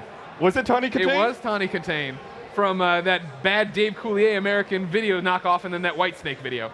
Yeah, she was in the Whitesnake. Cherry Pie? No, That it was it was a Whitesnake video. We're only doing that where she's writhing on the car. You, sir, who appear to be 11 years old, you remember this Whitesnake video, yes? No idea any of the words I'm saying to it. But video games, Party Hard. Well, Party Hard was a lot of fun. Mario is there. Mario can come out and kill you. Can he? I didn't see that. Yeah. Well, what happened is my girlfriend Christine was playing. I have a girlfriend named Christine. Okay. She killed this guy in the toilet. So then they called a plumber, and then Mario showed up looking like 8-bit Mario. So there's a dead guy on the toilet, and someone's first thought is, we got to call a plumber. Yeah. Well, I mean, you don't want them blocking the toilet. You can't, like, that's going to halt the party. That will screw up a party pretty bad. Yeah, but it's a lot of fun. Priorities. I also play. It's been out in the past, but I guess they're having an Xbox One version. But I'd never played Speedrunners before. Oh yeah, Speedrunners, cool. Speedrunners, ton of fun. Real easy game. You're basically 4 players who run in laps around an obstacle course, and whoever falls furthest behind, if you fall off screen, you're eliminated. So it's just like jumping and trying to speed up. Yeah. Really, really fun game. I know it's old news now because everybody knows it from E3, but Cuphead. Getting to play more of Cuphead is always good. I will never be good at Cuphead, but I will always appreciate Cuphead. Yeah. The game is hard. You know, sometimes I feel a little bit bad for indie games on Xbox One these days. Because remember Xbox 360? Hey, it's Adam. Hey, Adam Kovac, everybody passing by. He's the guy who brought a game. You guys don't know him, but he brought the games case to the Gauntlet. I wonder what he does now. Weird. All right. But on Xbox 360, downloadable games they had is Xbox Live Arcade. They had their own section. They had a dedicated number. It was 1 to 2 at least came out every week, right? They had their own marketing, their own section. And they had all this stuff dedicated to them. When Xbox One came out, they tore down those walls and they just said, these are just games. These are games as anything else. But I kind of feel like in a way, because they don't have as much dedicated to them, they sometimes fly under the radar. As a result, totally. they get overwhelmed by the AAA stuff because they don't have that dedicated space. Sure. No, I think there's something to be said about that, right? Of like, I remember when we were reviewing games, when it was all started, and you do the whole thing of like, this game looks great for a downloadable title. Yeah. And you'd be like, and then that fell away, and then you started talking about games as games. But yeah, this generation, you saw the switch, right? Where PlayStation is beating the drum for indies and talking about indies, and it's cross-buy and cross-play and all this different stuff, whereas Microsoft has fallen back, and now you see them trying to win that back with Idea Xbox. Yeah. And I think PlayStation's got a ton of great indie games on it right now. Like, I've been really enjoying Galaxy, the Dimensional. Oh, yeah. Such a good game. I have a problem with it, though. What's that? So if you haven't played Galaxy, the story's presented in 5 chapters. To complete each chapter, you have to successfully complete 5 missions in a row without dying. If you die, it resets. I will never get that. So the problem is, I can't drink when I'm playing that game now because I get really nervous that if I'm a little Giant beads inebriated. of anime sweat coming down your head. Yeah, I'm just gonna have to start over and redo it. But it's a beautiful game, great graphics. They really nailed that 80s anime style and that style of game. Yeah, the heads pop up and do like the talk and the words. Yeah. Yeah, but then you're not allowed to die. You have to start over. You start over from your chapter. You have to beat 5 missions in a row, and you complete it. So is each chapter 5 levels? Yes. Okay. And sometimes there's a little bit of randomization. Like there's a story you get through, but then sometimes, like let's say you play through part of a chapter and then you restart, some of the missions might be randomized, like a little different. Like, oh, I was supposed to go salvage stuff, but now I'm supposed to go fight enemies. So it's just a little bit of variance in it. And I also like in their loading screen, they go through a lot of different words. And one of them, they say they're reticulating splines, like a little nod to Maxis. Yeah, SimCity, yeah. Those were the days. Yeah. Oh, Maxis, rest in peace. And all the llamas. Yeah. They're with the llamas now. Yeah. They are. Yeah. You know what else I was hoping to see here, I don't think it is Unravel. Oh yeah, that EA game. That's with the Yarny. the EA game that we saw at E3 that just sort of blew everybody away, and that's like I just want this game. It's so cute. Are they not here? I haven't seen it here. Go play Yoshi's Woolly World. Right. Same thing. I got really excited about the giant Yoshi Woolly amiibo. Yes. And here's the thing, I don't do amiibo. I try to stay out of it because I know if I get into it, we're gonna have some serious problems. Stop. Yeah. But that one, I was like, I don't want an amiibo. I just want the big Yoshi. I'll like tear the foot off or whatever. But they don't even have the foot. The foot's built in the butt. Because I've held the pink one, and I was the same way of like I don't want amiibos, but god dang, this thing's cute. Bernie was like, "Why are you excited?" I was like, "Because it's big. It's Yoshi, but it's big." Yeah. Didn't Woolly World already ship in Europe? Yep. Yeah. It came out in like July in Australia or something. Yeah, I think I thought that was the North American release date. So on that day, I was like, yeah, I'm going to fire up my Wii U, and I couldn't find it anywhere. For no reason, yeah. Why? It's like October. Nintendo's done a couple of things where Europe gets things significantly before North America. First, the Avengers premieres in Australia before America. Now we've lost Yoshi's Woolly World. What's happening? What happened to the freedom our forefathers fought for? Yes. what happened to us knowing and spoiling content for the rest of the world before they had any opportunity to enjoy it? It's like That's my right. It's the what was it? Terminator just came out, and it didn't do well in the U.S., but it was number 4 ever in China. Yeah. It's like, you know, the markets are changing. That's the big thing with the movies. globalization. They're all skewing for the Chinese market. That was the whole thing with Transformers. That, yeah, the movies suck and they're terrible, but they kill over there, so who cares? And why all these places are now going to China. Like, all these movies have randomized, oh, we're going to fight in China now. You're like, why? Yeah. And Because that audience wants to. Are games next? No. Are they? Well, we'll see. I mean, I think games are a little different in that, you know, you typically need either a console or PC to play them. So, you know, China's a little behind when it comes to consoles since they had a ban on them for so long, and they're just now getting caught up. But I mean, there's already region-exclusive titles out there. What I think we'll see is what more along the lines of the Iron Man 3 route, where there were scenes. If you watch the movie in China, there were scenes in that version that weren't in other international versions. I think we'll start to see, like, maybe like a hybrid DLC model that customizes it more for the region. There was actually another thing like that recently. It was another movie. It was Inside Out, where when they released it for Asian markets, they changed. There's one part where the little girl is eating broccoli, but that's not a thing there. Like, little kids don't hate broccoli; they hate green peppers. And so they changed it in the movie for the overseas release, so she has green peppers in her bowl instead. Really weird stuff. It's like making the change. It's like the opposite of globalization. Yeah, it's like very specific now. Yeah, localized Yeah. globalization. Yeah. Good for them. I want them to understand that the kid doesn't like the vegetable. I don't want them being kids love broccoli. That's universal. I did love broccoli. I did too. That's the thing. I remember growing up and everybody talked smack on Brussels sprouts. And my mom and dad never tried to feed me Brussels sprouts, but every TV show hated Brussels sprouts. Yeah. And then now you eat Brussels sprouts, and you're like, these things are goddamn fantastic. Especially when you roast them. Yep. Oh, yeah, you know it. Yeah, I'm the same way. I don't think I'd ever seen a Brussels sprout in person until I was an adult. Yeah. And then I tried it. I was like, oh, no, this is awesome. Why did who was making these so poorly? It's like the broccoli lobby is like, we got to take down Brussels sprouts. Somebody's got to go down. Our big competition. We're losing in market shares. Yeah. Maybe it's because when they're boiled, they're not so good. They smell. Brussels sprouts do smell. Okay. They do. They are pretty strong. Yeah.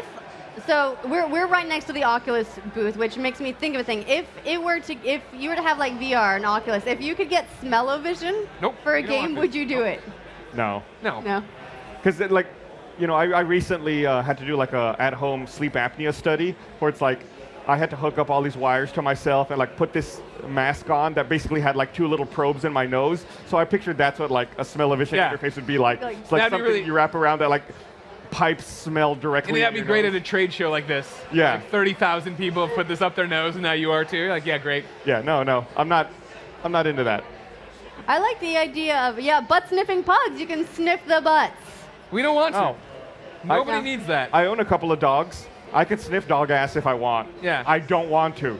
That has never been a thought. Do you clean their butts? No, my wife will clean their butts occasionally. I've started doing that with Portillo. He's getting old now. He's 10. Feel like I just get a little wet nap, get in there afterwards. Little sloppy. Got to do it. Dog ownership. Hey, I like having cats. Cats are gross. Cats are the best. If you love your pet, you'll do terrible, Anything. gross things. Yeah, exactly. What were we talking about? Oh, yeah, smell-o-vision. No, I think that's awful. But, I mean, I haven't had a chance. You said we were out by the Oculus booth. I haven't had a chance to check it out yet. That booth is huge this year. It's been really interesting charting like the progress of Oculus through its appearance at conventions. Yep. Because, you know, at first they had a table here in, you know, no hall that anyone's ever heard of. Yeah. And then a little bit more. And then there's now a booth, and they've got a line around the corner, but it's still like a very modest thing. And now they're a city block. Yeah. I remember 2 years ago at PAX getting I think it was the Grand Hyatt up in like a random ballroom. I walked in and there was one giant table and one Oculus unit, and the guy's like, oh, thanks for coming. Sit down, here you go. This is, you know, we're about to put out a new thing and da-da-da, but like, that was it. Like, VR continues to be the snowball that's growing, and it'll be interesting to see when it's finally released what the impact is. And I think Valve is showing the Vive over at the Sheridan, which is just down the street from the convention center. I think I'm scheduled to go check that out tomorrow. I'm super skeptical about VR stuff. Yeah, oh yeah, me too. So especially as someone who wears glasses, I feel like there's no good solution for that yet. I've played a lot of Morpheus. I've used Oculus. I haven't touched Vive yet. And every one of them is like, all right, that was a really cool experience. Don't know if I'd want to play for 2 hours that way. Don't think I'd want to go through the setup. Don't know if I'd want to invest the money. You know what I mean? And that's me, this hardcore gamer, right? And it's like, for it to penetrate the market and do all these different things, how is that going to happen? It's not going to be the Wii. It's not going to be the Wii where you get into it, buy it, your mom comes over and sees it, and it's like, I want that. Like, that's not where we're going. So what is the measurement of success on Gen 1 right now to make sure there is a Gen 2? It's a little bit too like, remember when everyone thought that 3D TVs were going to be like the shit? But the problem is that you then have to get the glasses, and it's a really cool thing, but it's kind of a hassle. Yeah. So a couple years ago, I was at NAB, which is a trade show for broadcasting in Vegas. And this was, God, what was it? A little over about 2.5 years ago. I was at this trade show, and I saw, of course, it was at the time 3D was still huge. Everyone had 3D televisions. But Dolby was doing a demonstration of their 3D television. Yeah. No glasses. Ah. And it worked great. And I've been waiting for that. I thought, okay, the glasses I don't get, when that comes to market, that'll be huge. I never saw it. Yeah, it just seemed like momentum died on it, right? That was something they were trying to force on us, and it never really took. Well, it's like everyone's just going for the 4K now instead. Yep.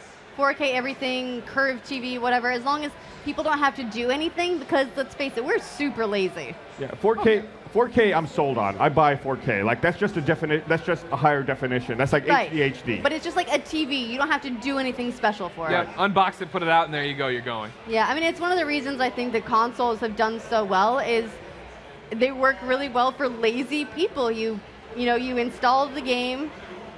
Well, now you install the game, but before it's like you put the disc in, the game plays. And if it doesn't play, it tells you what it needs and what it's getting. Right. Unlike when I try to play a PC game and it's like, well, your drivers aren't working. All right, well, what do I do? Can you find the drivers? Yeah. No, we don't know what to do. Yeah, I've been having a problem lately. I've backed Star Citizen at a ridiculous level. Yeah. And for some reason now, when he says ridiculous level, you've spent $700 on Star Citizen. Let's not get into specific numbers, Ashley. That's tacky. But yes, I have. Yeah. I've been having a problem with where on my PC I go to launch it and the launcher gives me an error saying cannot find path to patch data. .exe. Like, okay, cool. I'm gonna delete it all, re-download it, reinstall it. 30 gigs later, same error. I'm like, oh fuck. Yeah. And it can be hidden somewhere in like hidden app data folder that you have it's just not telling you where anything is. Yep. Trying to clear that stuff up is a pain in the ass, and that's that's just every game has that. But when it's great, it's great. I don't want to just sound like I've really come around to the PC gaming. Like lately, I don't know how I missed it, but last year I missed Shadowrun Dragonfall. And I've been playing that non-stop before this trip. I think I'm just about to finish it. Because when Shadowrun Hong Kong came out like a week ago, in my mind I was like, oh, what happened to Dragonfall? Like, how did I miss that? So it's in my Steam library now, and I've been playing this game. It's totally back to her point of like, I'm this console fanboy, and I give PC crap all the time, but like, PC is the best platform. When it works and the games are cheap and you download it and you're all great, it's fine. But it's just like, for me, being a lazy person, it's a pain in the ass. You know what I mean? Trying to keep everything fine and have it up to, and sit there with the mouse and keyboard, and it's like, no, I don't want that experience. I want to sit on the couch and sure, I'm running at a lesser resolution with, the frame rate's garbage. I don't care. Yeah. I just want to play the game. Yeah, I mean, it's sometimes you just take the trade-off for the easy. I've actually been traveling with, I've got a little Razer gaming laptop, one of the smaller ones, and I take that, hook a controller up to it, and I can play whatever. So for Game Club, I've been playing Bastion that way. Because it's easy and I can take it. It's not a 3DS. It's still got some bulk to it, but I'm not going to haul a console around. See, I finally gave up and started hauling a console. What do I look like? What do I look like, Adam? Yeah, nerd. No, that was the thing. Like, my PS4, I had to talk myself out of bringing it on this trip because I'm so addicted to Metal Gear right now. And it was like, if I bring it, I'm sorry. I don't mean to humble brag. If I bring it, I know I'll get no work done. You know what I mean? Like, I would just sit there and play it. Yeah, I can't wait for 3 days from now. Oh man, wait till you're 62 hours in like me, Gus. It's just. Are you 62 hours in? 62 hours in, yeah. How much have you been playing like every day? Well, I went to the review event, so I played Monday through Friday all day, every day, and the last 3 days were 10 a.m. to midnight. Good Lord. And all I want is more. How long? I don't know, like what kind of NDA you have. Have you weaponized the horse poop yet? Oh, yeah. Yeah. How long did the campaign take you? Like 30 hours. I rolled credit on story, in quotes, 30 hours in. and then there was more threads. You know how Metal Gear games are. There's more stories to go get and finish or whatever, but the campaign you'd think of like start to finish, here's the story of the game. So I'm really bummed. Like, I love the Metal Gear universe. I'm super excited for 5. I never played Peace Walker. You son of a. And then so then now all of the buzz around 5 was, oh, you better know Peace Walker. It's like, fuck. How did Ground Zeroes leave you? Were you lost? I was lost. I tried to do some homework before I played Ground Zero, so I did some reading. Played Ground Zeroes. I think I was okay. And now leading up to the launch of 5, I've been going back and like rewatching playthroughs of Peace Walker. Here's the thing. I'm the guy who's like, Peace Walker's my favorite game of all time. And I was saying after I played it at the preview event that this really is Peace Walker 2, whatever, HD. When I say that, and when people are saying, like, if you don't understand Peace Walker, this is more mechanics. I think Ground Zeroes is the one that really was like, here's Chico, and here's Paz, and this is how it all ties. And this one, that's less of a thing. Now it's, though, like, oh, you're filtering people out and building out Mother Base and making struts, and, like, that gameplay is Peace Walker. But you can jump in and not have ever done that and get your head around this. Still, I feel like with all of those Metal Gear games, all of the Kojima Metal Gear games, it's like you better know that story. You better know that character that was on screen in one scene 2 games ago. He's coming back. Yeah. No, I feel like this is the Metal Gear that I feel like, and Peace Walker was also that Metal Gear where I was like, this is the one you can play and not know anything. This one, it would help to know Peace Walker, but it isn't the end of the world or anything like that. Yeah, I've also been watching like people doing like YouTube videos, like I'm gonna sum up the Metal Gear universe for you in 15 minutes. And it's like very quick. And though, and then there's this, and then there's 3 snakes, but they're clones, but there's this.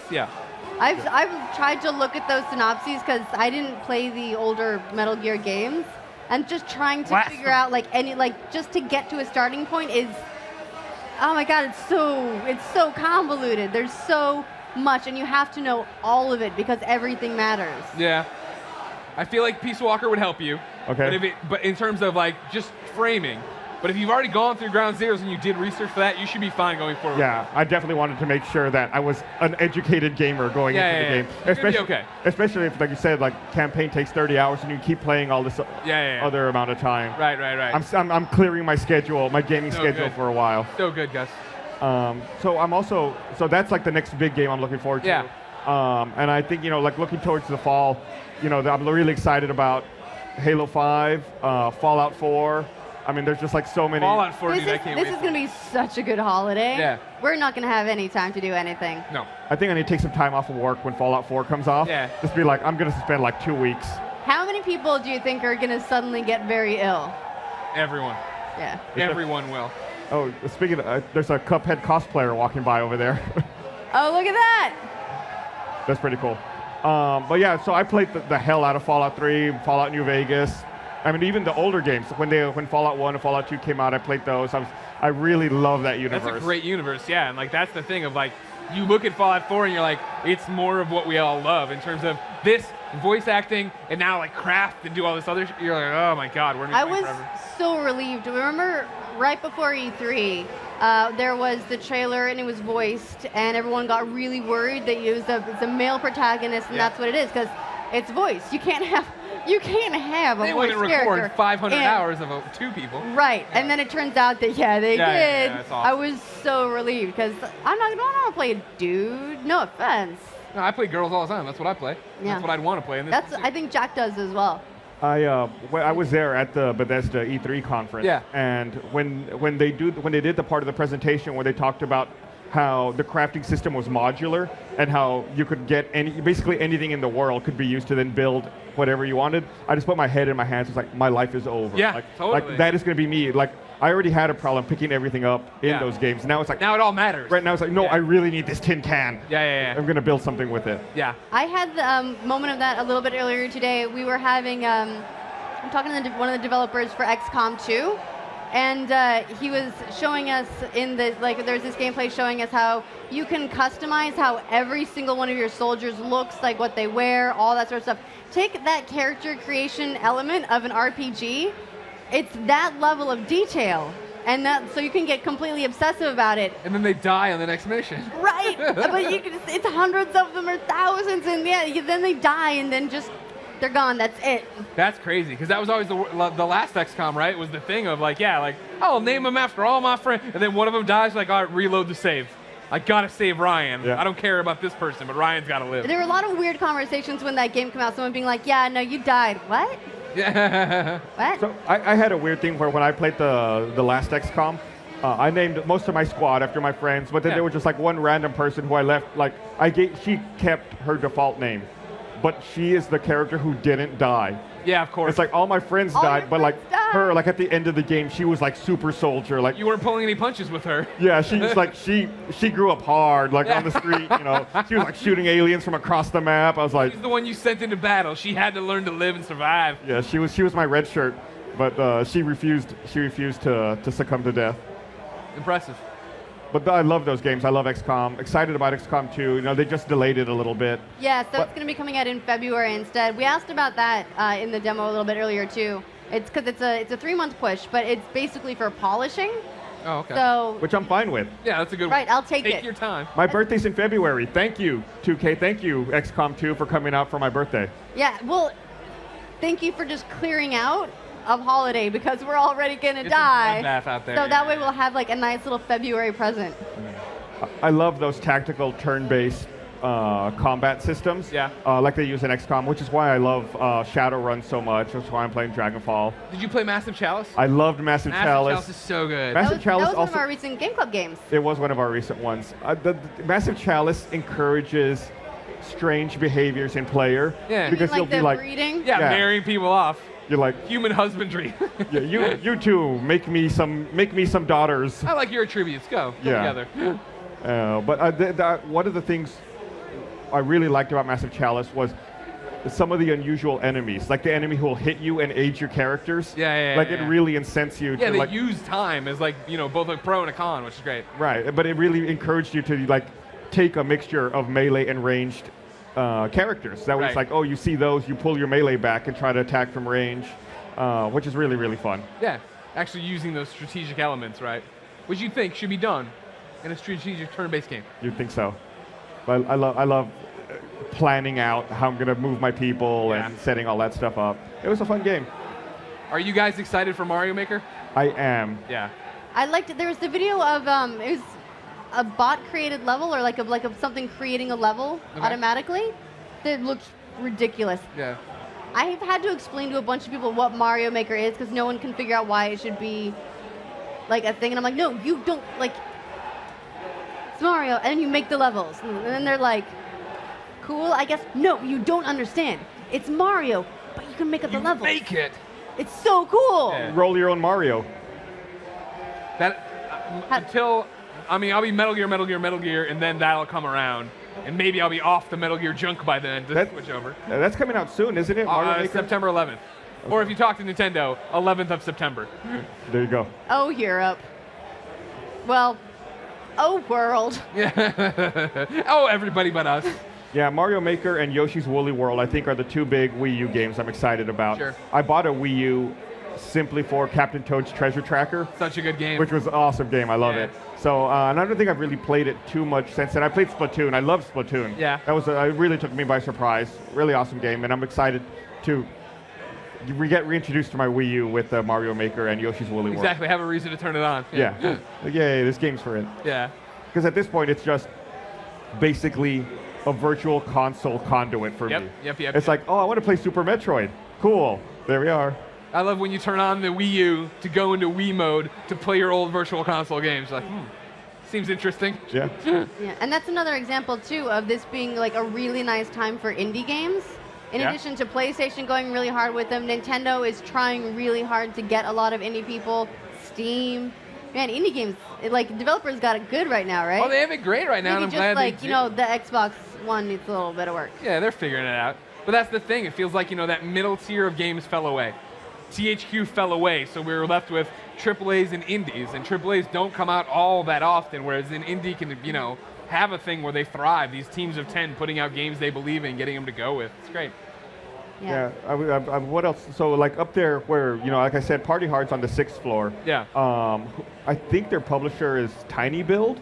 And if you go yeah, that's right. And if you go to the Tiny Build booth where Party Hard is, like every single game you see around there is like, that's really fun. That's really fun. I met the Tiny Build guys at E3. We came in, we both had a few, And they came over like, we're huge fans. Like, oh, it's awesome. And they gave me their card. And the next morning, I blurry-eyed went, and they're like, let us know if you want any of the games. And I went on their website and I emailed them like, all of your games look awesome. Yeah. Like it sounds like I'm being like, oh, ha, ha, ha, like chummy, but it's like everything you make looks really cool. Like I wasn't expecting that. Yeah, I wasn't familiar with a Tiny Build until I went up there and walked through their booth when we were setting up. I was like, every one of these games in here is awesome. Yeah. So everyone who's here in the audience, go check out that booth. It's up on the 6th floor. You said everyone who's here in the audience, and he waved. Yeah. He's in the audience. And he knows where he is. They can also check out the Rooster Teeth booth, which is I see where you're going. Wink. Have you gone to the Indie Mega booth? I've not gone. I've not been over to the North Side Hall yet. You got to go and you got to see That Dragon Cancer. What? I've That heard of Dragon that game. Cancer. I hadn't. I don't know how I missed it, but it's a game about your 1-year-old son being diagnosed with cancer. That sounds uplifting. No, it definitely is not, for sure. But it looks awesome, and you change perspective of all these different family members and play through it. And the way he described it to me, which immediately sold me on it, right, was that it was a narrative like Gone Home, but it's on rails. So you're not like moving around exploring, but you're in these situations and you're listening to the doctors talk to you and things are changing and you move around and it sounds rad, like totally depressing, but like as cancer survivor, I immediately connected with it, let alone being a Gone Home narrative fan that way that I want to see part of it and see what this game's all about. And really nice art style too. Cool. So would you describe it more as like an interactive novel? It seems like it. Yeah, it was one of those where there was kids already playing it. I don't want to be like, oh, I'm breaking, because I was already like, get out of here, kid. Can I get a demo? Can I do whatever? So I was like, that's what it looks like, from afar. But it looks like, you just play it for the story, which sounds great. Yeah, unfortunately, I have not made a chance to get over to the Sky Bridge to the other side of the hall. I really want to check it out. Yeah, this event is huge. It's like PAX has become a maze. You were first PAX? No. Okay, I was first PAX. You were first PAX. I was. And it's weird to see it grow from like that one room, the one little tiny, like this booth is the size of the expo floor. Yeah, like that Oculus booth would not have fit. At the Maidenbower. Nothing, like this whole thing was just this tiny little event of people loving games and lots of beanbag chairs and balls. You remember Lots of balls. So many blue balls. In fact, that's where I first met Ashley, was at the first PAX. That's the first time You're like, never talk to this girl again. Like, what a waste of time.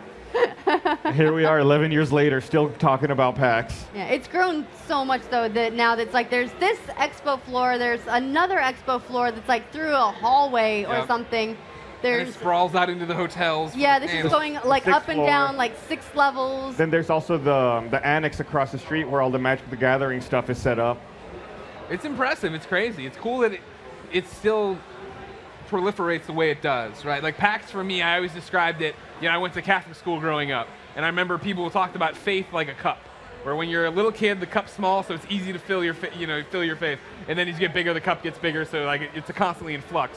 Whereas like when you're on the internet and everyone's talking crap to you and telling you how you're like, oh man, people suck and da-da-da, and then you come to PAX and you realize that all the trolls on the internet are the vocal minority, and the silent majority is awesome people who want to talk about games and exist and play and celebrate what they love. Yeah. Yeah, that's one of the nice things that I love about this event is just like that vibe is people who just come here to love gaming. Yep. It's awesome. In all its forms. Whether it's board games and tabletop or video games or just cosplay, there's all kinds of stuff here.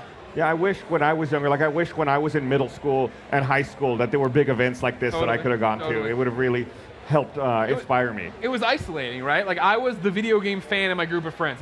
They all liked video games, but nobody loved games. And so then I remember when the internet finally came around and you'd go on AOL chat rooms and find other people, and it was like amazing to have that connection.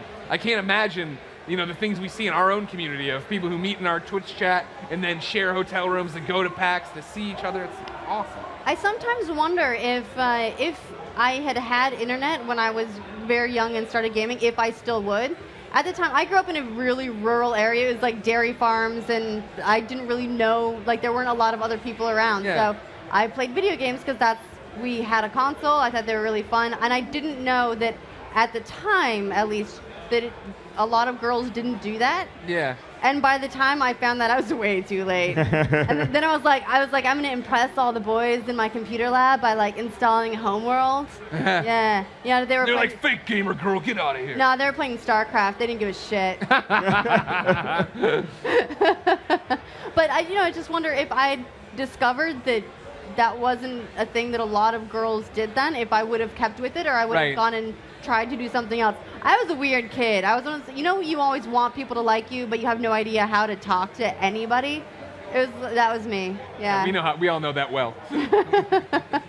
Yeah, except now there's a spotlight on me, and I'm having to talk. But now that's your shtick. Yeah. Oh, Gus, he's a little awkward. It's great. Yeah. He says funny things. They put it on T-shirts. He gets mad. I can't get no respect. No respect at all. Yeah. So I was talking about that the other day. I said, I wonder if enough time has passed to where I could just be rehashing old Rodney Dangerfield material and nobody would know anymore. There's like one person and everyone's like, shut up, it's Gus's bit. Yeah, like just claim it. Like go back and take old comedians' bits and just use them now for a new audience. Oh, you can totally do that. Like 100%. Just use all, like, if it's like 20 years old, you just pretend that it's all new again. So I can start using Sam Kinnison's yell. All right, great. Yeah, that's you now. That's Greg Miller. So you guys can make a movie about, what is it? Ladybugs? Was yeah, Ladybugs. The movie with the soccer player? Yeah. Back to School first. Thank you. Shout out to Back to School. Great movie. The Triple Lindy.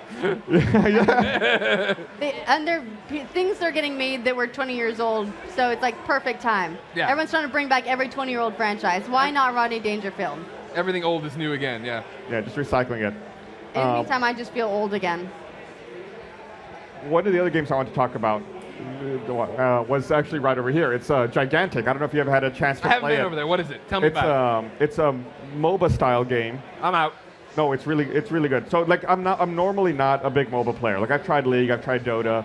They don't really grab me. The one that really introduced me into the genre was Smite, because it moves the camera down to like third person. Yeah. And if you play on the PC, it's like WASD controls. It's like okay, moves more like an FPS. Yeah, it does. It feels a little bit different. It's just the perspective gives it a different feel. So then almost more familiar. Smite was kind of a gateway drug, and now I'm big into Heroes of the Storm. I play Heroes of the Storm constantly. So I've had a couple of chances to play Gigantic, which is a little different of a spin on a MOBA. It's like 5v5 combat, and normally you're trying to attack each other's guardians or bases. In that game, the guardian moves and actually attacks and fights. So you have to kind of be a little more fluid in your gameplay and in your approach. All right, cool. It's really interesting. It's really fun. They're huge too. It's another example, like you talk about Oculus getting big. Like I think Gigantic was here last year, and they had a big booth then, but it was a lot smaller. And now that's massive. That's really impressive to see the size of that booth. Yeah, I think I saw it at PAX East earlier this year. I think we saw it was like its first real presence, and it was just this like nice tiny little corner. It was like 4, maybe 8 gameplay stations, and that was about it. And now it's huge. Yeah. They got a castle. It's Gigantic. So MOBAs are the new MMO, right? That's exactly what that is. Yeah. Seems like it. Well, I feel like you're even starting to see the MOBA influence on FPSs. Like Titanfall had the AI-controlled players who you would go in, or the NPCs who you would have to kill. Halo 5 has Warzone, which has AI-controlled enemies on the map with high-value targets that you have to attack. So I think other genres are now trying to pull in elements from MOBAs because that's what's really popular right now. And I really like that. Like with Titanfall, I'm not a great FPS player, but it was like I can help the team by killing the NPCs. Totally. That was me in Titanfall too. I'm not a first-person shooter guy, but Titanfall was so cool that I actually had Alfredo bring me up to speed, get me to mediocre status. And when I was there, I was able to compete, right? Because I was good at certain tasks. I'm taking out grunts or shotgunning regular humans when I ran through the game and stuff. But like, yeah, that teamwork element. The first time I played that game, I didn't realize they were all NPCs, and I was like, I'm so good. I'm doing all these awesome. press guys suck. And I was like, yeah, I'm killing everybody. And then like the first time an actual player came along, I was dead. Yeah, of course. I was dead, and I was like, oh, okay. Oh, I get it. Because humans are better than robots and better than AI. For now. Forever, we will crush them. I'm going to be in front of that. I'm going to stay in front of that. They got those weird ones that look like Metal Gears you see running through the forest. I'm like, we're done. So, I'm going to go back to Metal Gear because you said something. Sorry. So, Kojima just had the launch trailer that came out last week. And it's kind of like a bittersweet little history of Metal Gear. Yeah. Then at the end they show some Metal Gear 5 where I don't know exactly what's happening, but there's a giant Metal Gear and you're running away from it. And I swear that whatever that was, whatever that Metal Gear was, has like a robot penis. It's not like a Gatling gun or a rail gun right in its crotch. Yeah. And I immediately couldn't not pay attention to the rest of that trailer because I like just freeze frame. I was just frame like, by frame on this look, crotch. what is that? It's a rail gun for a robot penis. That's really weird. Gus, you want to get railed? Ah. There you She go. saw the open net. She took her shot. I respect it. But it was a cool launch trailer. Yeah, no, that was a great trailer. And totally, it's funny how he doesn't can't talk probably about what's happening with Konami and if he's gonna stay or whatever. But like, there's like these coded messages. Like, here's my trailer, and it's totally like saying goodbye to everything and like this walk through, and you're like, oh my god, like this is so painful to be a part of. Yeah, Do you have interest in ever playing another Metal Gear game after this? I mean, yeah, but it's gonna be like they're totally in a great example of this, not on this scale, right? Is Batman Arkham Origins, where as soon as they're like, we're putting out Batman Arkham Origins, oh, Rocksteady's doing no, they're doing another game. This is from WB Montreal, and immediately everybody's like, it's gonna suck. And then it came out, and it was a really good Batman game, but everybody's like, it sucked. It wasn't nearly as good as what you could make the best Metal Gear, and everybody's be like, well, it's not Kojima, so it's, you know what I mean? Like, you're pushing a boulder uphill, and like, you're gonna get crushed by it eventually. Yeah, I mean, and other developers have, like with Metal Gear Rising Revengeance was, so Twin there Snakes have was been Silicon Knights, right? there have been games that have been made by other people, but it's like with him just fully stepping off of this, it's not like, oh, the occasional spin-off. It's like any game that comes out after this It won't is be not. that.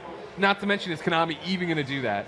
They seem like they're totally, all right, we're going to focus on our pachinko machines and our core business that makes us a lot of money outside of AAA console games. And from a business standpoint, I get it. Oh, totally. You don't want to be like, we're putting years and years of effort and investment into this, and it's doing fine. It does great. People like it and everything. But those pachinko machines over there, immediately you're turning they are investment, making us a ton of money with no work whatsoever. Why wouldn't we do that? You think maybe that they'll spin the business off, kind of how Sony Online got spun off into Daybreak? Yeah. It could be something similar where Konami just takes that, and this is pure speculation, takes that AAA title business and spins it off to another company. I think if they tried to do that, you would see those titles flounder, and then I bet they'd sell the IPs, and then it would get really interesting. Yeah. Because if you're selling Metal Gear, who's buying it, and then are they bringing Kojima back, or is Kojima himself trying to buy it? You know what I mean? Because can you imagine if they're like, we're going to sell Metal Gear, and Kojima goes on Kickstarter, and he's like, hey, they say 2 million, I need 2, or whatever. It'd be more than that, but you know what I mean? Yeah. But in the meantime, though, like they're using those licenses anyway, just for like slot machines, right? Wasn't a Silent Hill slot machine or something like that? I mean, kind of depressing. Or kind of spooky. It's depressing. I have no idea where you were going with that. Silent Hill. It's scary. It's spooky. Yes, he's reaching. Help me out here. He's I'm trying. awkward. I can't get no respect. No respect. He laughed this time. It worked. It's working. Gus is now the no respect man. And I think we talked about this before on the patch, but you talked about slot machines. There's a big concern, like in Vegas and in the gambling community, that young people don't get attracted to slot machines as easily as the previous generations did, because younger people are used to playing video games or having a more interactive experience. Yeah. So a lot of companies that make these machines are trying to figure out how to tap into a younger market. And I speculated, like, wouldn't it be cool if there was like almost like PvP slot machines, like 5v5 MOBA style, where it's like you sit down and another group of people sit down, and like there's a mechanic within the game to directly compete against the people in front of you. So I'm just picturing like a bunch of people sitting down at slot machines and having a slot off. Yeah, they're just like stone cold looking each other in the eye while they pull the lever. And then whoever gets the jackpot wins the match. Yeah. Whoever spends the most wins the most. Yay. But Bernie speculated that he thought that Vegas would probably just start making big esports arenas. Like, they already have giant sports books, which could fit the bill already. You can just put a PC in there, have all your screens everywhere, and just go in and have like actual esports events there. That could be cool. That's taking off. There's a cool one, Battle and Brew outside of Georgia that we went to at MomoCon, or outside of Atlanta, I guess. And it was similar, where they had esports on the TVs, and then people were playing each other in these like roundabout things while drinking and eating and having like a fun time.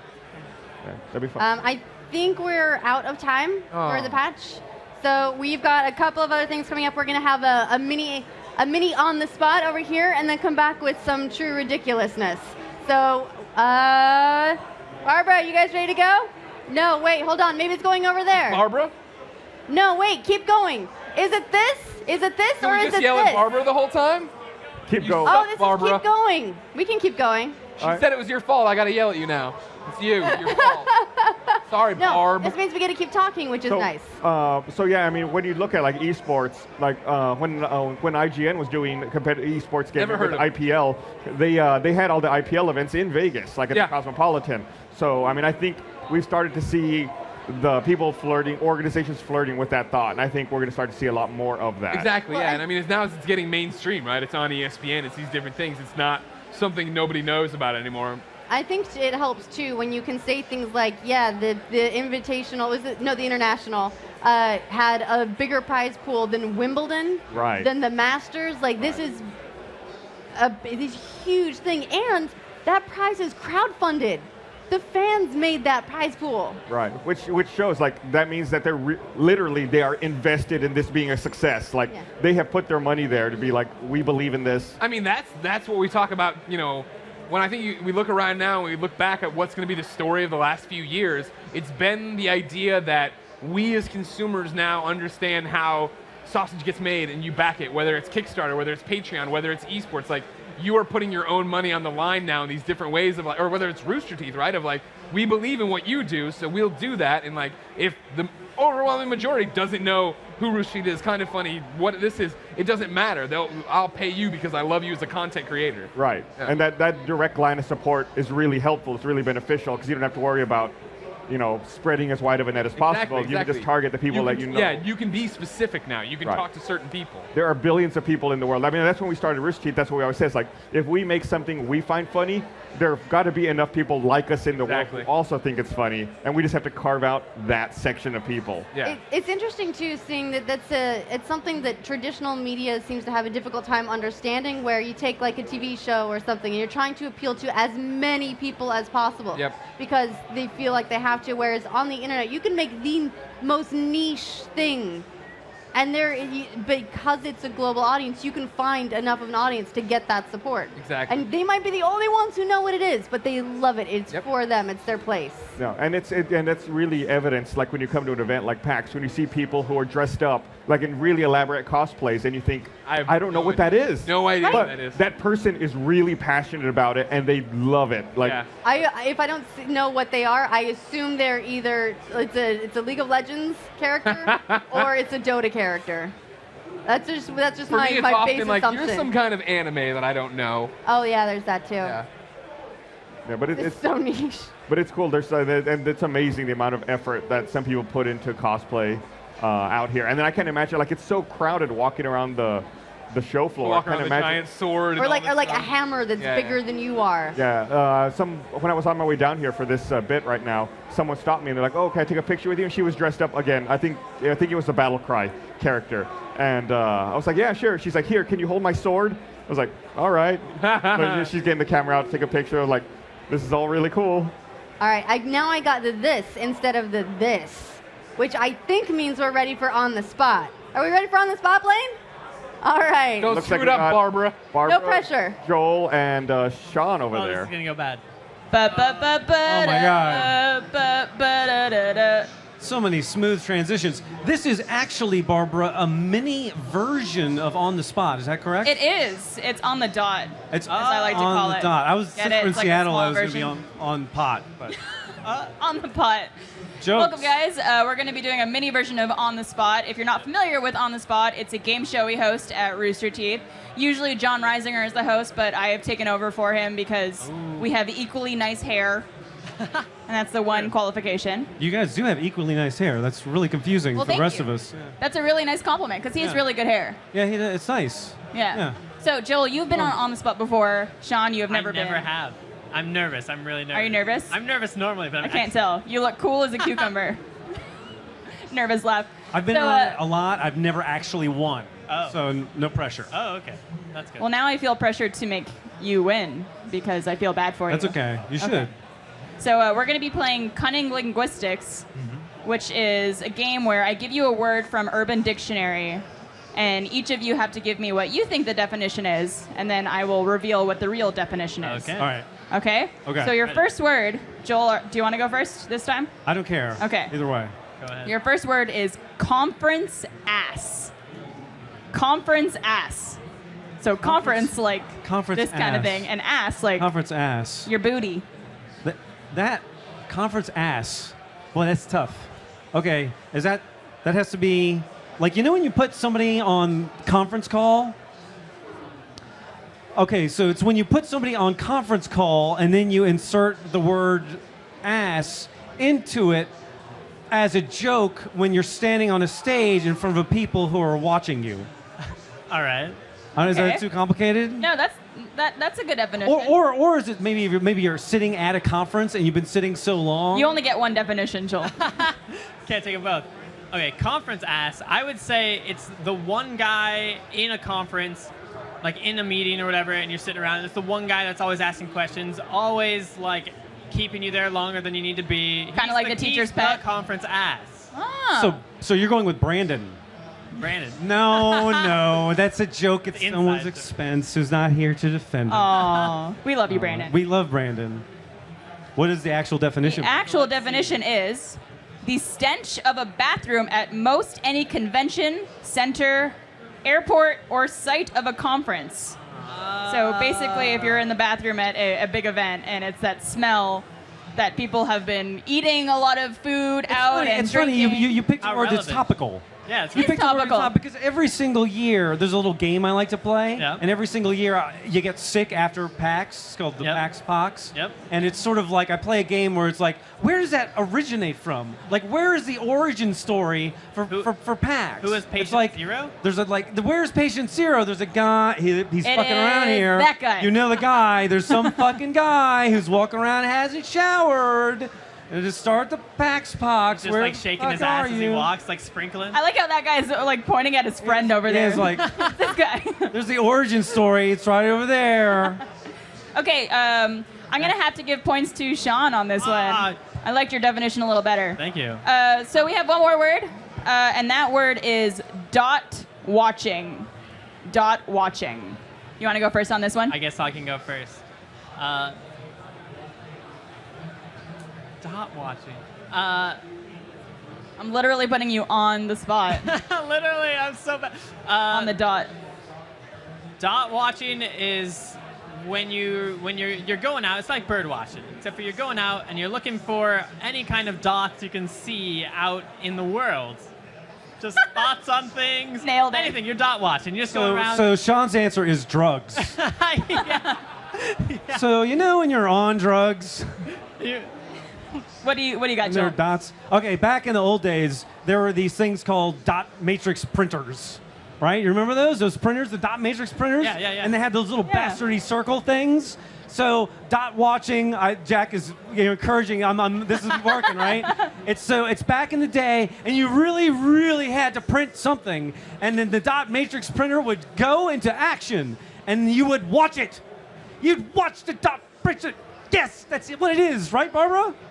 No, but I like the intensity and the emotion that you put into that. Forcing it into the I know. dictionary. The actual definition is the desperately intense observation of your smartphone screen message thread as you wait in hope for a reply from someone you are romantically engaged with. Dot watching. So when you see the little dots of someone typing. There's already a word for that. It's called sexting. No, it's waiting. It's watching the little dots. There's moving. already a word for that. It's called masturbating while talking to your friend on the telephone. There's services for that. We'll have a presentation later, by the way. Our panel will get a lot more interesting. moment. And I'm gonna give points to you, Joel, because your intensity was really nice, and I liked your definition. So a tie. It's a tie. It's a tie. Everyone wins at PAX Prime. Everyone wins except for the audience. Everybody wins. They're gonna go dot watching. Splattering of applause. So if you've never been on the spot before, Never. but you guys are coming to visit us soon. So Soon, I hear. Hint, I've hint. always had to deal with John Rising that if I'm on the spot, like real on the spot, that I'd be like an MC or be like a host with him rather than like in the chairs because I'd be terrible in the chairs. do you guys out there in the audience watch on the spot? Yeah. Oh, John Reisinger's hair, yeah. Oh, we love it. Put it in our mouth.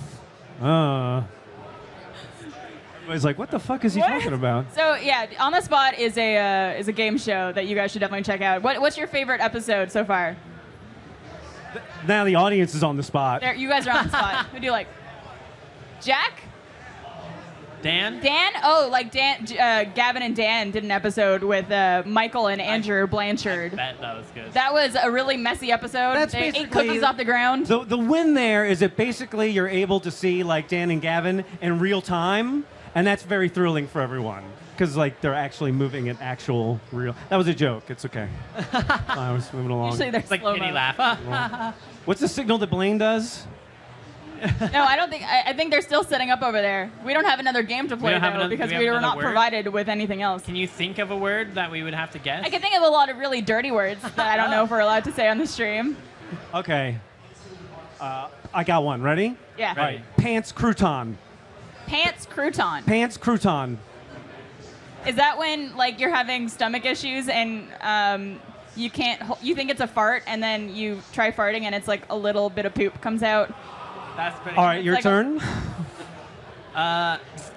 Is that when? Pants. When The word maybe, is pants Maybe crouton. maybe you didn't wipe very well and it's like getting a little dried up in there. That's what it like is. A little bit behind. That's what it is. Yes. That's what it is. It's in the pants. It's like you leave a piece and it's there. What is and this that's it. word? That's 1 point. Is this real? Yeah, I thought you made it up right now. I did. I just made it up right now. It's real.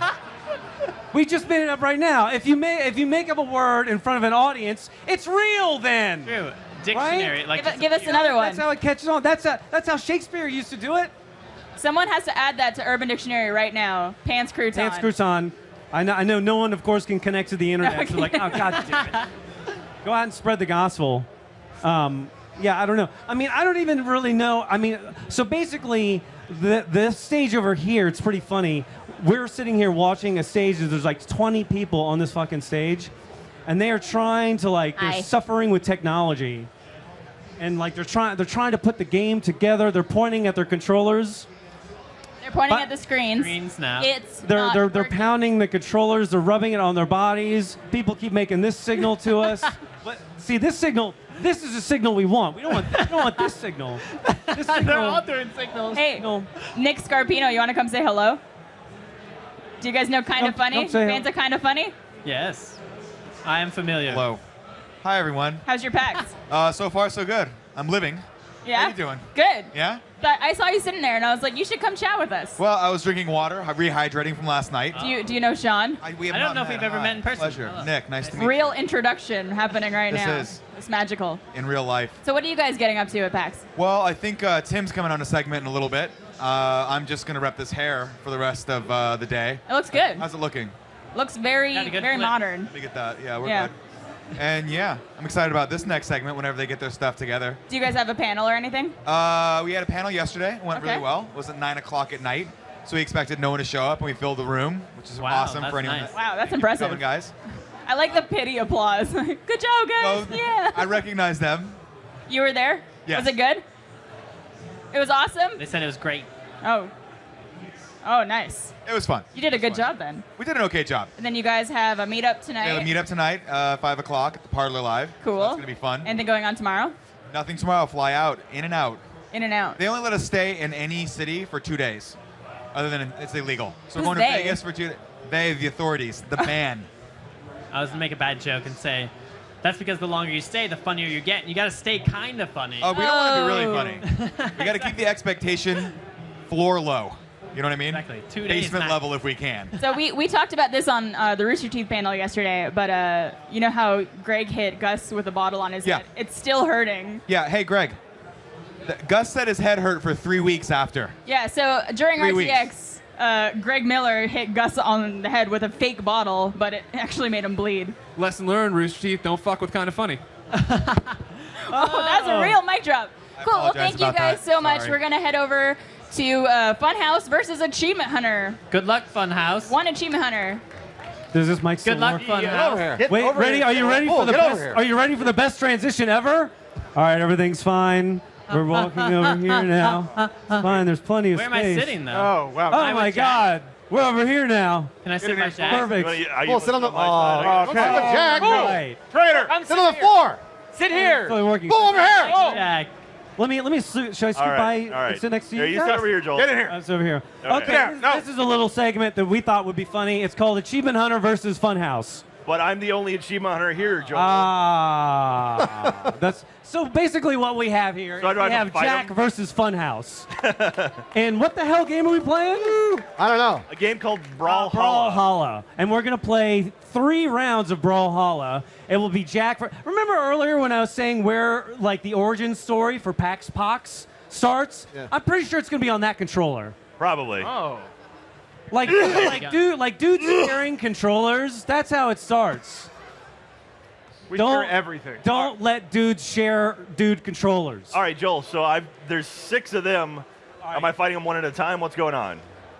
I think that all 6 of them are controlling one character, and you are controlling the other I get the B character. button. All right. So I think it is a one-on-one game, and so Funhaus, go ahead and start touching, caressing your controller. So Everybody, if combine our everyone's strength. hand is not on the controller, it doesn't really count. Which am I? I'll be the That's right. Just keep touching. I'll be D-pad down. I'm touching and caressing. And now, Jack, I have no idea how this game works. So All right. now we get to learn how we start this game. I guess couch Starting the party. couch I'll be game. who's B? I'll be B. No one's All right. God. I'm You wanna in be couch B or party. Is that Jack? Jack's got There, to. I'll do that. That's me. All right, wait. Pick one. Made me. All right, That's all right, convenient. all right, Nash. perfect. All right, so Jack is the pick a Roland. character. Sir Roland. All right, Jack is the Which orange character are we? beard guy. Sir Roland Funhaus or is that still guy? trying to figure we out this what guy? the hell's going Old on. man. Are we?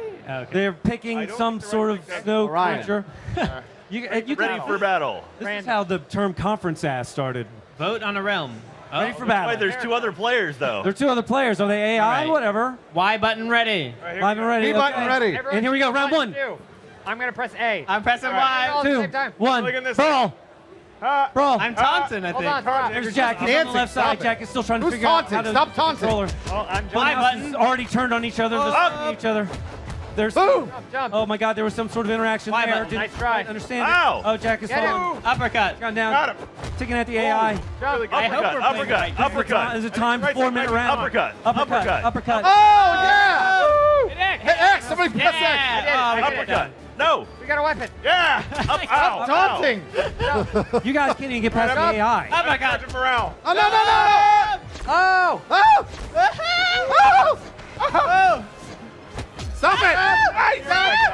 Hey, Funhaus. Jump. Which one of you guys is up? 'Cause you're doing a terrible job. That's Joel. Joel is doing okay. Shoot. Hit him. Hit him.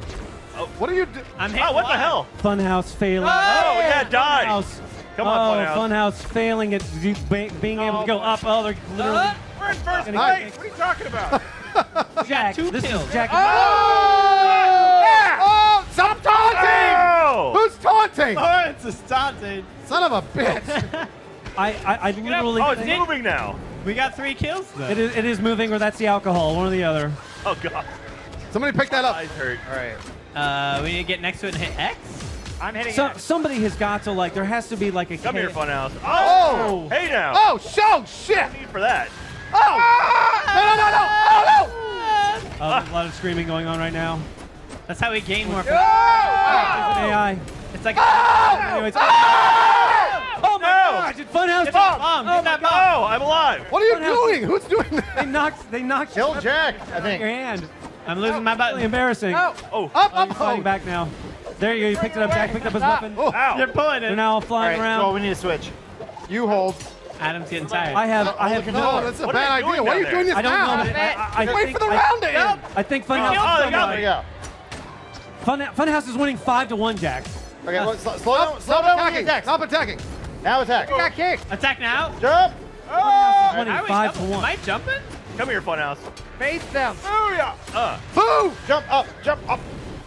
Get away from this. Hold it Can't hit him. steady, Joel. Jack, if you lose to like 10 guys on a controller, There we go. Shit, hold on. Wait. Time to No, jump. 6. You got it. We're good.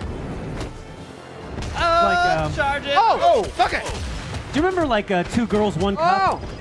Combo. Yeah, what is happening? Yeah, that- This is like 8 idiots. Oh! we killed him though, Yeah, we got the kill. but we lost him. Pretty awesome. X.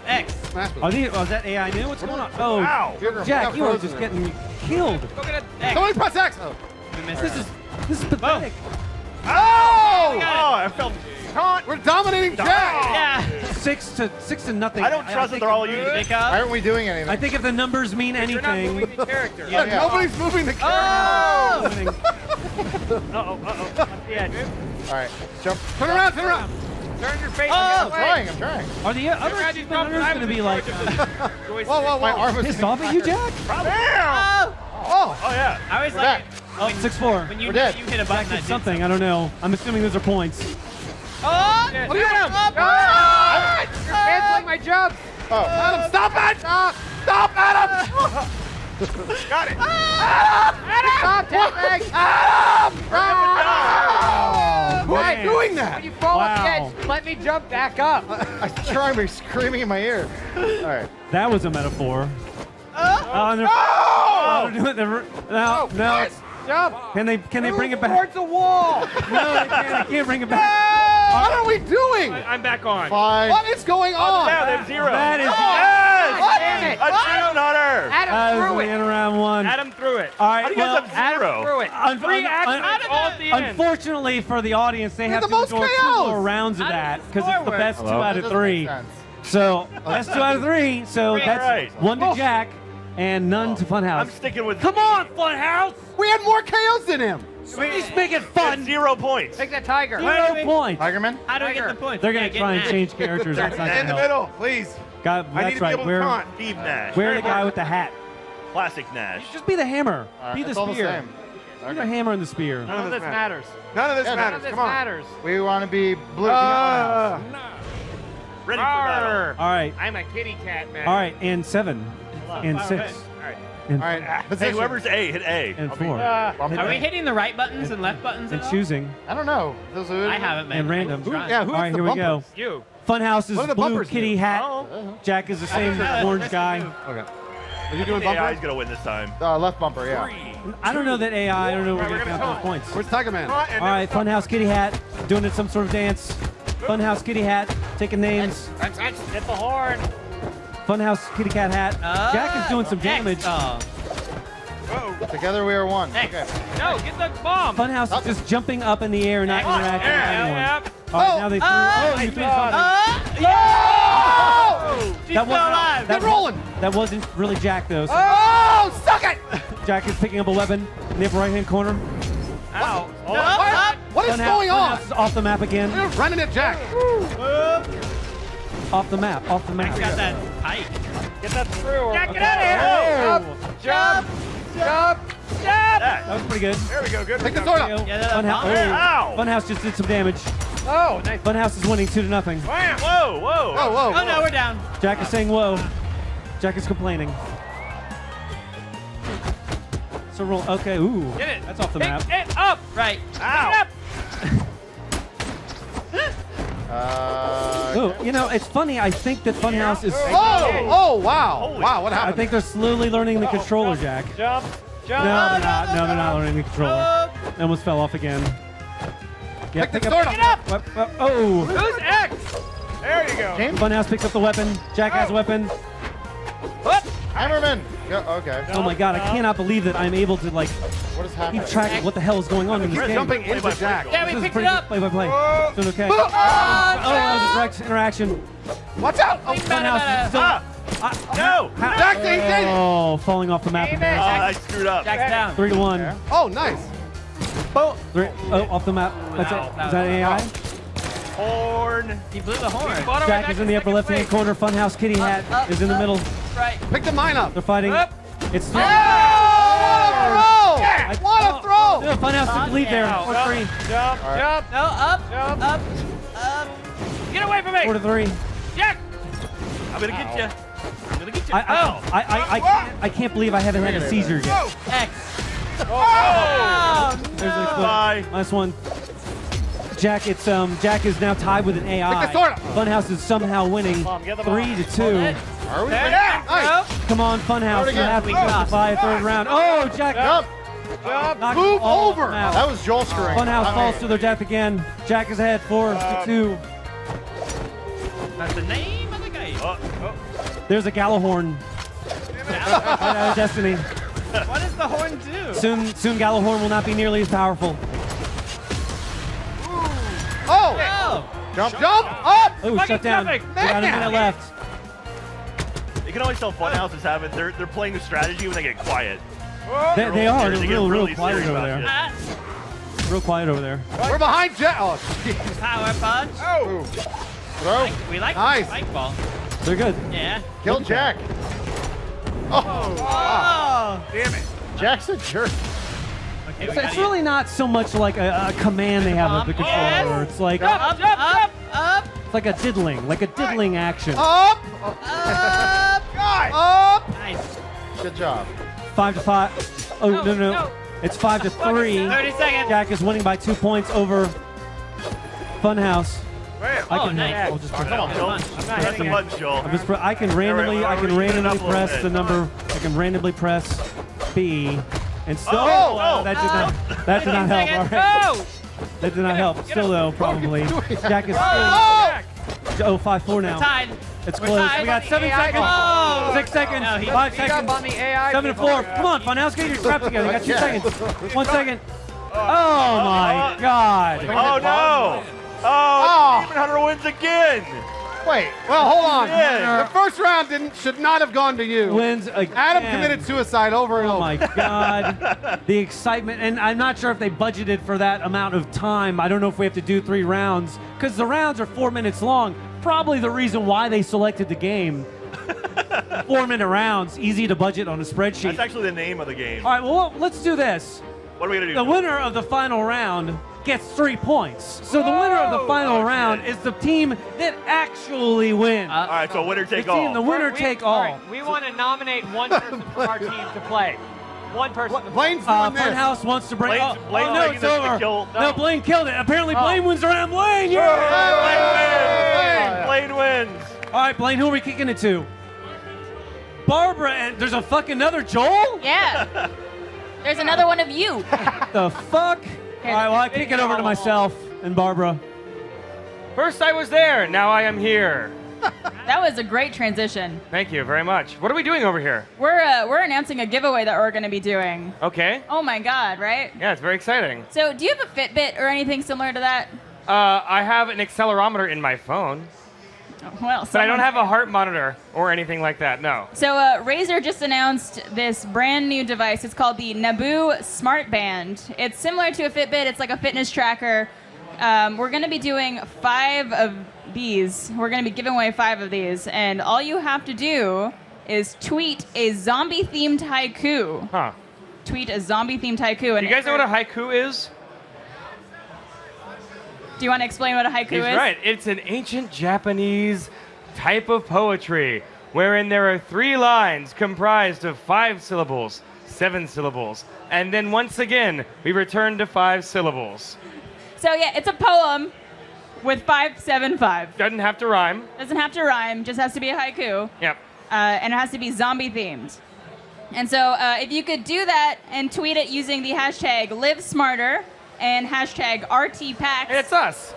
Yeah, we're going to be picking 5 winners at the end of the day to get a brand new Naboo Smart Band. And this thing's really cool. It actually does band-to-band communication. You could see your fitness levels. You could check your heart rate and share that with other people. And the good thing about this giveaway is that although you can be in the audience here, you can also be watching at home and tweeting from home. Yeah, exactly. Yeah, tweet from home, tweet from the audience, whatever you want to do. We're going to be giving away 5 of these, so you have a bigger chance to win. Yeah. You can monitor steps and things, I assume? I don't monitor anything that I do. Nothing? Maybe I should. Maybe it'd help me be in better shape or something. That's a real YOLO lifestyle you live, Barbara. Is it? I suppose so. I just eat burgers, and then I walk upstairs, and it balances out. The Seattle way, they call that. What do you think about that last game there? What was that game that you guys were playing? It was Brawlhalla. Brawlhalla. And we were 6 people on one controller, and Jack was on his own controller. And quite frankly, I thought we did stunningly well. We didn't end up negative. We beat him for the most part, constantly. Who was the winner? Was it Blaine? Was it Blaine was the winner, I think, Blaine? because he cut the. You won. You won He's Brawlhalla. beautiful. Congratulations. He's telling us to stretch this out. So, was there a winner? Was it Jack? Jack won both times, and then Blaine cut us off. But I think fundamentally we did a heck of a job. You know. I think so too. That's the biggest pussy remark I've ever heard from you, Joel. Whoa. We did a good job. I We didn't win. I said we did a heck of a job. That's even worse. Considering the obstacles that were in front of us, we are kicking it over to Ashley and Gus now. I don't know. Kick it over to Ashley and Gus. Such a sore loser. I think you guys did great. Jack Thanks, did Barbara. great, but I'm a little biased towards Achievement Hunter because, you know, they're in the same building as us. Cool. Well, thank you guys so much. Remember to tweet using Live Smarter and RTPAX. Kicking it over. Okay. Thanks, Hello. Barbara. You did a heck of a job. So we're here. We're back on stage. We're going to be talking about Battleborn for a bit. Yes, we've got Randy Varnell, the creative director, working on Battleborn. That's right. For Gearbox. Yes. Thank you so much for coming. Thank you for having me here, Ashley. It's great. I'm glad to be here. Yeah, so first of all, for those who may not know about the game, can you just give us an overview? We're going to see some cool new stuff that you've just shown for, I think, the first time or just very newly at this show. Very newly at But this just show, top line, and then we'll take down. You know, Battleborn is really a builder side-scrolling game that, no. I was going to say, whoa. I was like, oh shit, You know, we talked a lot about it, and there have been a lot of questions about what is Battleborn. You know, at the heart of it, Battleborn is a first-person shooter. But the other part of the DNA that we're really excited about, especially coming off of Borderlands with Gearbox and really falling in love with making characters and enemies and worlds and all of that, Battleborn is a very character-centric game. So at retail launch, we're going to have 25 playable characters, all different. We have a mix of range characters, we have a melee characters, so you've got guns, we've got swords, we've got Do you have magic. any archer thieves? Because that's what whenever I make go to make a character in a game, that's inevitably what I end up with. Absolutely, we've got archers. Yeah. We have some stealth assassins in there that'll come along. So like it. Yeah, but it's a first-person shooter. We've got a cooperative and competitive modes. You can play single player through the story of the game, up to 5-player co-op. And in the competitive, you can play 5v5 competitive modes, and several different competitive modes we'll have at launch. So we're looking here, I think, at the map of the universe. Battleborn is set in this awesome sci-fi universe where there's one star left in the entire universe. And use the Battleborn are heroes who are fighting against this kind of dark invader from the unknown to save that last star. So we're going to see if you can pull that off. So the invaders are trying to destroy our star? Yeah, they've destroyed all the stars before it, and there's one left. It's not even our star. This is a super far in the future in the sci-fi universe. They've been really busy. There are a lot of stars. What dicks? Yeah. So one of the things that this game has that is kind of unique in the genre is that it has a very heavy focus on co-op as well. That's right. It's not just competitive. Sure. You know, with Borderlands, we have at Gearbox, we had a game that was very, very co-op play, had a huge story, had a lot of play hours.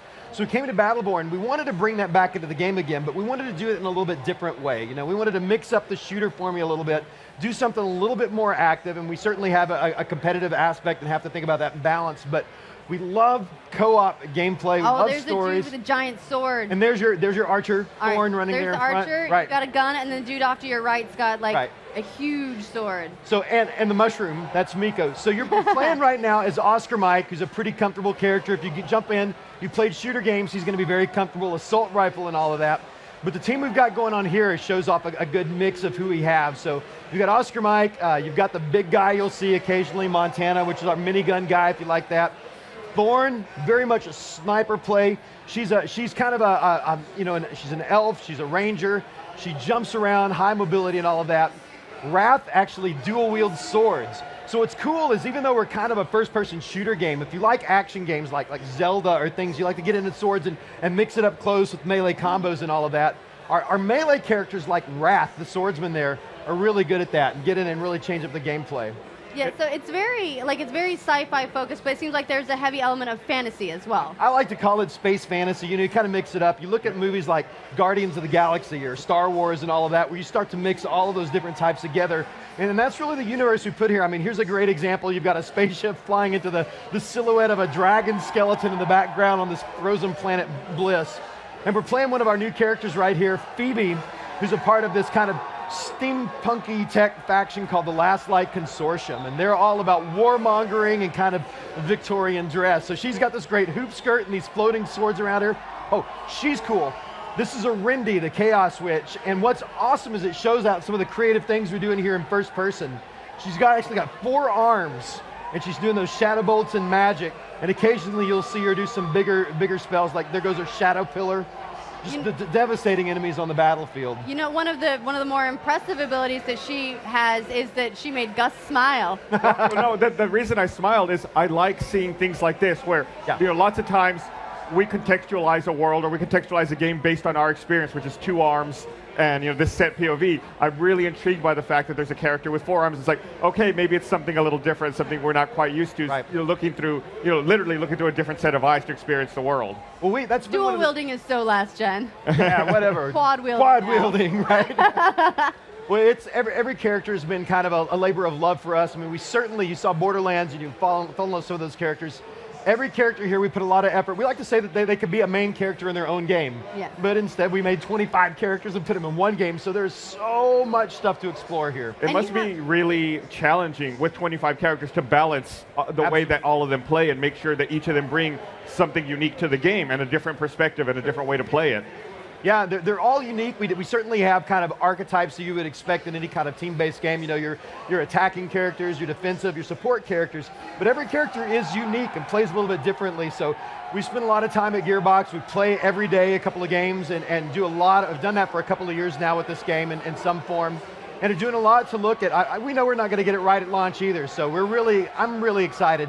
February 9th when the game releases, getting it out to the community, talking to them, getting their hands on it, listening to what works and what doesn't, and being sure that we support the game, especially in competitive at live, because we know how important that is for the competitive play of these games. Did you say February 9th? February 9th is the release date for Battleborn. So that's another new thing that's gone out recently.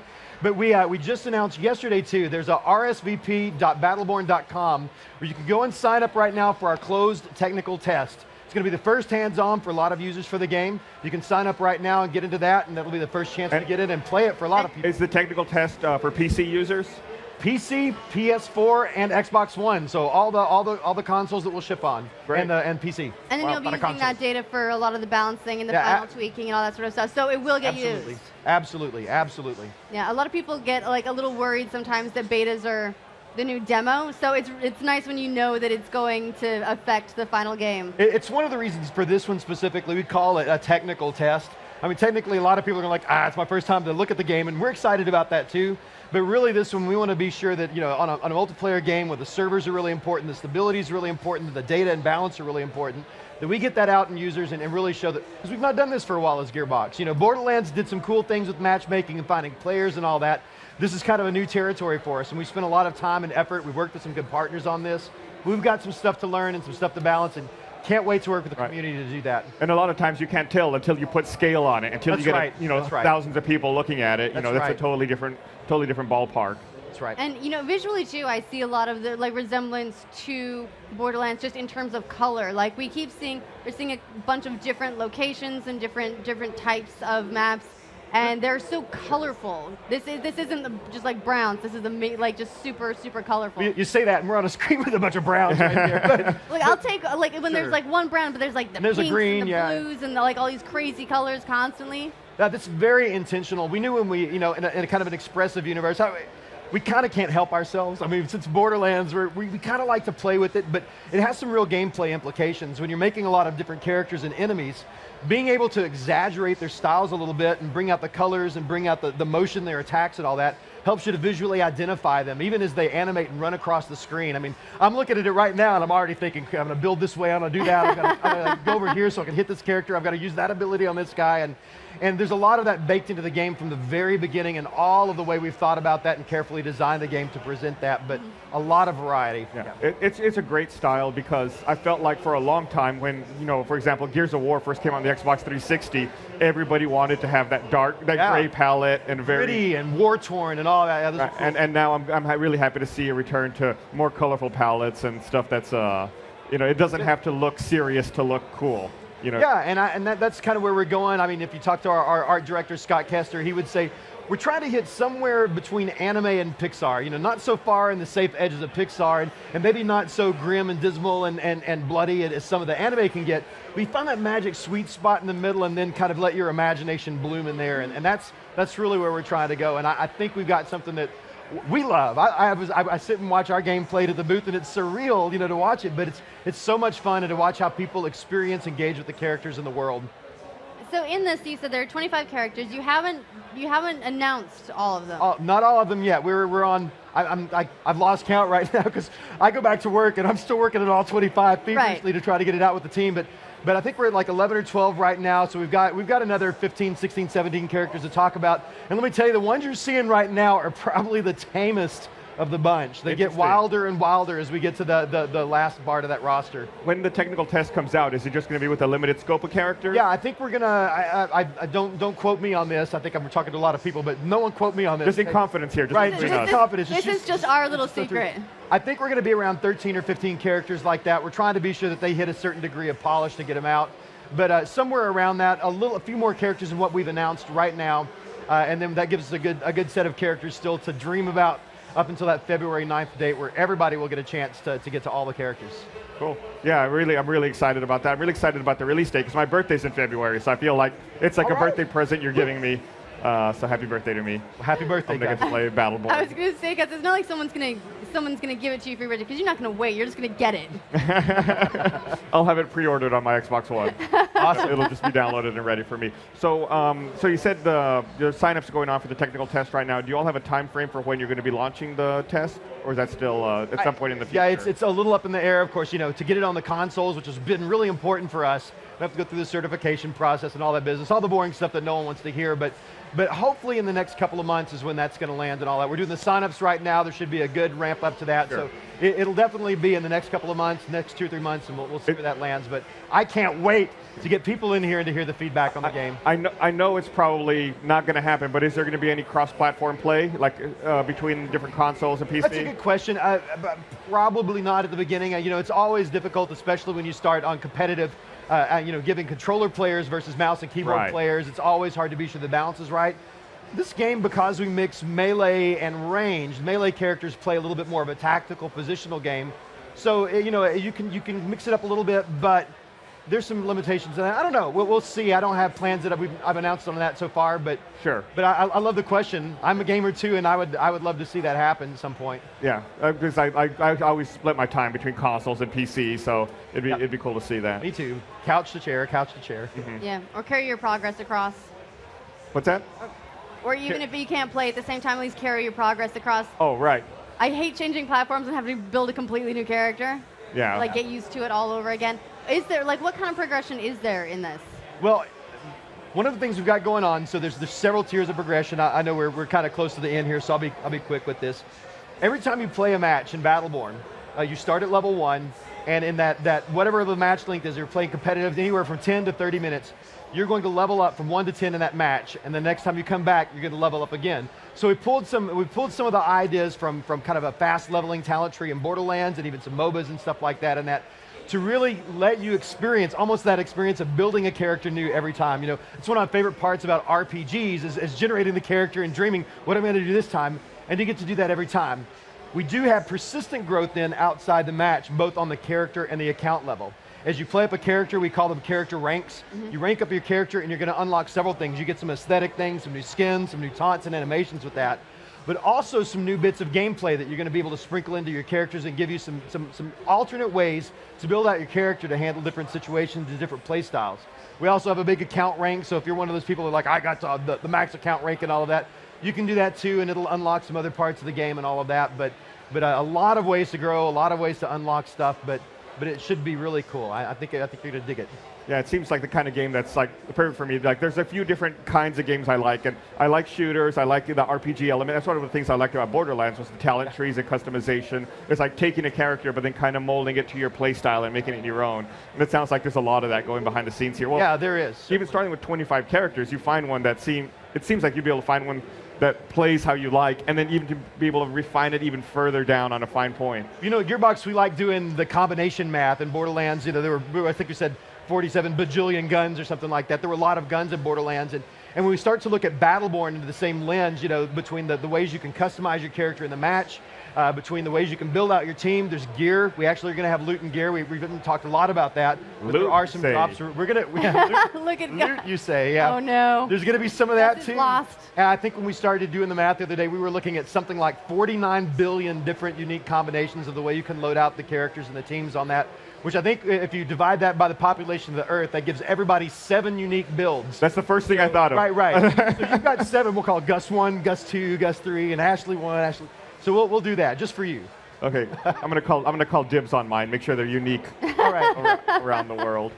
But that's a mind blowing. That's a crazy number. That's so much to build and so much to think about. And a lot to balance too. So we're very respectful of that. We're ready to engage in that and do that. But it's going to be pure fun, I think. I think gamers in a lot of different places. It's a very approachable game. I would, everybody here is at PAX, and you guys need to get over to our booth and check it out. We've got some good things going on, and I think when you get the game, it kind of clicks. You talk a lot of different things, but when you see it and play it, you'll understand what we're doing, and I think it's sheer joy. I've been watching it play it all day, and I've got the itch now. I need to get back over and play a little bit soon. I haven't walked over to the hall y'all are in yet. I've been so busy over here, but I know as soon as I get some time, I'm going to head over there. You've got to come see the big, massive Montana statue, one of our characters. Oh. He's big in game, but I think he's 20 feet tall in person over in the booth, so it's hard to miss him. Well, I know that at the 2K booth last year, there was the Evolve. Right, the big giant. Right, how does he compare to like the 20-foot tall Goliath? They could probably go out to dinner together and hug, the whole bro hug thing and all that. All together, we've got actually 5 models of Battleborn out there, and I think all together it's kind of the same general big impact. But Montana is a big dude. He's he's huge chest and shoulders, tiny head and ankles. So like you do. How about his calves? Did he skip leg day? He did skip leg day. Right? But he's a little slow, but he can certainly absorb the damage. Cool. And that's just one of the characters that's available. Right, one of 25, and again, a good defensive character, big damage absorber, minigun. So you talked about how you have some characters that are more offensive, some that are defensive. Are there also like support characters as well? Yeah, absolutely. One of my favorites, and you'll see again. We've got a model of this out there, and it's in game playable right now. Is a character named Miko. Miko is actually a mushroom. So if you see Miko running around, it's hard to miss. Yeah, I thought it was a hat. I thought it was a hat too. Well, the whole thing's a mushroom, and it's got the little mushroom cap on the top. Miko is a really excellent support player, one of the best healers we have in the roster right now. Now, because we are supporting, single player and cooperative player, all the Battleborn have to be a little bit combat effective. So Miko starts with kunai that generate from its hand and throw it out. But Miko does some other things, has a healing beam, can lock on. You're going to recognize some familiar mechanic there. But Miko's big ultimate ability actually unscrews that hat off the top of its head, puts it on the ground, and it sprouts into kind of this mushroom that heals all of the allies around. One of the cool things you can also add to that, if you play the game, you want to be damage Miko, you can change the ability on that, so not only does it do some healing, but it'll damage enemies in the area as well. So a lot of, again, ways to hybridize and change your characters based on what kind of challenges you're facing, whether it's cooperative or competitive, but some really cool stuff going on there. That's really cool. So you talked about like addressing yourself to the challenge. Are you able to like reset skills or do anything like that? From match to match, absolutely. Right now, you're kind of locked into these skills. You play through the match and all of that, but we're talking about some things we might do to mix that up a little bit. Sure. Yeah. That'd be cool. All right, I think we're about out of time because I think they're going to be playing some Space Team over there. But thank you so much for coming. The game looks awesome, and hopefully it's on a lot more people's radars now. Thank you guys very much. Can't wait to get my hands on it. Thank you. Awesome. Thanks, guys. Thanks, Ashley. Have a good PAX. You too. Hey, oh my God. It's us. Oh my God, there's a camera. I'm freezing. Hold on, you're looking at the wrong camera. Yeah, we're over there. Oh my God, we're over here. Hey, it's PAX 2015. Oh my God. Hey, what game are you looking forward to the most, actually? In actuality, what game are you looking forward to the most this fall? This fall. This fall? Coming out this fall? This fall. Spectre, James Bond. That one. I am mostly looking forward to, in reality, Destiny. Oh, okay. And I'm a big Destiny guy, and I really like Destiny. Yeah. And I particularly like Gjallarhorn. Gjallarhorn? So it took me forever to get Gjallarhorn. Did it really? Small nod from someone. I got a funny story for you. Please explain to me. I play Destiny pretty casually, not very serious at all. And then more recently, I was like, I'll get together with a couple of people. I'll do Vault of Glass. Never done it before. And I was like level 24, so I just got carried through the whole thing. At the end, random drop Gallahorn. First time. It's really funny because I don't know if you know Destiny, but Gallahorn is like the weapon. It's the weapon to have. If you get Gallahorn, you're going to kind of beat the game. And then what happened was like a week or two, they actually had a guy who was just going to sell it. He was just going to sell it to you. All you had to have were like the coins. And I was like, oh my God, this is fucking, I almost made a video out of it where it's like, how'd you get Gallahorn? Yeah. It's right there. You just buy it. Here you go. Take my money. So I've never played Destiny. What is that weapon? It's like a rocket launcher, right? But the funniest thing about it is the Minnesota Vikings, who's a football team, they have this thing called Gallahorn that is somehow associated with their football team. And apparently, like that day, everybody started tweeting about Gallahorn, and the Minnesota Vikings were like, "Yeah, we're really excited about Minnesota Viking football too this week for some reason. Don't know why everyone's tweeting at us." Gallahorn sounds like.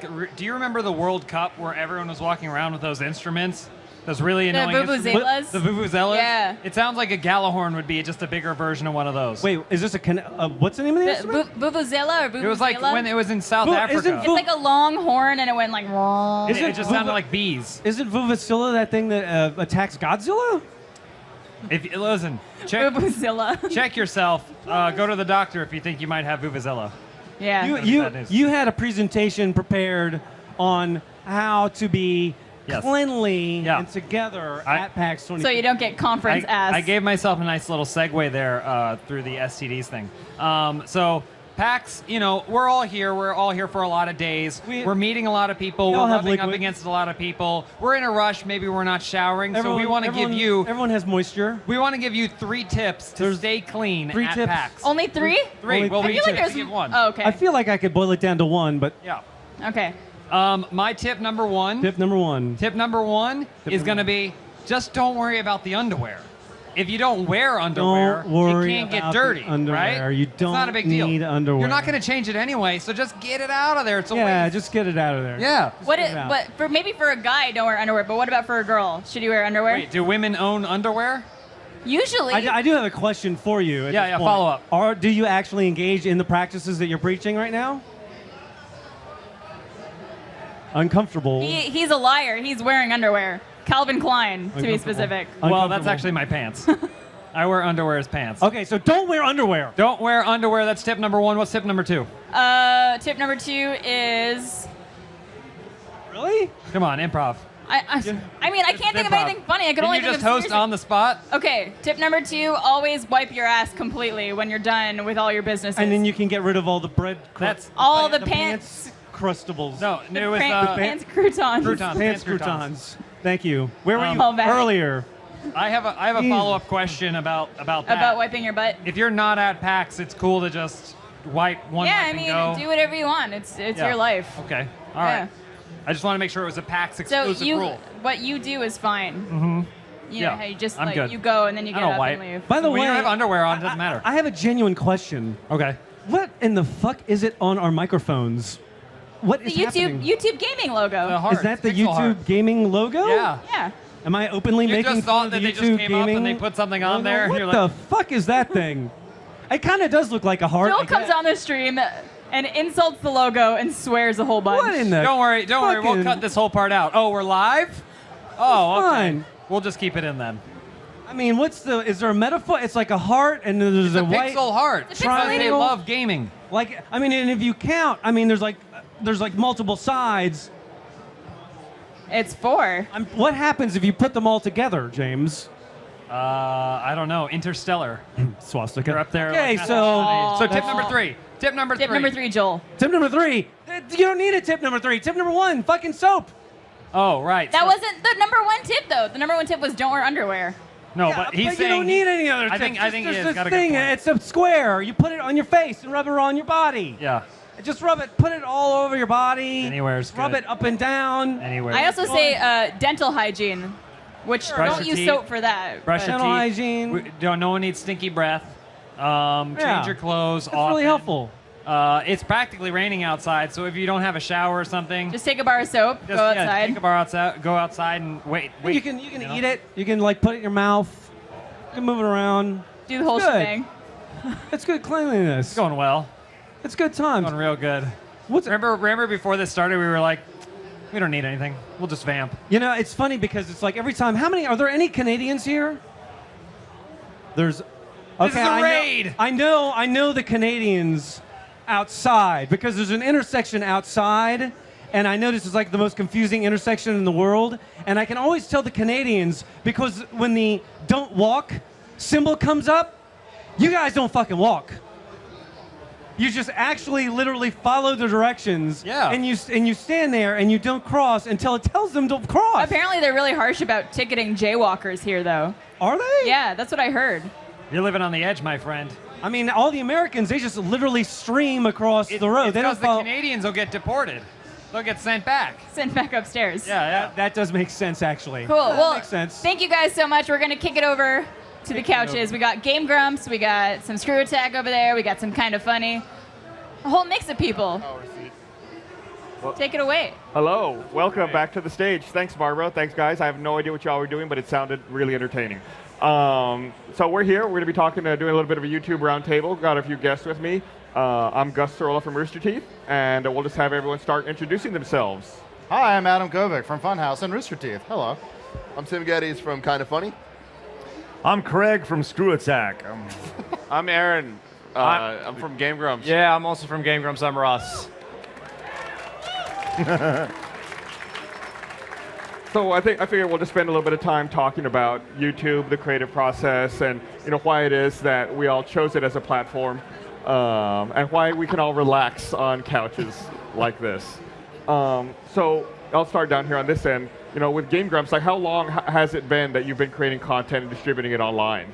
I think it's almost been exactly 2 years. Yeah, I think 2 years exactly. Well, Yeah. with Game Grumps, creating content online for us. I mean, it's been like 10 years. Yeah, now we or started when something we were like that. 17. No, maybe earlier. I think Yeah. like 13 when I first started. Yeah. Well, if you count Napster as I guess that's as true. a distribution Putting platform. Dragon Ball Z in a nutshell. Yeah. Everyone renamed. What is it? Invader Zim. Invader Zim does DBZ. I don't know. Yeah. That was old school, man. Yeah. I remember watching your stuff like on Newgrounds. Yeah. A long time ago. Yeah. For sure. The days. But Yeah. we're talking about YouTube here. We ain't talking about Napster. No, this isn't 1999. It's interesting to watch, and to see the evolution of platforms and to see, where it is in trying to find the appropriate audience. And I think, everyone up here works on a channel with, a huge, passionate audience. I'm going to go to my left now. Like, what kinds of challenges do you see in, like, trying to service that audience, Tim? Like, when you're trying to put out videos and keep everyone entertained? I mean, it's difficult. It's always the challenge. You just need to realize you can't please everybody, and you got to find the niche group that actually likes the content and just foster that positivity and really just kind of get in there. You can't worry about the negativity, or else the moment you start going for everyone's the moment it's just not going to work. Well, you guys are a little different though, because you guys are essentially funded by your audience with Patreon. Yeah, Patreon is our which biggest. is really different because all of us here are hoping our audience just doesn't disappear overnight, so we can continue to do this thing on YouTube. Well, we're hoping the Patreon doesn't disappear. It's the same thing. You're always hoping and wishing that something doesn't happen, but it's about being in all the right places at the right time as much as possible, And Patreon for us made sense to go, especially coming from IGN, where we kind of had that built-in audience to be able to jump off and do our own thing. Like Kovic did something very similar, and it's really cool seeing how everybody's kind of in one ecosystem using YouTube in different ways.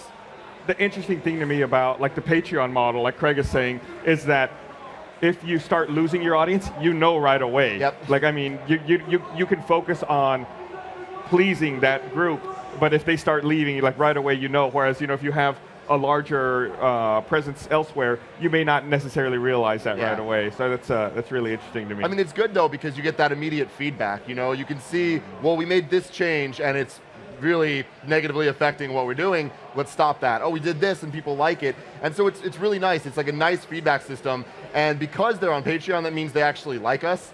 So it's different than on in the ecosystem where on YouTube, all the comments, who knows where they're coming from, but we know that these are the dedicated people, and then that translates back to YouTube, where our comments are generally positive and really, really good, and we don't have to deal with too many trolls. That's good.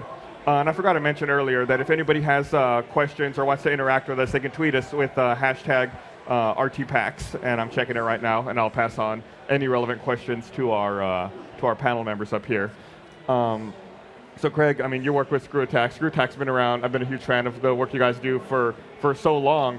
How is it like as you grow? Like, what challenges do you see, like maintaining that growth and watching your baby grow over time? We've had an interesting run. I mean, when we started, YouTube was a place where you found like cat videos and a guy where guys getting punched in the balls. Like it wasn't what it is today, right? So when we started, we knew there was no video platform. I mean, this is 10 years ago now, so the closest thing to a video platform was like Rever. Like, anybody, you guys remember Rever at all? Like Rever and Blip wasn't even around. So we actually started, we had to be really crafty. We started working with game trailers. We worked with them for 5 years, and that's how a lot of people got to know our stuff. We did some stuff with IGN. We did some stuff with 1UP. We did stuff just to survive. And really up until probably 2011, that's when we really embraced YouTube for the first time and saw it as something more than just like a promotional tool for us. And it's been good because early on we uploaded a video, like it was within three or 4 weeks of our channel being live on YouTube, and it was of we did this series called the Video Game Vault, and it featured footage of the Simpsons video game. Anyways, Fox saw that and they flagged it, right? So for essentially 5 years, we couldn't monetize our content at all on YouTube. So we just used it as this like place to push people back to our website.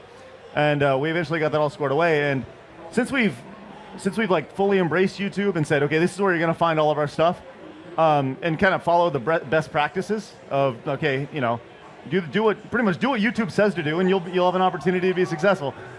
It's fine, like I guess like finding a home, I guess, for the first time.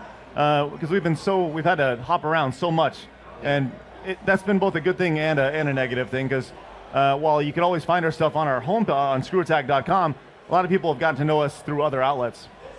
So, something really interesting about that is the fact that with Screw Attack or Rooster Teeth or formerly IGN, I saw all of those companies have their own websites, and they were late to the YouTube game. Like you said, in 2011, Rooster Teeth didn't really start doing YouTube until 2009, I think. Yeah, and IGN, same thing. And it's like these are companies that are huge and have existed for so long, and then they came on to the to YouTube and they made it work. And I remember hearing everyone saying, "Oh, it's too late. Like there's already the Smoshes and all this stuff." But I thought it's really cool that where we're at now, it's never too late. Jenna Marbles comes out and she's instantly. Everyone in the world knows who she is and all this stuff. And she came out of nowhere, and her growth was so fast. Epic Mealtime, like, it happened overnight, And to be able to see now, like, talk to you guys, and you guys are the top, it's really interesting. That's funny. That's funny. I think that, and it's something that we've touched on in the past, is if you, the thought process that we had when we started Rooster Teeth was, if we make stuff that we think is funny, there's enough other people in the world who also find that kind of stuff funny. And you don't have to appeal to 6 billion people in the world. You just have to find a passionate core and cater to them and speak directly to them and make that connection. Which makes me want to ask Adam a question.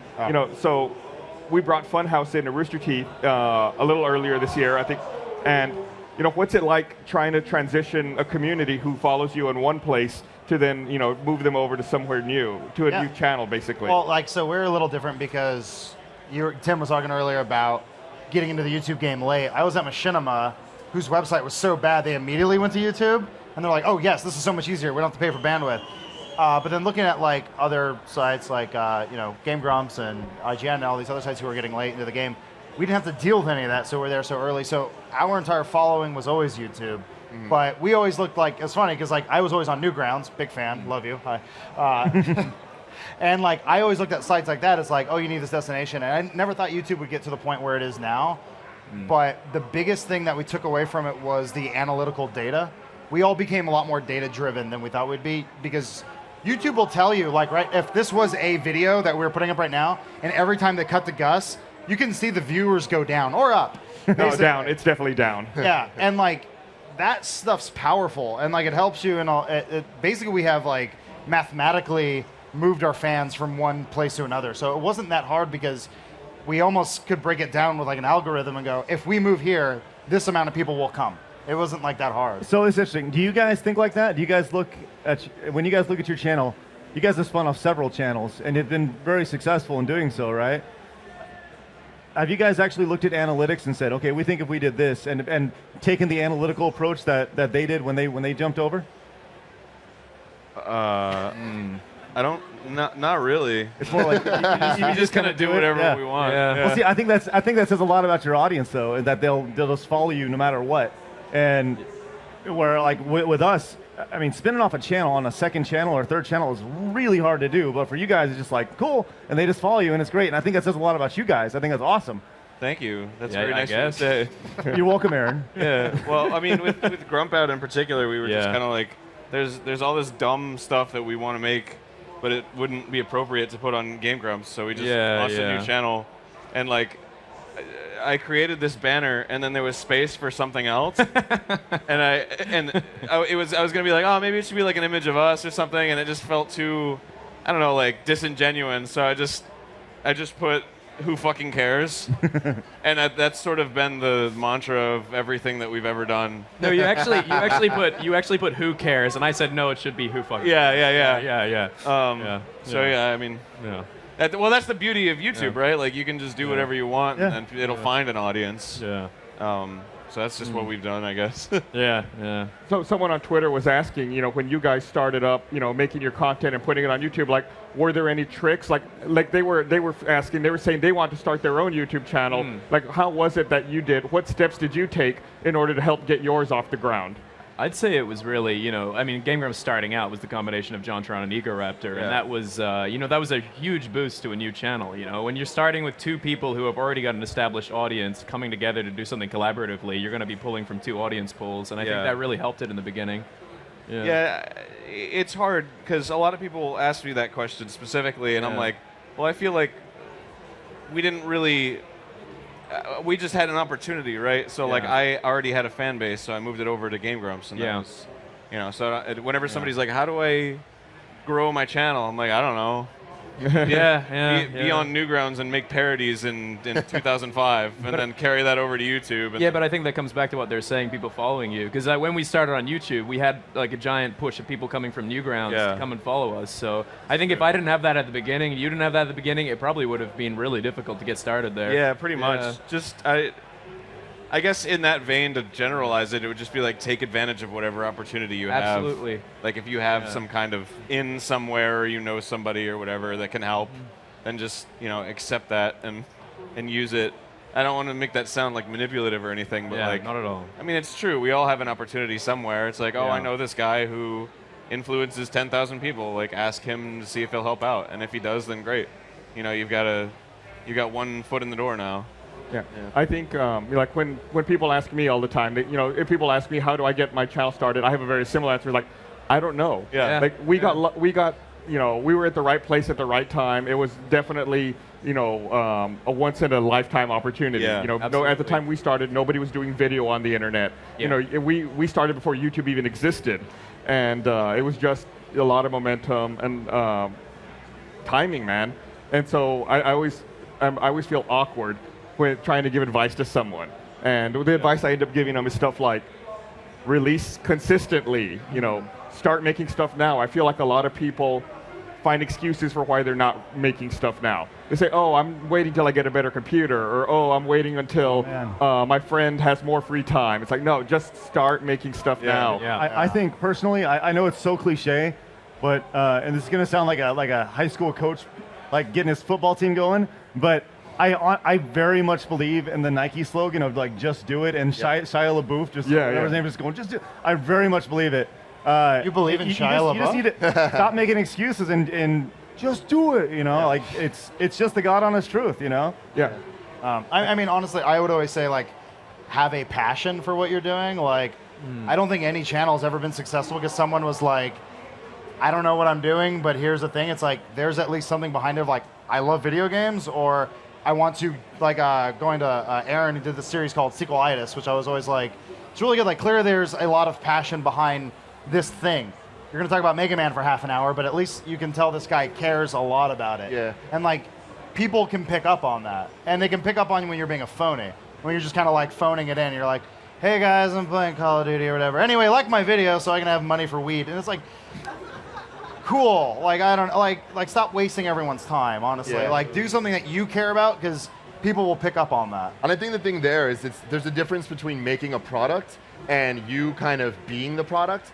And there's a big difference between when you're watching a video because it's a Call of Duty video, or when you're watching a video because it's Aaron playing a game, because it's Craig playing a game. And I think Rooster Teeth is a great example of that. Red versus Blue being the product that kind of got people hooked. But really, the secret to your guys' success is the fact that people care about you guys. You know, you guys are characters and you guys are personalities that no matter what you're doing, they're not interested in what you're doing. They're interested in you doing it. Right. And that's hard to build, but once you have that, I think that's one of the beauties of a show like this, like coming to a show like PAX as a content creator, getting to connect with your fans and see them face to face. I always say, we have our own convention in Austin called RTX, and I always say RTX is like the cult get together, like where everyone comes and I brainwash them, and then they go back to their homes and then spread the gospel. Like they tell all their friends to subscribe and then to start watching the content. And that's so much more successful than the kid trying to get weed money, saying, like this, leave a comment, click, click, click. But it's like that, when you are in a room at RTX, like I was there feeling the passion, being here with a room full of people. It's like, there's something about that all of us connect on nerd culture, video games, whatever it is, we're all here, Yeah. And we're up here on stage, but it's like, there's nothing special about us. No offense. But I know this, you know what I mean? And it's like anybody could be doing it. I totally agree. Yeah, that's like the big secret. It's like there is no secret. The big secret is there is no secret. Yeah. It's like you just have to start making stuff. And I just wait for YouTube to tell me to do something. Like you should, at the end of your videos, you should tell people to like your videos because that's good. All right, I'll do that then. Sounds good. At the end of videos, you should have annotations to go to other videos. All right, sounds good. And whatever. The secret of success is listening to YouTube, listening to their best practices. Yeah, I mean they have the playbook at youtube.com/playbook, and it's like I sound so shilly. I talk about this all the time, but whenever people are like, if I'm starting a channel, what should I do? I'm like, go read that. It's a Bible. It literally gives you instructions on how to succeed. If you follow it, you'll succeed. Well, here's but that's not a guarantee. But no, but it's guaranteed because success doesn't. What's the definition of success? You know what I mean? Like that's really deep. A Ferrari. That's really deep, buddy. Yeah. Ferrari, man. All the weed Adam can handle. I'm still not successful. I don't know where that came from. What were you gonna say? I think the amalgamation of all those is like the correct answer, right? So if you sort of like listen to this kind of circumstantial advice, or it's like, oh well, you had to take advantage of this algorithm or whatever, or like, this is how you make thumbnails. I feel like once people sort of have that figured out, there's like this 3-month window where that's still effective, and then like something changes. Yeah.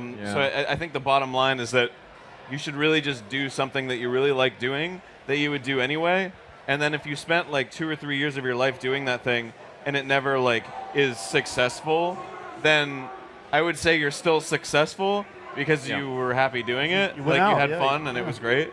So well, I think it's like enjoying the journey, not just getting to the destination, right? It's like having fun doing something. Yeah. It's a very Zen approach, but it's like if you're just in it to like get popular and make money, then what's after that that's going to bring you happiness, right? Probably nothing. Like you're probably going to buy a bunch of stuff and then you're going to be like, well, I'm still not happy.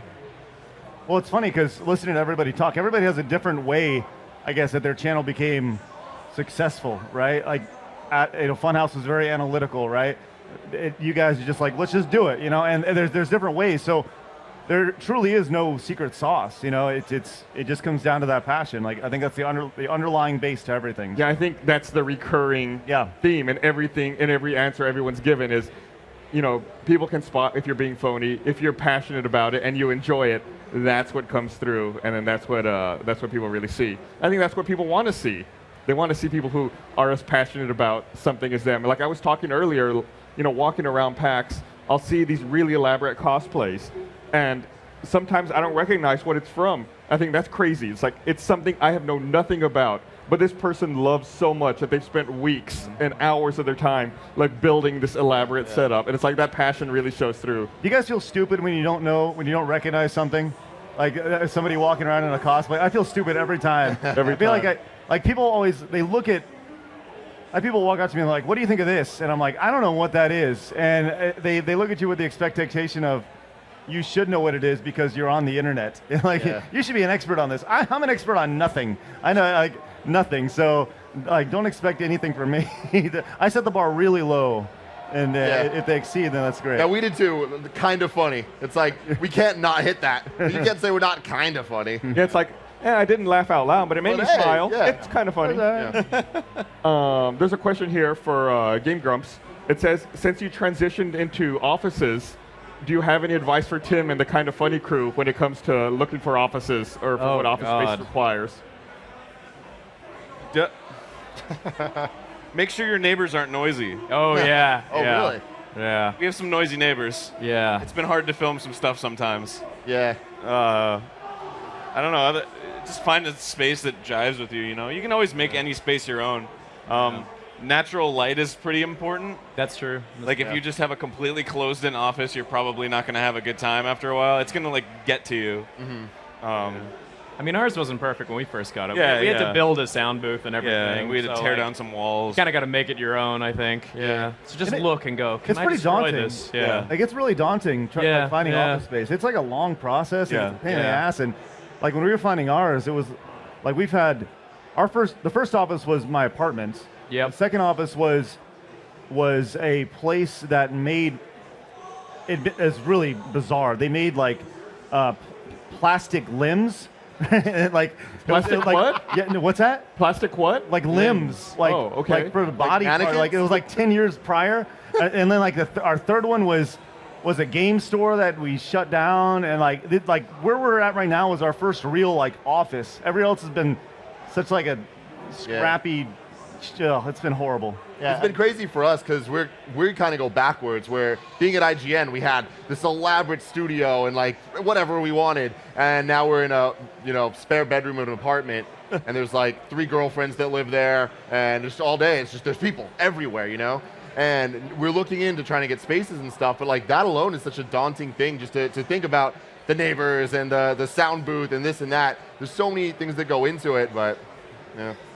I think another thing too that a lot of people don't think about very hard is whether or not you like an open office or an office where you can like have a door. Right. 'Cause there are some people who like open offices and some people that don't. Yeah. And obviously if you have an open office, it's usually going to be all open office. Yeah. So I think sort of figuring that out, because it's really hard to figure out if that's what you like or not. It takes like a couple months where you're like, oh man, I'm not feeling like working today. I wonder why. Oh, maybe it's because I want my door closed so no one will bother me. And you really have to like communicate that to everyone and be like, hey, look, I'm this kind of person. I need this to work well. Yeah. I feel like you also, in the search for an appropriate space to work, you get skills that you never had before. Like when we started, we were in an apartment as well, and it was like, oh, I just learned about electricity because I learned our apartment doesn't have enough electricity for all of our computers and game consoles. So it's like, oh, I know having to learn like, oh, Xboxes draw this many amps of power. Yeah. This many amps of power trip the breaker. Yeah. You know, let's configure everything. So it's don't get a personal heater ever. No. We moved the first time we moved into like a big proper studio. We thought it was great. We had everything planned appropriately. And then we hired Barbara to do to be our community manager.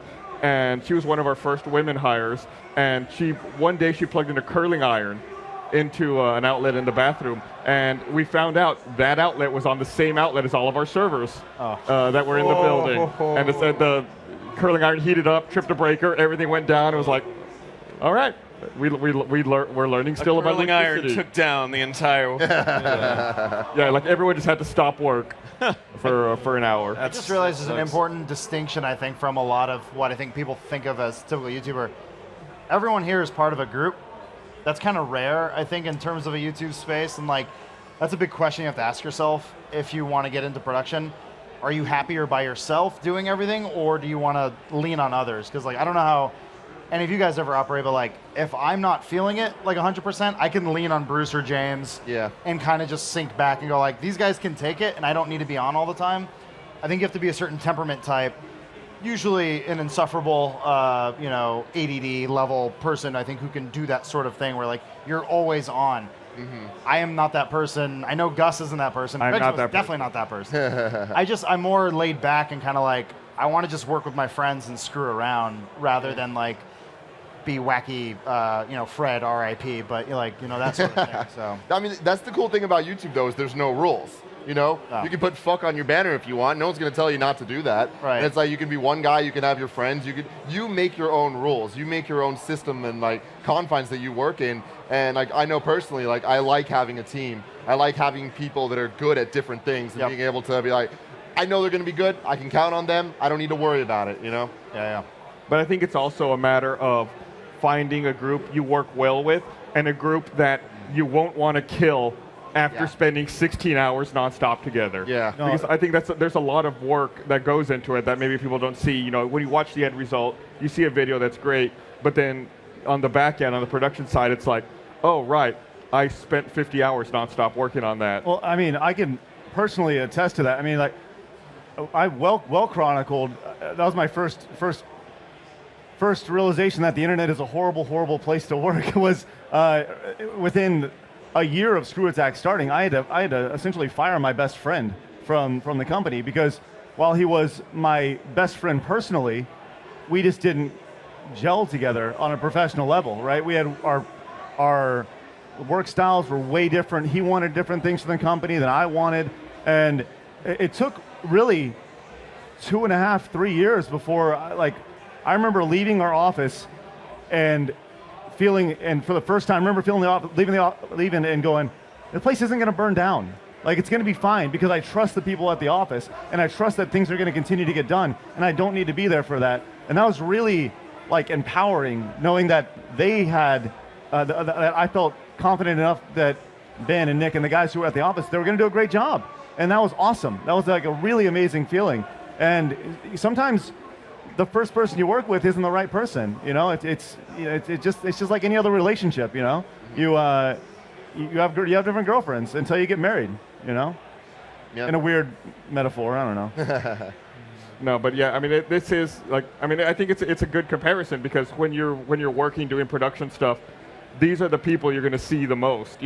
When I first got married, Rooster Teeth was a lot smaller of a company. And for us, a day was, okay, we're going to get to the office, we're going to spend 8 hours working on Red versus Blue. So you'd spend 8 hours working on Red versus Blue, then as soon as you were done, it's like, great, now we're going to spend 8 hours working on live action shorts. It's like, sweet. And hopefully I'll get to go to sleep at home some point. So these are people you spend a lot of time with in close proximity.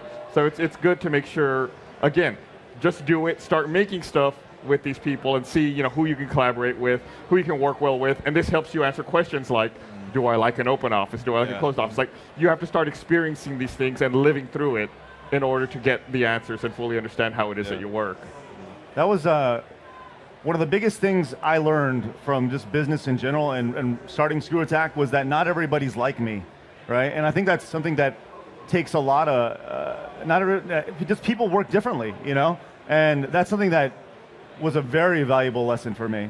Like, not everybody wants to wake up and go to work and then go home and work more and then eat and then go work more. Like, that's just not how some people work, and that's fine. But you just need to be open to how people function. Mm-hmm. I don't know. Yeah. So I mean, I think obviously it's a lot better now, but for a long time, when people would ask, what is it that you do for a living, I had no easy way to answer them. I think now people understand. You can say something like, it's kind of like a YouTube channel, and they start to get that. So I think it's really breaking out into the more mainstream. How is it? You guys, how do you describe what it is that you do? If someone walks up to you who doesn't know, and they say, "What do you do for a living?" My mother tells everyone back in Australia that I review games for a living, and I'm like, what the? Yeah, and when you work at a review company, you make games. Everyone's like, oh, you work at IGN, you make video games. Did you make Halo? No, I didn't make Halo. Or you must play video games all day. Yeah. Oh, yeah. It's like, actually at PAX, I have played 0 games, because that's what being in the industry actually means. Yes. Yeah, I mean, I find it's easy to explain. When I was back visiting my mom and dad in Australia, I found it was very hard to explain what Game Grumps was, because I would always start with, so Mystery Science Theater, and everyone in the US generally is like, yeah, but in Australia everyone's like, what the hell is that? So I'm just like, shit, I don't know what to do now. Yeah, so I don't know. I just say I'm a comedian. Yeah, that's And a then fair. you're That's an just easy like, one. Okay, That's an I easy get one. it. You make people laugh. The end. Yeah, that's a good. That's a really easy I'm one. always afraid of saying that because I always fear the follow-up question, or like, hey, well, okay, say something funny. Yeah. Like, oh God, that's not how it works. Yeah. No. No. All right. You just tickle them. Yeah. You know, a lot of what we do is based on Rooster Teeth and seeing the successes of it. And I think that the biggest thing is the tenet of gaming comedy community. And I feel like I haven't yet figured out a way to explain that to people, as that's my job. But it's somewhere around there. I'm on the path of that. Mm-hmm. What about you, Adam? What do you say when people ask you what you do for a living? The last people, God rest their soul, they're not dead, but my grandparents, they asked me, they're sitting around the table, like, so what do you do? I'm like, we make videos on the internet. They're like, how do you make money? I'm like, Google does it. I don't know. Like, they're doing it. They're like, but how do you make money? I don't know. I just get a paycheck when I do something good. I don't know. I feel like a rat in a cage, and it's fine. But now I think because YouTube has become essentially a verb at this point, a verb and a noun and an adjective and many other objects, you can explain to someone that I am an online I'm an online content creator. Yep. I just say that, and they're like, have I seen your stuff? Like, probably not, and that's fine. Like, that's okay. Go watch a cat video. Yeah. So if you weren't doing this, making content online, what would you see yourself doing? Like your alternate reality, Adam Kovic. What is he doing right now? Probably a gay porn star. I wanted to be like a veterinarian at one point. I wanted to work with dolphins. Really? Yeah. Really? Yeah. Why dolphins? I like animals. Animals are cool, and dolphins are the best. Yeah, that's fair. All right. Thank you. I like dolphins. Right. What about you, Tim?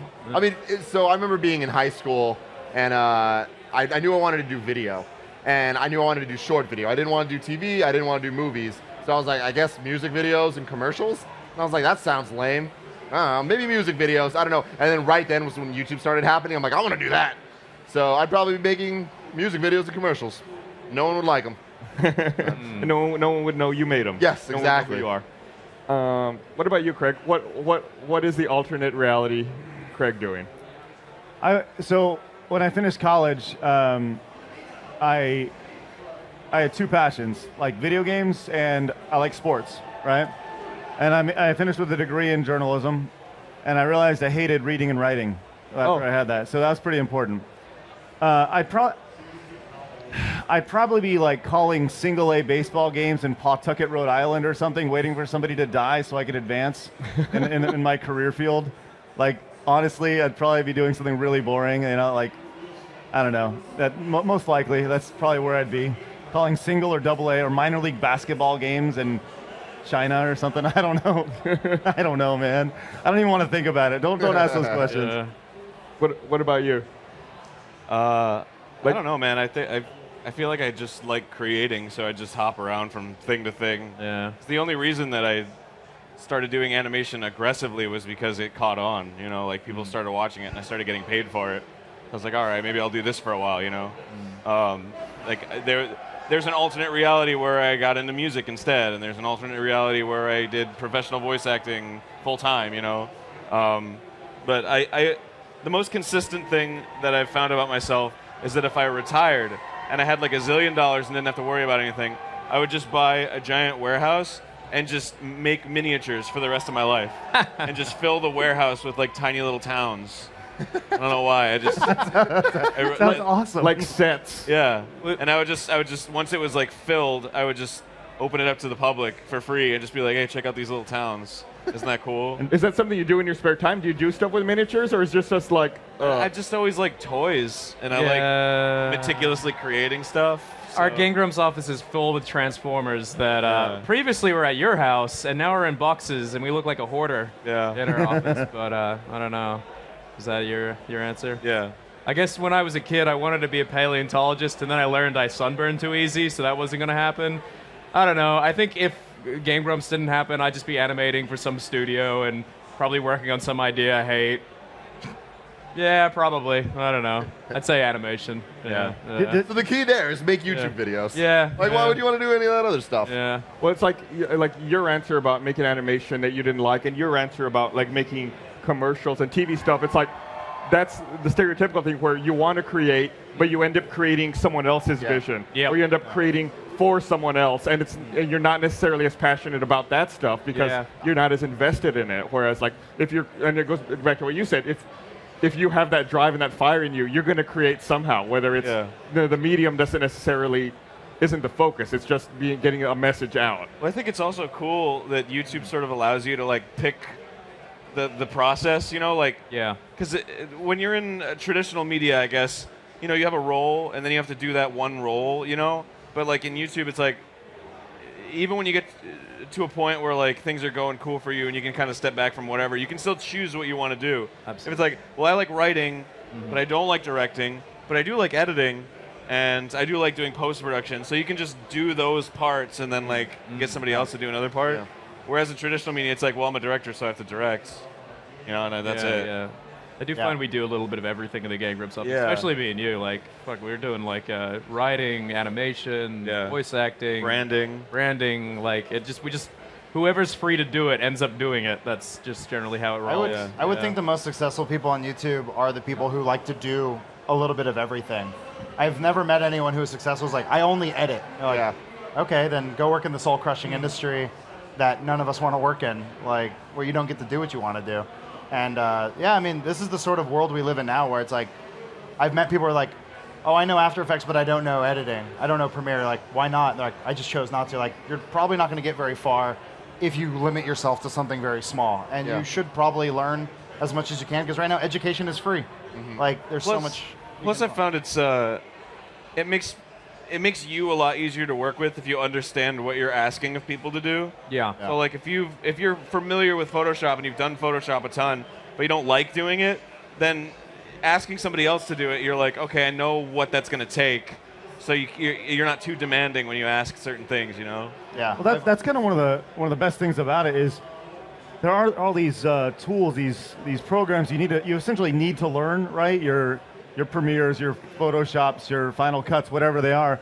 But you can learn them without going to school now. I mean, you can just hop on YouTube and learn basic things. And that's the idea of like, well, I don't know how to do it. That's always the worst excuse I've ever heard. Yeah. It's like, you should try it. At least try it and learn to not like it, like Aaron was saying. Is like, just to at least have respect for it. I've worked in places where we would go to an event, we'd shoot a thing, and they go like, yeah, just knock it out. It's just an edit job. Or like you have no respect for the work an editor does. Like, that is so soul-crushing to do that to somebody. And it's like, you should understand like what this person has gone through so that you're more lenient with them, or you can help them or work with them. Like, to just like disrespect someone's position like that is so rude. Like, it should never be in that position.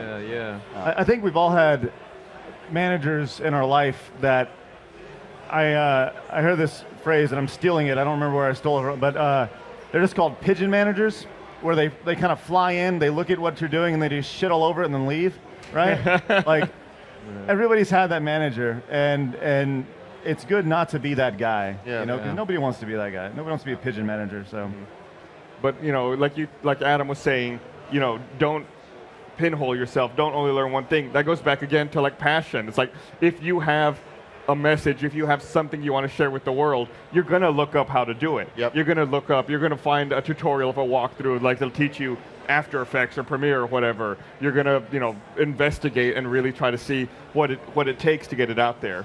And then the kind of person that you're talking about who just wants to do one thing, maybe they don't have as much passion about it. Like, they're just really focused on whatever it is to like make a paycheck or whatever it's going to take to get them from here to the next step.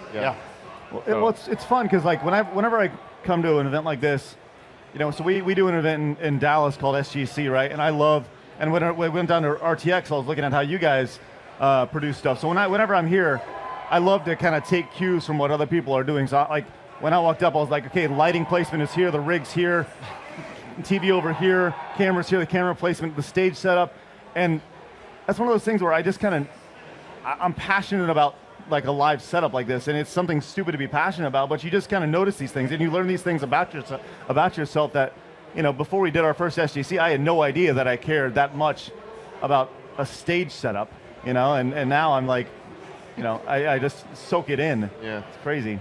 I worry about stage setups. I look at it and I'm like, how long did that take to build? Okay, well, they had to do this, they had to set up the truss, and event management 100%, is crazy.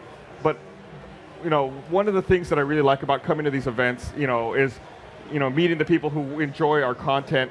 But it's also really intimidating because I don't know if this happened to you guys, but sometimes they'll show you something that they've done, like, oh, I drew this, or here's a video I made. And I think that's way better than anything I've ever done. Yeah. It's really, that happens on the daily. It's really man. crazy. Yeah. So I mean, have you all ever encountered something like that? Do you run into people regularly bringing you things? Yeah, I find like animators online, and like I'll follow them on Twitter, and they'll start freaking out. I'm like, chill, you're like way better than I am. Just stop. Yeah. Like it's. I don't know. I just love meeting like animators and illustrators and stuff like that. Generally, I'd say 99% of the people that we meet that do similar stuff to what we do are better than us. Yeah. I don't know. I almost feel bad. Yeah. That's like my favorite thing about this whole thing, though, is in addition to creating content, I get to be a fan. Like, once you make content, it doesn't mean that you're not allowed to like other things. In fact, you're going to succeed more if you do find the things that you like, and you'll learn from it, all that stuff. Like, all of you guys, I'm fans of all of your content, and it's awesome to be here and to be up here with you guys. And I also make content, you know what I mean? And it's really awesome. Yeah, I think, finding, like you said, following animators or following people who do things you like is a good way to find people to collaborate with or to work with. We've hired many people who, we'll see a funny video that they've made, and then we think that one was funny. Do they have any others? And then we'll immediately drill down and try to watch other things, which goes back to the just do it, just start making stuff. Because if you get noticed, if someone likes a video you made, chances are they want to see more. So they're going to want to see that back catalog of stuff you've made. And it's a great discovery tool. It's a great cons, YouTube. It's a great way to find people who are doing things that you like and you're passionate about, and then see about working together. That's your resume now. Yep. Yeah, like your Twitter following, your Instagram following, your YouTube following, like even your Vine following, stuff like that. Like, I don't think I'm ever going to go to another place ever again with a piece of paper and go, here's my resume. It's like, what have you done? Like, you can find it. It's you know what's scary about that also is that everything that's online right now will always be there forever. Yeah, it's going to haunt me. And as somebody who has a 3-year-old and a 1-year-old, I fear the day they hop on YouTube and they search Screw Attack. Naked Craig. And they look for, and they find Evil Craig, and I'm just there cursing or saying whatever, and they're like, Daddy, why are you talking like that? It's just a video game. And I'm like, I fear that day. Do you guys have anything online like that? Well, outside of your porn pictures, Tim. The thing that always intimidates me is we started doing a podcast in December of 2008. So now I have almost 7 years of weekly discussions that I've had, and to listen to myself talk and be like, I was so stupid back then. Like, what was I saying? Oh my God. Like you said, it's just there. And then other people who are finding it for the first time, I'm like, is that their first impression of me? Like, that's not me anymore. That's old me. I don't want them confusing me with that character. It's like, it's weird. Very much so. You guys have anything online that embarrasses you? Everything I've ever done. Yeah, I'd say that. Yeah. The thing is, I try so hard to make sure that there isn't bad stuff, and it's when you start trying that you start censoring yourself a little too much, and then you don't have fun.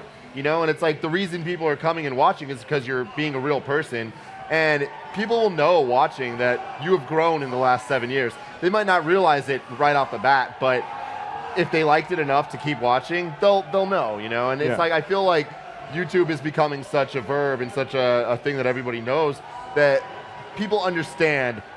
People grow up, things change. So, cool. I have a question on Twitter that's directed at the Game Grumps. It's from Heath Williamson. He says, what do you think the next big thing for content creators is online?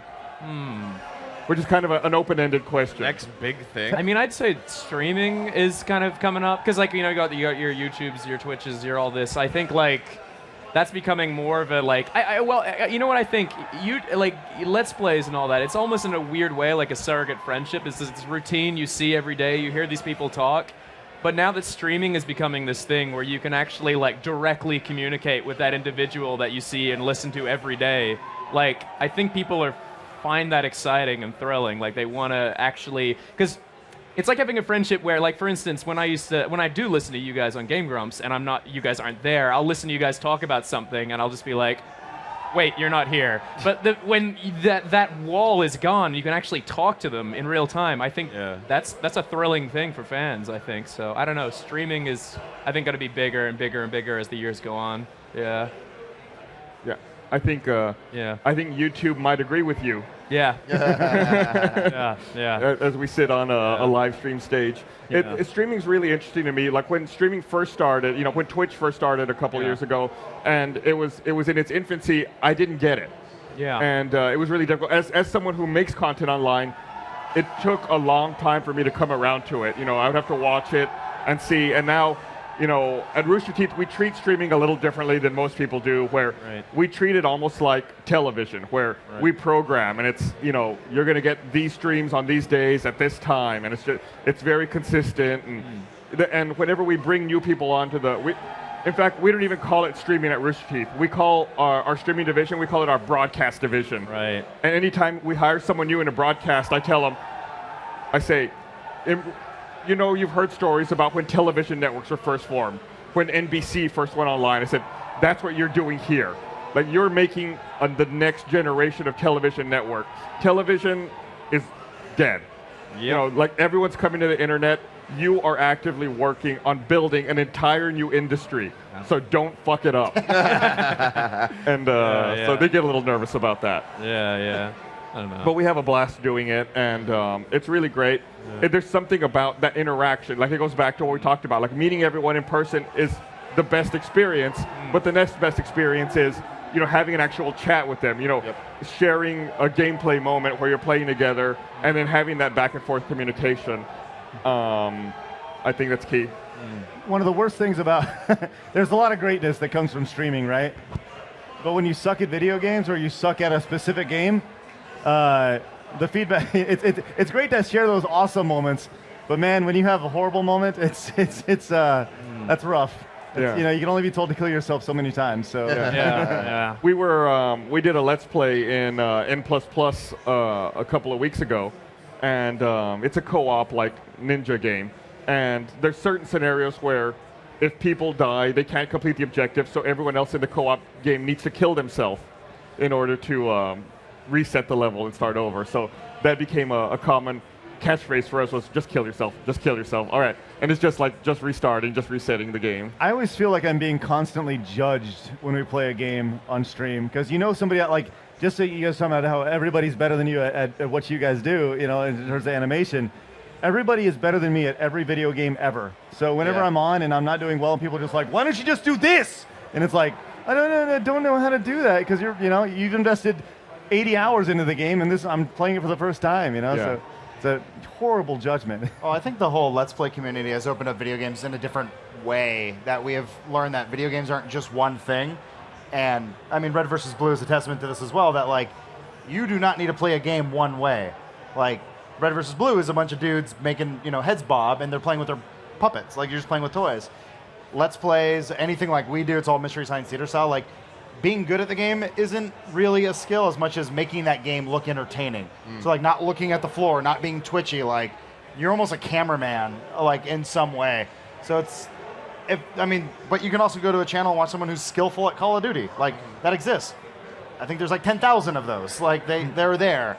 But I like the fact that video game is so broad that what a Let's Play or a gameplay video is so different. You cannot define it as just one thing. Yeah. It makes my life easier, because I'm not good at every game.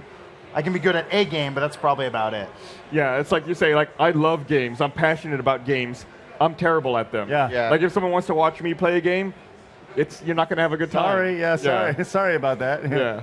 Well, what about you, Adam? What do you think is the next big? Do you see any big things coming up for content creators online? Yeah, I saw it yesterday. We went to Valve and we did the Vive, the virtual reality.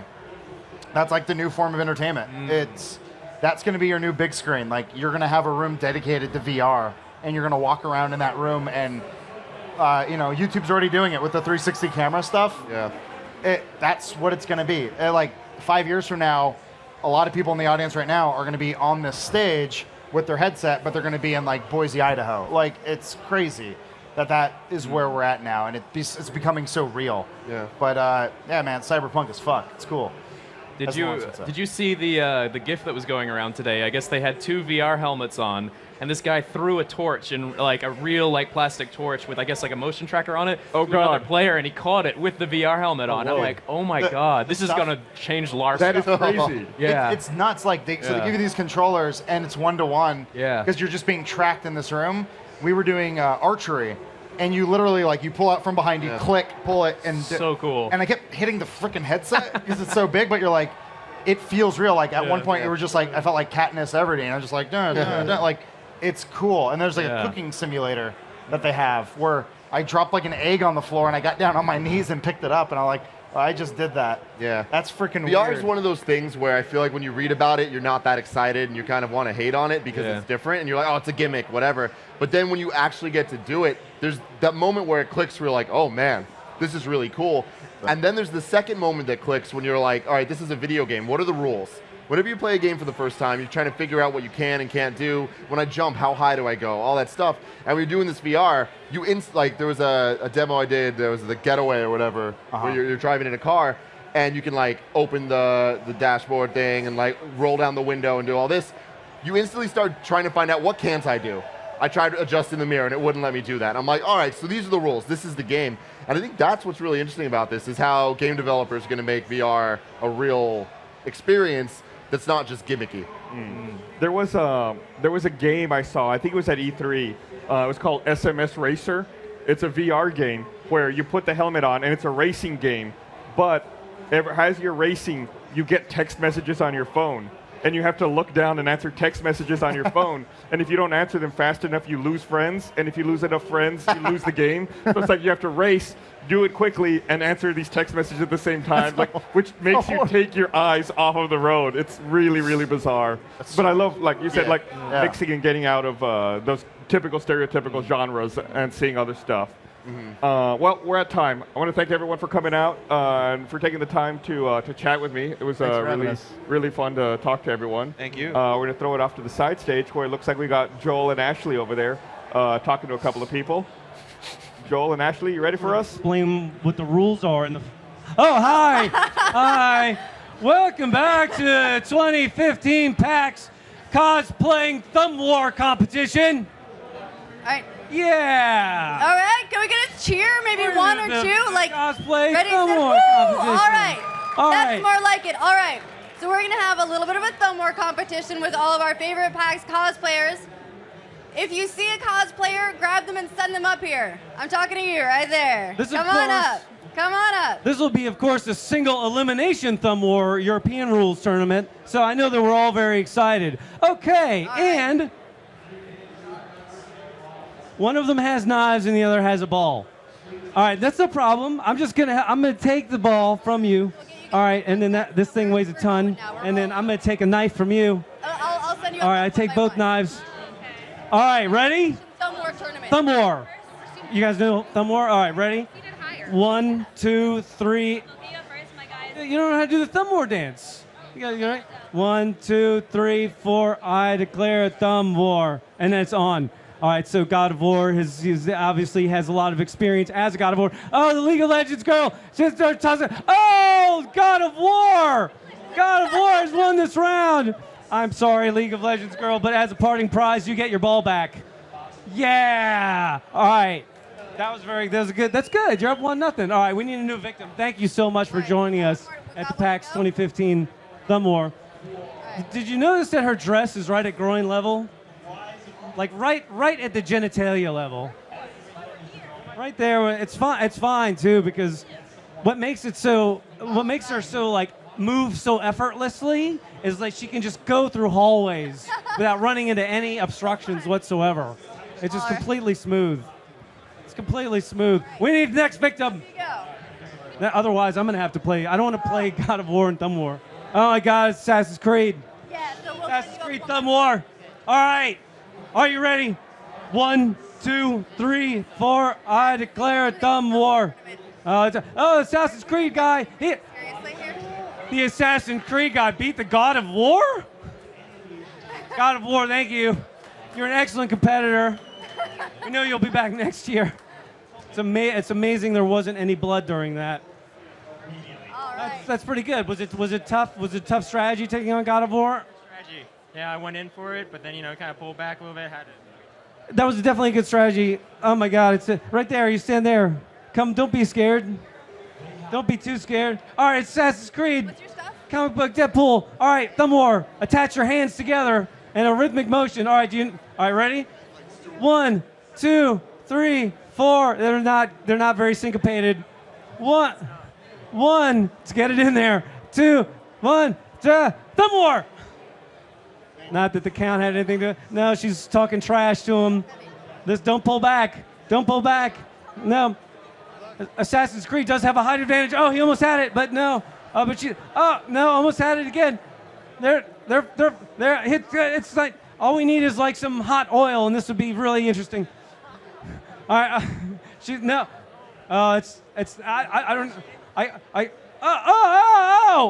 Oh my God, that was almost like a 2 count. I think 1, 2.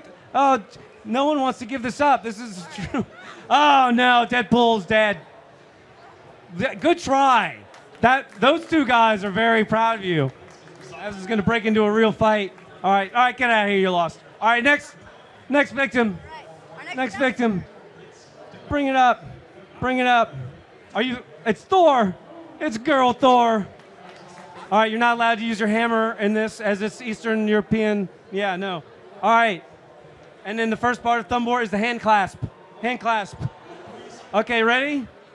1, 2, 3, 4. I declare Thumb War. Go. Oh my God. That was amazing. Going in right for the kill there. There's no drama at all. It was like a 2 count. You have a very long thumb, though, I have to say. The thumbs are kissing. Oh no, that was a tie. God, I had no idea Thumb War. Officiating Thumb War is really harder than I thought it would be. I thought it would be a lot easier. What? No, it's fine. Oh, they're dancing now. No, that's a weird handshake. Weird handshakes still matter. Just like that. One. Oh, that's close. What? No, I don't know what that is. I don't even know if that even counts. All right, all right, stop. Clasp your hands. Yep, clasp your hands. Clasp your other hands. All right, ready? 1, 2, 3, 4. I declare Thumb War. All you need is one victory. That's a victory right there. Assassin's Creed has won. I'm sorry, Thor. Does it mean he can pick up your hammer? Does it mean he can pick up? Never mind, I'm making jokes. All right, thank you. No, he doesn't look worthy to me. It's gonna be really sad that the worst looking cosplay up here wins this. Like Caboose is it's like insulting somebody's cosplay really bad? Is that like a thing? You guys are like, oh, making fun of someone's cosplay. Our next victim, she's already lost an eye. Hopefully it doesn't get any worse. Stand right there. God, please don't lose an eye during this. All right, you all know how Thumb War works. All right, 1, 2, 3, 4. I declare Thumb War. There's a little bit of juking, a little bit of trash talking. Oh, she goes in for the kill. She has really sharp nails, by the way. That makes it really dangerous. Really sharp nails. Oh my God, she only can see those, so use your perceptual advantage. She's not legally allowed to drive cars or bicycles, probably. That was a 2 count. God, this is gonna be amazing. I don't know. That's a half credit pin right there. That's a half credit pin. No, that's weird. All right, 2 hands, ready? Clasp. All right. Oh my God, she has some sort of advantage. All right, ready? 1, 2, 3, 4. I declare Thumb War. All right, we're off. It just takes one. There's so much to keep track of right now. There's just so many. Oh! Assassin's Creed wins again. Ridiculous. Thank you for participating. I mean, Assassin's Creed is like a AAA title, so they have like more money, like backing you, which is how it works. Next victim. That's friggin' awesome. Stand here. By the way, there's a lot of sharp pointy things up here right now. By the way, if he wins, you are allowed to stab him. Yeah, that's how it works. All right. We're grasping hands now. There we go. All right. Oh, God, I hope I don't damage anyone's cosplay with this. All right. Ready? 1, 2, 3, 4. I declare Thumb War. Oh, my God. It's the Thumb War of PAX 2015. It's so engaging. There's so... Oh, that was a half pin. Oh, my God. People can't believe that there's a Thumb War taking place on a live stream. Like, what the fuck is going on right here? It's Assassin's Creed versus the Metal Jaw guy from, I'm pretty sure it's that Snake game. Oh! The Assassin's Creed loses! Oh, my God. They get stabbed. Your reign lived long. We'll miss you forever. We're happy that you're a Caboose fan, though, so that works for me. Oh, my God. This is like, all right, this is it. He's giving us a signal. One more? All right, one more. This is it. This is a get stand up. There's one more. I don't know. Oh, this is going to be amazing. This is going to be the greatest thing that happened at PAX forever. Oh, my God, you're so short. Look how short you are. How old are you? Can you stand on this? No, sitting doesn't help. It makes you even shorter. But oh my God, you're so cute. This is freaking ridiculous. People love you. You're so cute. You have animals. All right, go ahead. We'll watch the animals. There is no way you can win this. You are completely screwed right now. Go ahead. Go ahead, stand up. Do you want to stand up so people can see you? Do you want to stand up? Okay, you ready? Okay, we're gonna clasp hands. Okay, what's your name? What's your name? Audrey. Audrey? Yeah, let's see, I can try, okay? Yes. Okay, ready? 1, 2, 3, 4. I declare Thumb War. Oh my God, Audrey wins! Audrey wins! Oh my God! You had all those knives. You can do anything. Yeah, that's terrible. Oh my God! You win whatever you want from this fridge. Yeah, don't take any beer, though. How do you feel about Perrier? Oh, yeah, the Sprite's good. There you go. Audrey, you are so cute. It's ridiculous. Oh, my God. I feel really sorry for whoever has to follow you. All right, well, that was the 2015 PAX Thumb War. Worked out really well. Now we're going to kick it over to these guys. Hey! Thank you, Joel. That was awesome. I don't know how we're going to follow that. Yeah. That was the cuteness was off the charts. But we're going to do the best we can to proceed. We're joined by Eric, who's a community strategist over at Naughty Dog. Hey. We're going to be talking about Uncharted Collection. Yes. Which I'm super excited about. I've been a huge Uncharted fan. I played every game in the series. Really looking forward to the next one, but really excited to come back and re-experience everything in the collection. Yeah. What does the collection contain specifically? Is this, we're looking at Uncharted 1, 2, and 3? Yeah, so we actually went back to, we teamed up with a developer down in Austin called Blue Point Games, and they have done some amazing work on rebuilding other games. They worked on Journey and some other, really cool ports and things like that, and we went on down there, we had like all this code, and we're like, here you go, can you guys make this awesome and run on the PS4? And they've done a great job with it. It took a lot of work to get it up and running even on the PS4, but we have Uncharted 1, Drake's Fortune, Uncharted 2, Among Thieves, and then Uncharted 3, Drake's Deception, available in the collection.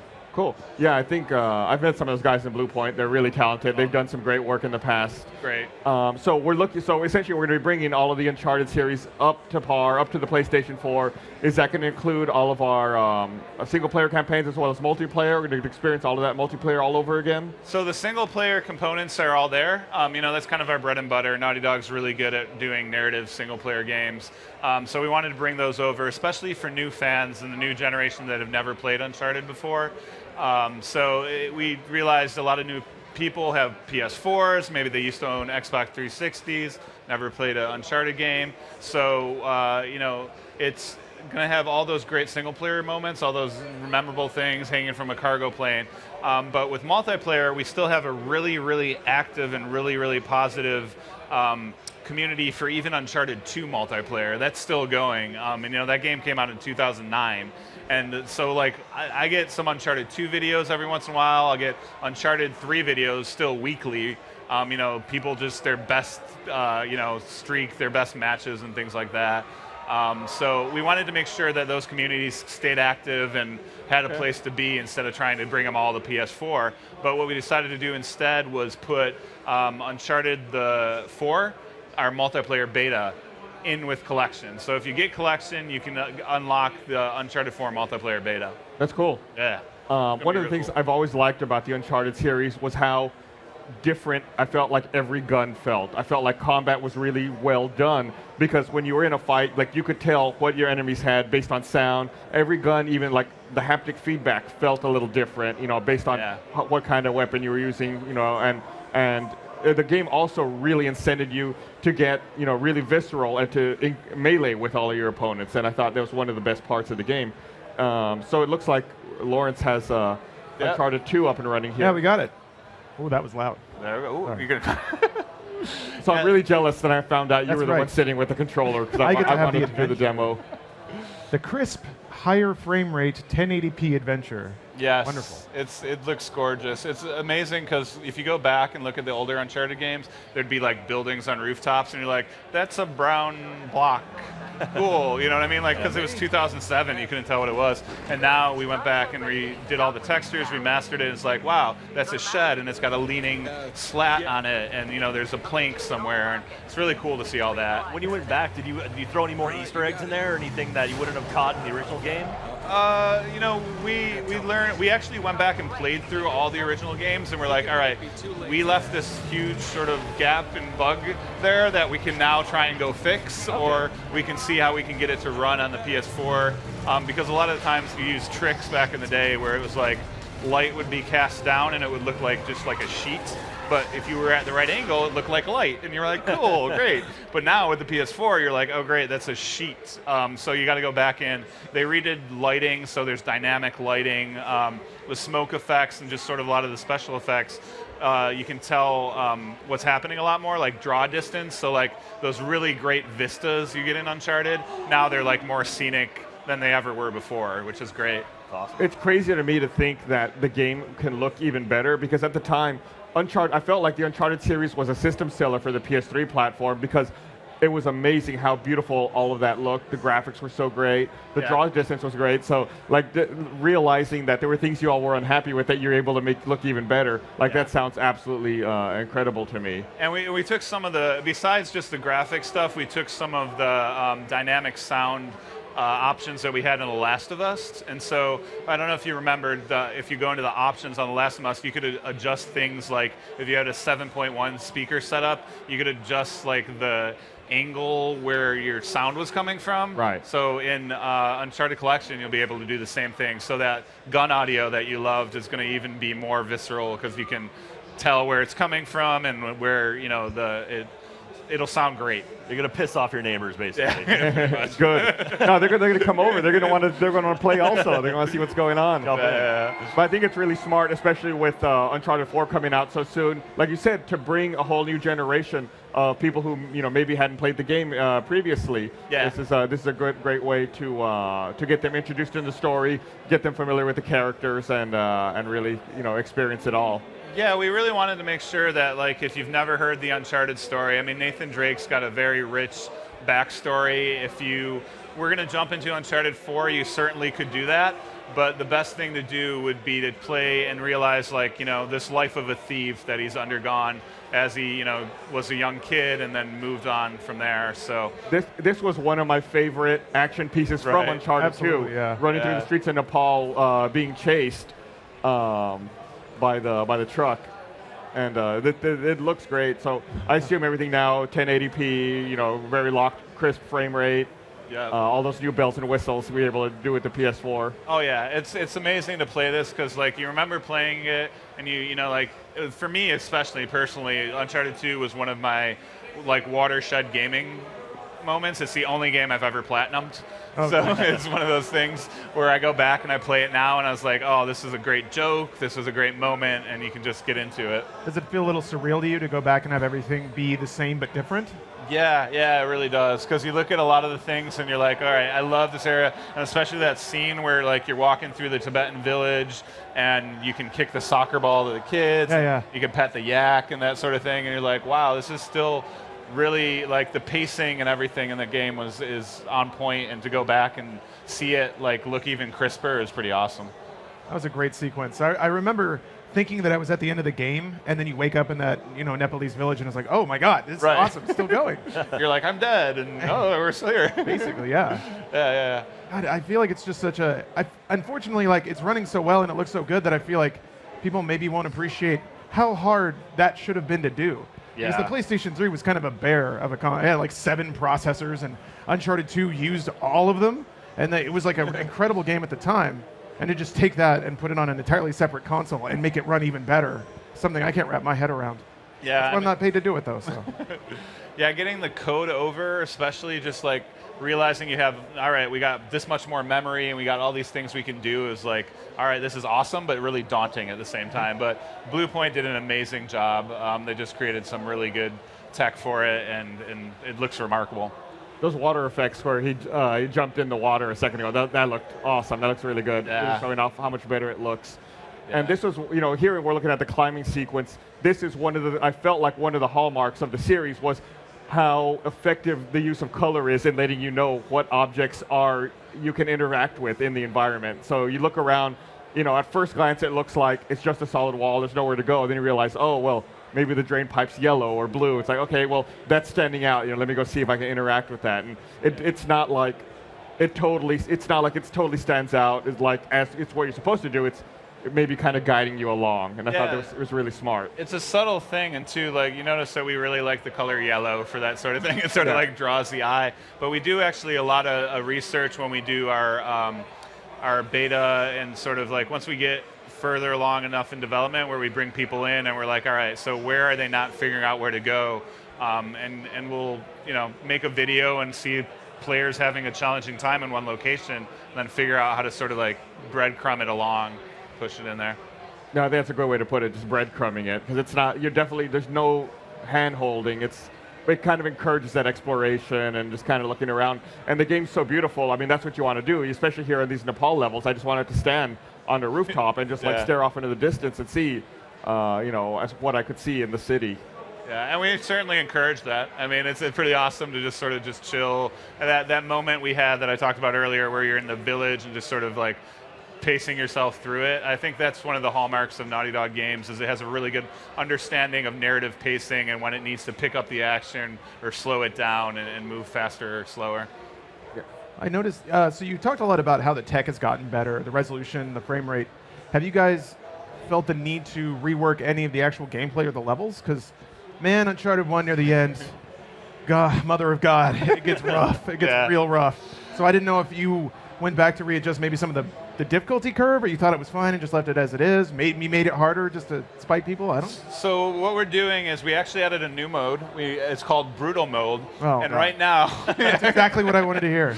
So with Brutal Mode, essentially it's extremely difficult, and we're basically, all right, if our QA guy can't beat it, or a QA girl can't beat it, all right, we got to scale it back. So we're starting at that point, and then have to. And the QA, they play it every day. Of course. So we're going for the people that know this the best.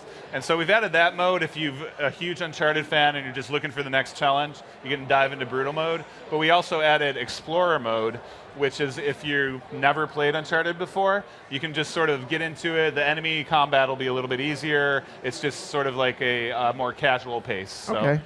balance it out. Both ways, it sounds like. Yeah, cool. Yeah. So those are cool new modes. We also added a speedrun mode. Oh, cool. Too, which is like skips all cutscenes, just so it drops you sort of in a section, and then you're going to have a leaderboard with your friends. No way. And you can see who gets the fastest time to get through a section. It's really, really fun. Wow, that's cool. I've never been. I enjoy watching speedruns. I've never been one to try to attempt one myself. But I think if a game incorporates it like that, where you compete against your own friends, it's a good way to try it out. Yeah, and I'm excited to see just people like trying to challenge each other with that and see where you can push it. The other cool thing too is we have some of the multiplayer skins that players love. Donut Drake, everybody. Like I hear Donut Drake all the time. Like, can I use that in single player? Yes, now you can. If you want to play, if you want to play as Donut Drake from Uncharted 1 through every single game, you can totally do that. Oh my God. It's going to be really cool to see these games like Uncharted 3. I've never seen Donut Drake in the single player, so it's going to be great. Cool. Is there what's the release date? When are y'all scheduled to ship that? October 9th of this year. October 9th. So pretty soon. It's coming out really soon. Yeah, excited. It's really exciting. Yeah, like I said, I got a PS3 for the Uncharted series. I think, yeah, it's an amazing series. Some of my favorite games. You know, I always look forward to the new ones, and it's going to be really awesome to go back and re-experience it all. The game looks absolutely amazing. I can't believe, you know, you talk about the game shipping, you know, in 2009, Uncharted 2 shipping in 2009. It doesn't seem like it's been 6 years. No, it's crazy. I mean, like, just thinking about that and, like, how far we've gone and what we can do now. I mean, like I said, seeing those buildings come to life and the lighting come to life and this new gameplay, it's going to be a great experience. I'm really excited for people who haven't played the series to jump in and try it out. Yeah, I think you'll probably get a few people doing that ahead of the next game. Well, how long would it take to play from 1 all the way through 3 in brutal mode, for example? Oh man, like how many hours am I sitting doing that? Yeah, I mean, like, it's some people I've seen. You know, like, if you're really good at the game, like extremely good at the game, and you skip the cutscenes, of course, because you know. Uncharted 4 is going to be the first time we do real-time cutscenes. Oh, okay. We used to actually have cinematic models and then gameplay models. For Collection, we were actually able to take those cinematic models from PS3, and they became the gameplay models. Cool. Nice. Wow. So that's why the characters look so much more detailed and high res and that sort of thing. But with playing it through, if you skip the cutscenes, you can, if you're great, if you're like the best. That's not me. You can probably get through all of it in maybe 25 hours, all three of those games, and that's skipping cutscenes. Yeah, so yeah. Brutal's going to be a challenge for everybody. Is it possible to do a brutal speedrun mode? I would love to see it. I can't wait. I don't know. Jack, I think we have a mission for you. Oh my God. It's going to be the longest first section of the first game ever. It's like 4 hours right there. Getting annihilated. I'll give it a shot though. Yeah, why not? Challenge. I'd love to see it. Let's see it happen. Yeah, I'm not. I feel like I'm not the best gamer in the world. You know, I'm not the best. I don't have the most skills, but this is the kind of game I would want. I would welcome it to kick my ass repeatedly, and I think I would enjoy that. That's the sweetest thing I've ever heard. Well, it's just like the gameplay is so fun. I mean, I can totally see myself doing that, and just like wanting to beat it, wanting to best it, and try to get through it. So are there any other so when you port the game from the PS3 to the PS4, are there any new things you can add? I know the PS4 controller is a little different. Is there anything like integrating with the touchpad on it? Yeah, so we thought about some of those features, and there's a few little, I don't want to spoil too much, but there's some few little tweaks we put in there, how Drake's journals works and things like that. And just the cool feedback effects, and then some of the controller sounds and things like that. But you know, the biggest thing was just having that memory to load all this extra stuff and make the game the most seamless experience as possible. So I'm just excited to see people basically play the ultimate version of these single-player narratives. Yeah. Is there? So you mentioned you playing controller sounds. You'll hear feedback the cling of an empty clip or things like that. You'll be able to hear. Little different things through the controller audio. There'll be things like that, and the touchpad you can use for a journal and things like that. So that's cool. Yeah, I can't say enough good things about the game. It's just I'm such a fanboy. There's very few games. I feel like I've worked in video games for so long. I've grown kind of jaded about the whole thing. But it's rare to find a game or a series that I seriously geek out over. And Uncharted is definitely one of those series. Yeah. So as far as the single-player leaderboards go, what all does that track? Because, I mean, I love that kind of stuff. I love the leaderboard effect that, makes a single-player game into a multiplayer game, and, you're competing with your buddies. I love games like that. So what sort of stuff is being tracked? The main thing is the speed run, so the time you get through the section. It'll have a few details about how you downed enemies and things like that, but they're still trying to figure out what the most pertinent information is. But the biggest challenge we want to be is all right, I can get through this section this quickly. I am that good at beating, the running away from the tank in the war zone or that sort of thing. So it's pretty. We wanted to keep it as simple, but also just sort of addictive that people could go back to it over and over again. It's going to be something where you can replay a section just immediately after you go? Yeah, you can basically go into the mode, you can pop open that section, play it, you do okay on your time, you can just try it again. Cool. See how you do. That's awesome. Yeah.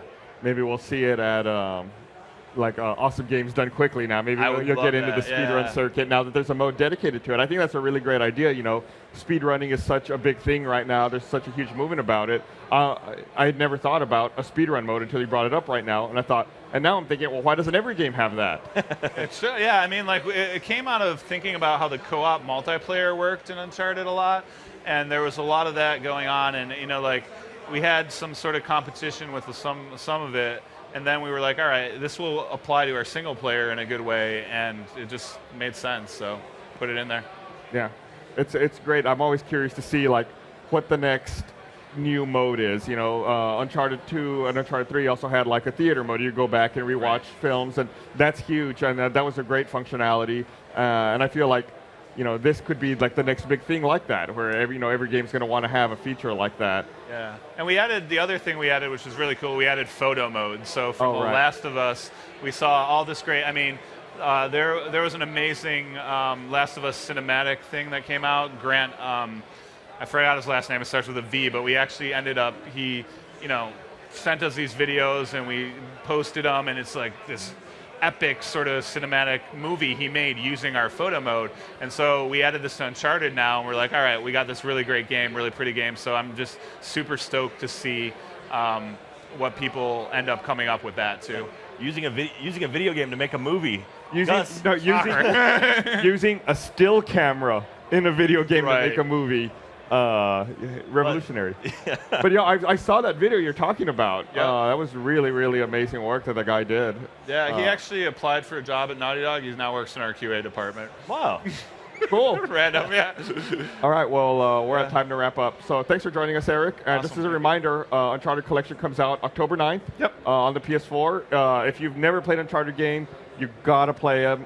Even if you have played them, like me, this is the perfect opportunity to go back and refresh on the story and be ready for the next adventure. All right, looks like we can go over to the side stage. Looks like we have Joel over there. Yeah. Yes. Hello. Hi. Hi. Wait for it. We're going. There we go. I'm here with Alan Joyce, the project manager for the YouTube game Hello. which just launched. Yes, indeed. Hey, Joel. Congratulations. Big week for y'all. Thank you. No, it's been super fun. So you went live on Wednesday, correct? Yep. Yeah, went live Wednesday morning. And how's it been so far? Tell me about the app first of all, and tell me how it's been going. Cool. Yeah, it's been really awesome. It's been a couple days of people starting to use it and us getting feedback and hearing people think.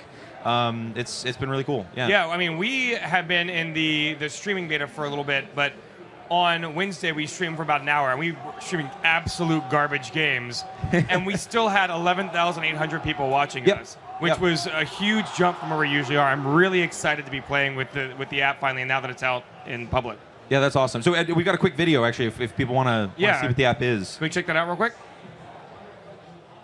Maybe we don't. Is the video there? Do we have? All right, no. All right, so that was a good video. I really like that. It was mainly me singing. It cost $2 billion to produce. Yeah, right. Yeah. And weird how they like stitched it in exactly into our cadence there. They knew. It's Google. They know everything. So tell me about the app. Like, what does it do, and how does it work? So okay, we've done a couple things. So one is we created 25,000 of what we call game pages for as many games as we know about, right? So we went and found so I'm a big fan of Dota 2. We looked across YouTube and found all of the videos we could find that have to do with Dota 2.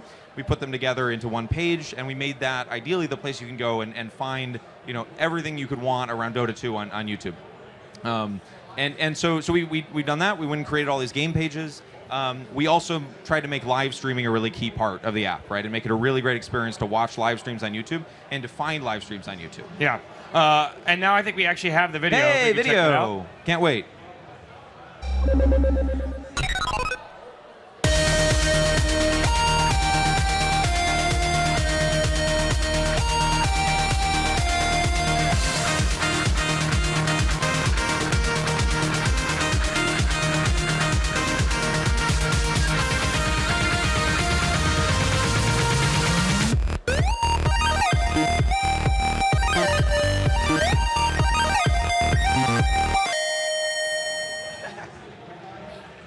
That's awesome. I love seeing. There's a lot of my old friends up in that video. Awesome. Yeah. It was worth the wait.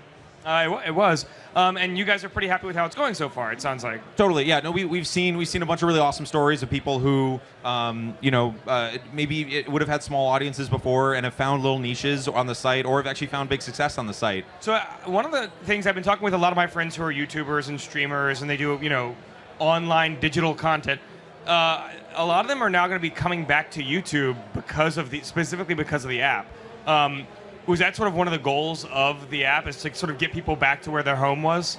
Yeah, I mean, I think, so it's a couple things. So obviously, like, creating those communities around games. So for people who really, really like Dota 2, there's now a place for that to happen. But then also, yeah, for a channel to be able to have everything in one place, all your gaming video in one place, really something we want to deliver, yeah. Right, that's one of the things I really like about the app, is that it helps sort of categorize the people that you want to watch really easily. I think, honestly, it's a little bit more streamlined than the desktop or the web page interface. Yeah, I mean, yeah, we've tried to, in the app on mobile, you'll get notifications whenever someone goes live.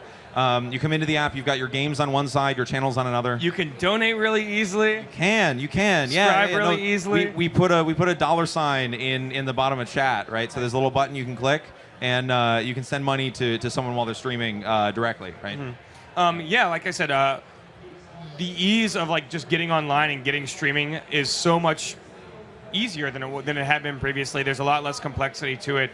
The chat monitoring.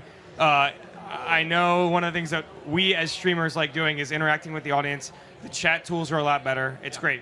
Yeah, totally. Yeah, we spent a lot of time on moderation, like chat moderation tools, and making chat better in general. Yeah. So how long has this been in the works? Like, when did you start thinking to yourselves, it'd be really actually helpful for game viewers would be having a dedicated place to go? Yeah, it was. Some sort of last year. I'd say, early last year, we started thinking about like, there's this amazing community of gamers on YouTube. They're doing incredible things. It's one of the highest watched content buckets in all of YouTube. It is definitely one of our biggest content categories. Really, and it's really special. There's a lot of just like, the fact that people have created entirely new forms of entertainment that didn't exist before. Yeah. Like a Let's Play that didn't, like 10 years ago, there was no such thing as a Let's Play. There's barely a thing as a Let's Play 5 years ago. Yeah, right. I mean, honestly. Yeah. And that's like, that is a type of content that did not exist. So are we going to be able to see lots of different gaming content types, like Let's Plays, like narrative machinima, maybe things that you wouldn't necessarily always go to a gaming channel, but stuff is game related, maybe live action, podcasting, that kind of stuff. Yeah. So for launch, we focused on, like, you go to a game page, you see stuff that's popular, you see live streams, you see Let's Plays, you see reviews. We want to figure out how to add more to that. So I could see speedruns being a really interesting thing. Oh yeah. Yeah, like having a home for speedruns, or be able to see speedruns for a given game. Yeah, we definitely want to add. And do you guys already have additional features in the works that you're not really, that maybe you could tell us about, or? Yeah, so one of the things we've actually already been talking a little bit about is recurring paid subscriptions. Mm-hmm. So letting people support a channel on an ongoing basis, a monthly basis. That's something we're definitely experimenting with. So you'll see more there soon. You see already we've got that the $ button in chat. Yeah. I kept hitting it, but I wasn't getting any money. My printer wasn't giving me money. No, it's the other way around. Oh, Yeah. We definitely experimenting with other ways for video uploaders and streamers to make money. Really, really important to us. So additionally, like, how if you're sort of a smaller YouTuber, like you don't have a huge channel, maybe you're one of the guys that are watching the stream right now, how can they use this tool to help their channel out? Yeah, so I think the biggest thing is those like niche communities I mentioned, right? So I'm also a big fan of EVE Online, and that is a community where you've got a lot of people who are very interested in EVE Online, but it's also pretty niche. Like, it's not one of the most popular games out there, right? It's not a huge game in terms of population, but the people who watch it are really passionate about it. Exactly. So if you're someone who also likes EVE Online, you go and you can make videos about it or stream it or do whatever you want. That stuff is going to show up on the game page for EVE Online. People who've added that game will get it on their homepage. It'll find its way to the people that care about the game, which is something we thought would be really great for smaller creators, right? It was really shocking to me. I was on the app. We were just talking about this off stage. I was on the app yesterday, and the number one stream when I was on the app was an EVE stream, which you don't see every day. Yeah, so EVE Online is this weird example where, it actually, A, for people who are really passionate about it, we now have a place for you to find the content. But B, actually, we saw an example of someone who was streaming EVE, started out really early in the day, started like 6 a.m., had a decent-sized audience, because he's a decently sized, YouTube channel. but started earlier than anyone else did and managed to carry that all the way through the day. Got 6,000 people watching him. And you guys have a lot of tools where you can feature certain streams depending on sort of what you're looking for. Are those featured spots controlled by humans, or are they sort of aggregated by some sort of algorithm? It's a mix. So you'll see if you go to the homepage, a lot of it is algorithmic, right? So we look at a bunch of signals and try and figure out what content is best. We also look at what games you've added, what channels you subscribe to, all that stuff. But then some of it, if you scroll down the homepage, you'll actually find we've been curating playlists of we've got people who go and find a bunch of Rocket League insane goals happening. It was one of the ones we had up on the site, right? Like, here are the most insane, Rocket League goals, or here are the most insane CS:GO case openings, or stuff like that, or RTX. We had a bunch of highlights from RTX. So.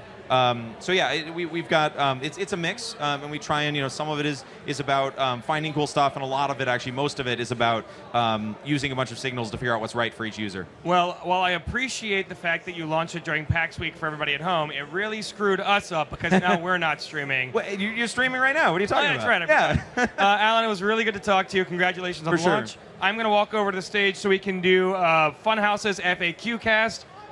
I'm going to come. I'm coming. Yeah. Oh, you're over there. Yeah. Ow. Okay. I see how it is. Are you guys ready for some amazing content? I'm right on like a. I am. Wedge here. Oh my gosh. Hit me with one. Hi, everyone. Welcome to a live version of the FAQ podcast. Bruce is our soundboard. Gotta go right in there. I put it on the mic. It's on the top. Anyway. DJ Bruce. Watch a bunch of dudes struggle with the microphone. So this is where we take your questions live. That's right. Anyway, yes. Whose questions? So there's a little twist. If anyone in the audience has a question for us, you're allowed to ask us anything. That's right. We're putting you guys on the spot. Yeah. So you ask us questions, and then we answer them and probably make fun of you. The goal was to play annoying noises, but apparently that's not working. It's not. It's not working on the. Here, hold on. Hold on. Listen, everybody, listen really close. Okay. Well, okay, we can have one mic for the audience and one mic for stupid sound effects. Well, then how do I talk? No, you're. Oh. Joel. No, you definitely go for the audience. What is about this doesn't make sense? Anyway, okay, so each podcast typically has a theme. You guys get to ask us questions about something that it gives construct. Otherwise, people ask kind of boring questions. So you have to ask us questions about PAX as a convention or about travel. What's it like for us, for you? That would be weird if you asked about you, but we could try and answer it anyway. Did you say about travel? Yeah. Or just ask Video events. games, or ask a question about video games, too. Looking for great deals on trips to Cancun? Lawrence Ossity. Lawrence is going down there, getting the pit. Oh, look out! Go test something! The best part, before all this started, Lawrence goes, I'll let you intro it, you do it. And then he just shit all over me. This is great. It doesn't work here. Hello. Wait, what is it related to? Okay. Lawrence, get it right up in there because you can't hear. Okay. Hardest part about traveling. What did she say? The hardest That's the hardest part about traveling. Hold on. All right, keep going. Wait.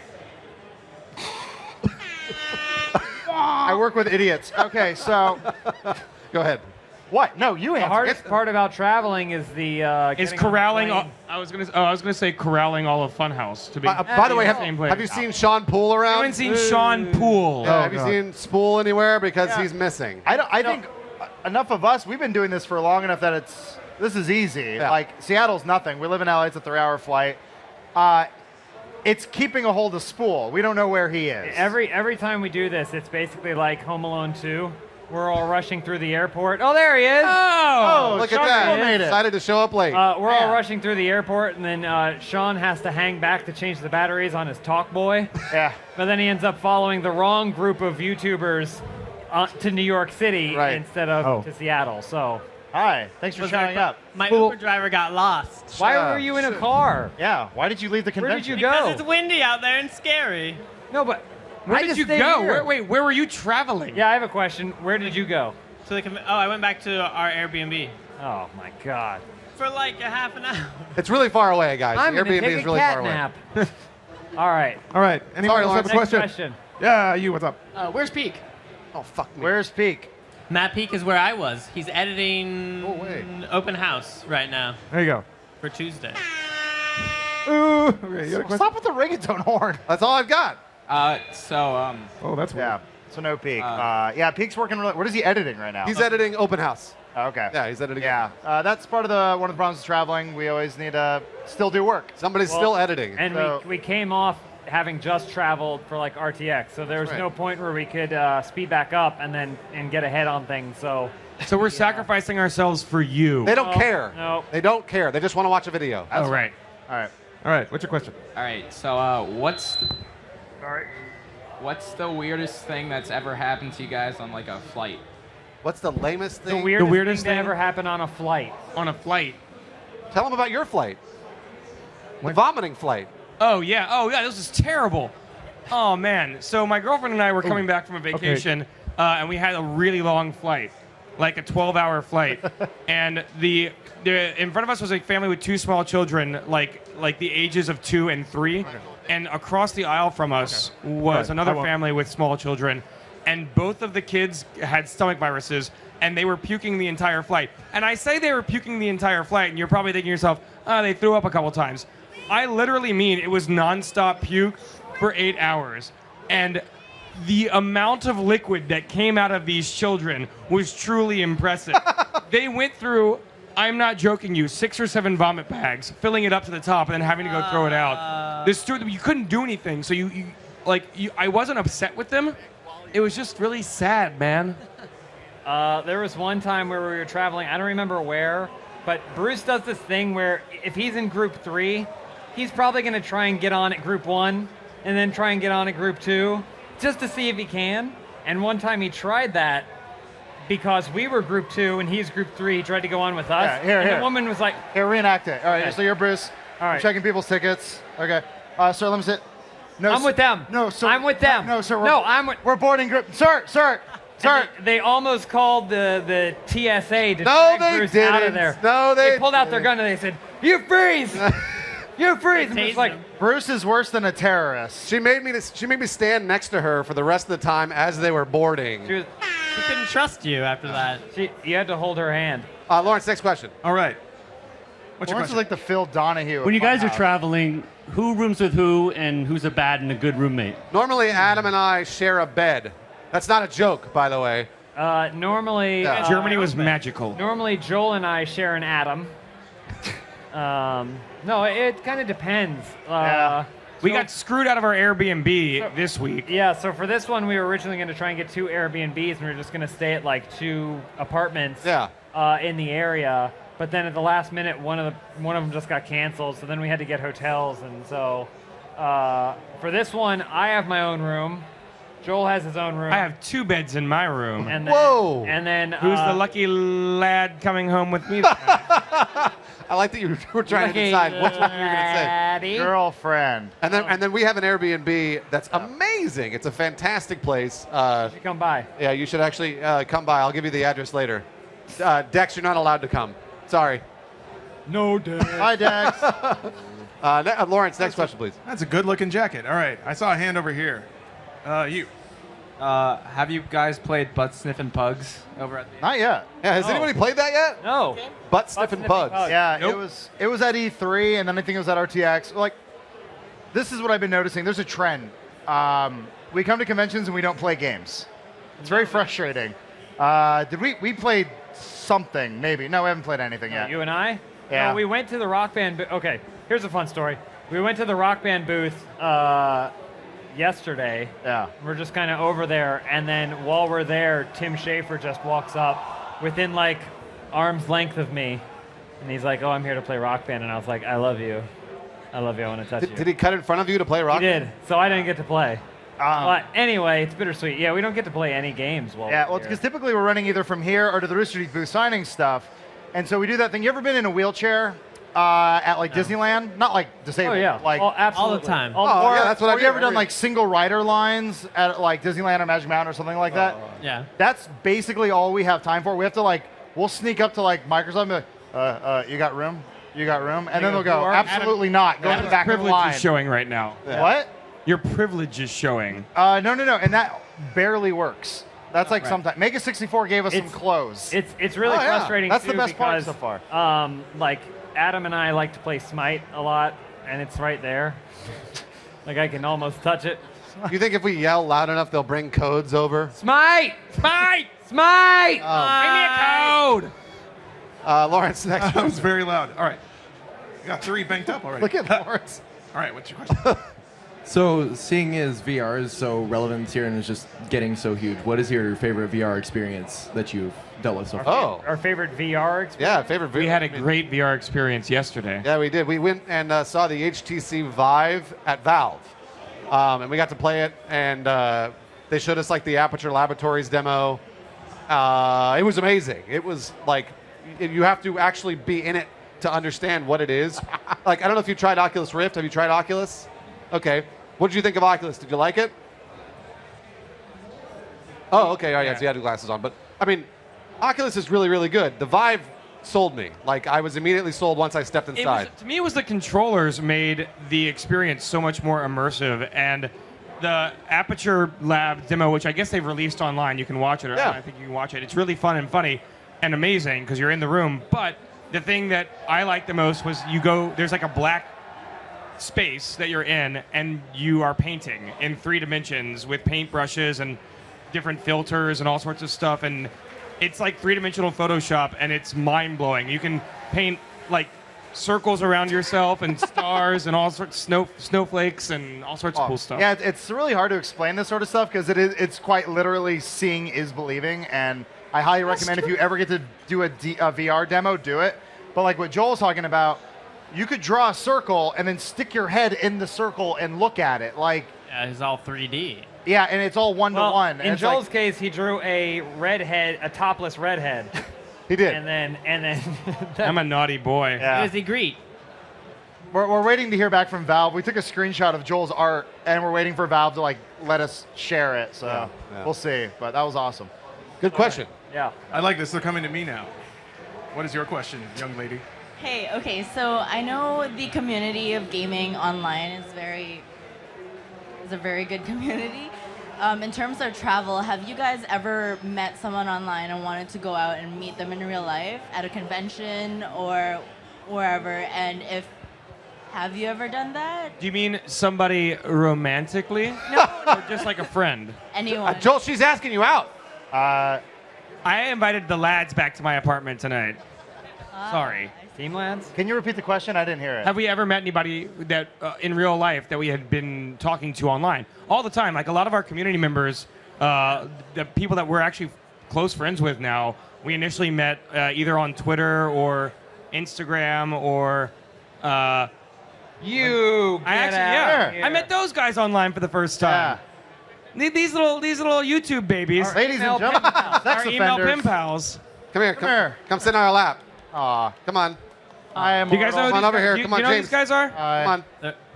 Oh, look at how cute he is. Look at this Look guy. at how cute he Look at this is. guy. Huh? I Pop myself a James. How's it I love you guys. I love you. Scratch his belly to see if we can get his leg to kick. There it is. Oh. There it is. Hey, your crotch is kind of warm. Yeah.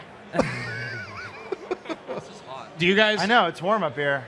Do you guys, Alex and James, do you meet people online and then meet them in real life? Oh yeah, all the time.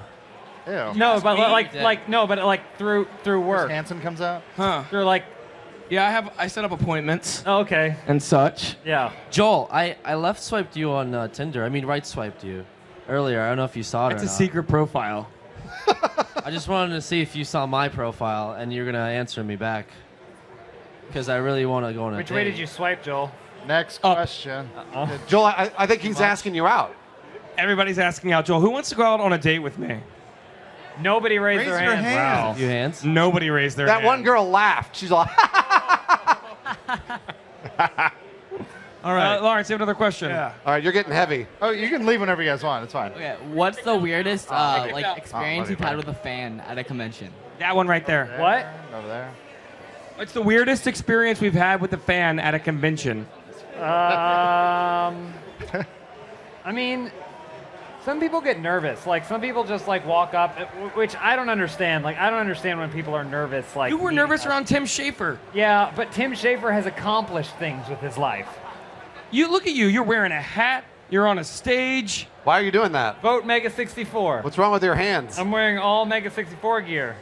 These are the Mega 64 fingerless gloves. Mega 64. Oh, just stop. No, Mega 64. Okay. So I mean, people get nervous. So I mean, even if there's a ton of awkward experiences that we have in any given signing or whatever, but it's not like it doesn't make me feel strange. Right. Like I don't feel uncomfortable around like anyone that I've ever met. And I'm like, okay, you shouldn't be nervous, but I get that you're nervous, and like we just saw, I get nervous sometimes around people too. So I mean, Tim Schafer may think that I'm some sort of weirdo dork who's just like staring at him in the back. He does. But like, yeah, he thinks that. You know, Tim Schafer, what's your weirdest convention experience with a fan? I was in line to play Rock Band. The guy came up to me and said, "I'll be your toilet."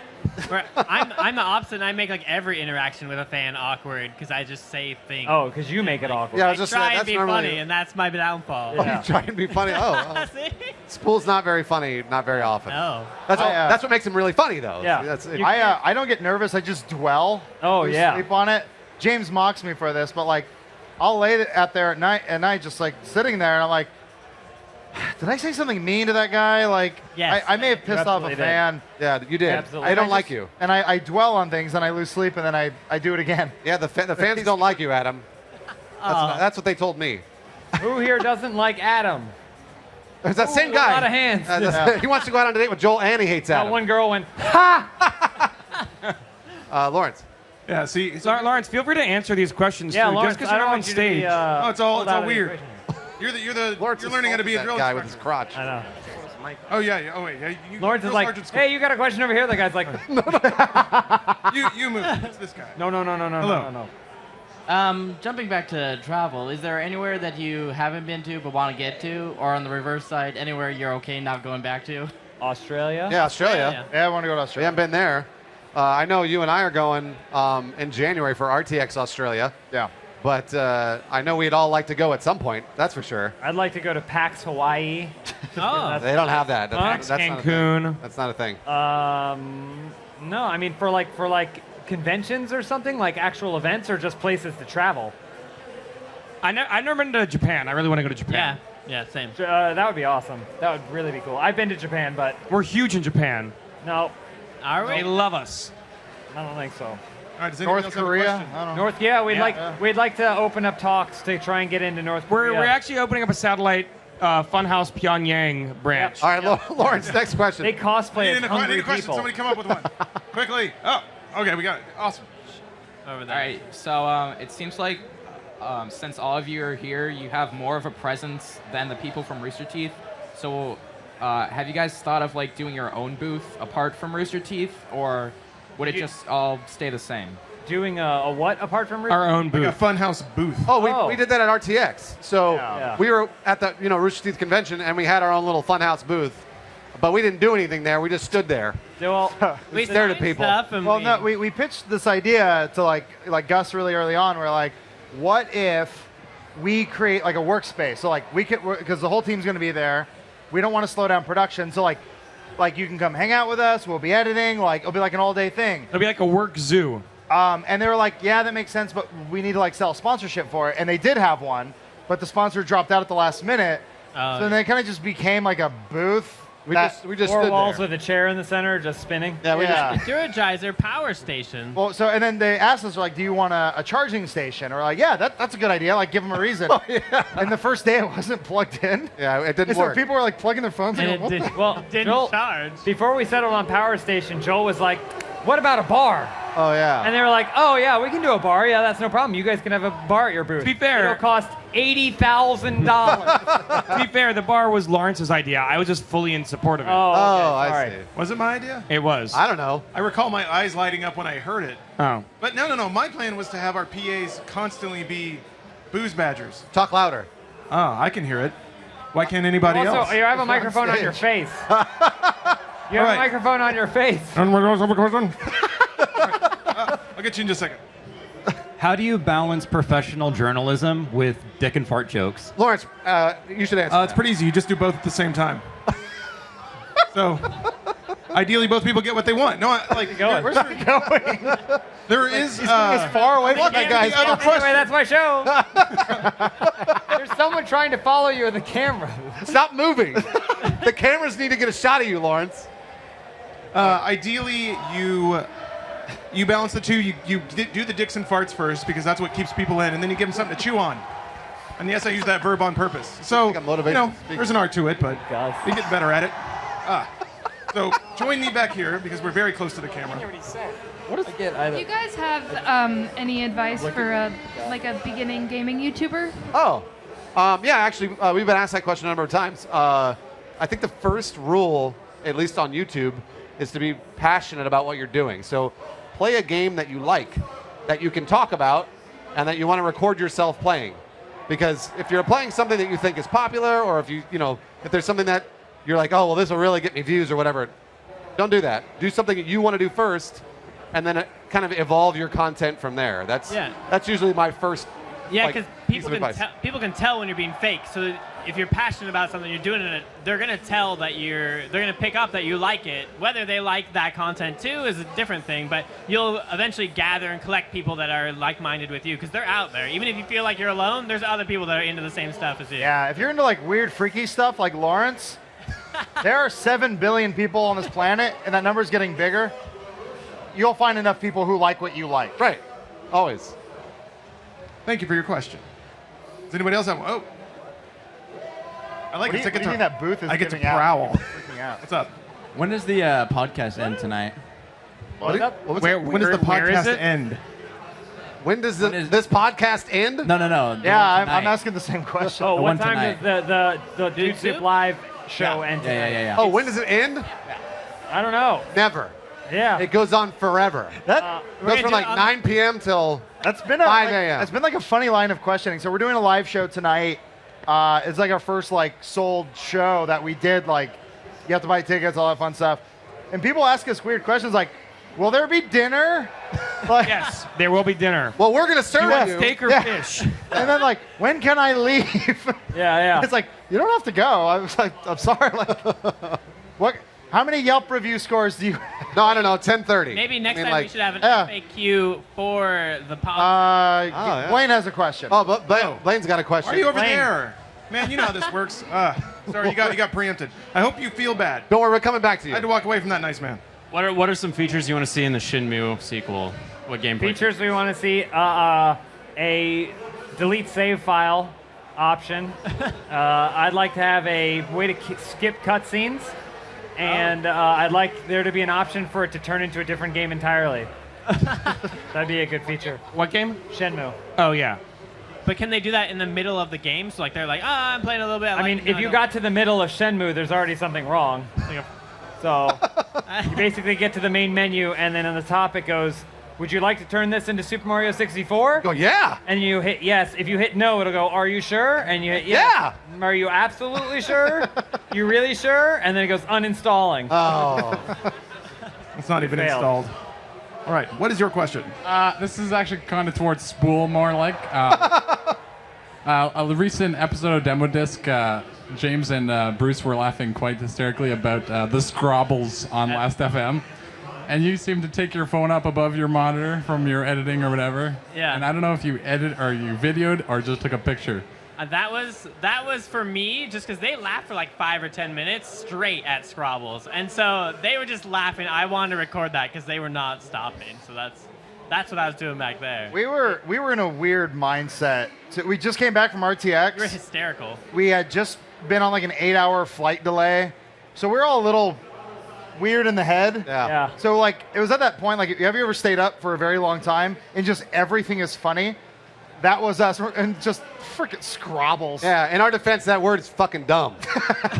So that's why we laughed. Can you share that, edit it into a random video, their laughs? It's going to be part of our laugh track now, because you know how all of our videos have a laugh track to tell you when to laugh? Yeah. That's going to be the laugh track for our videos now.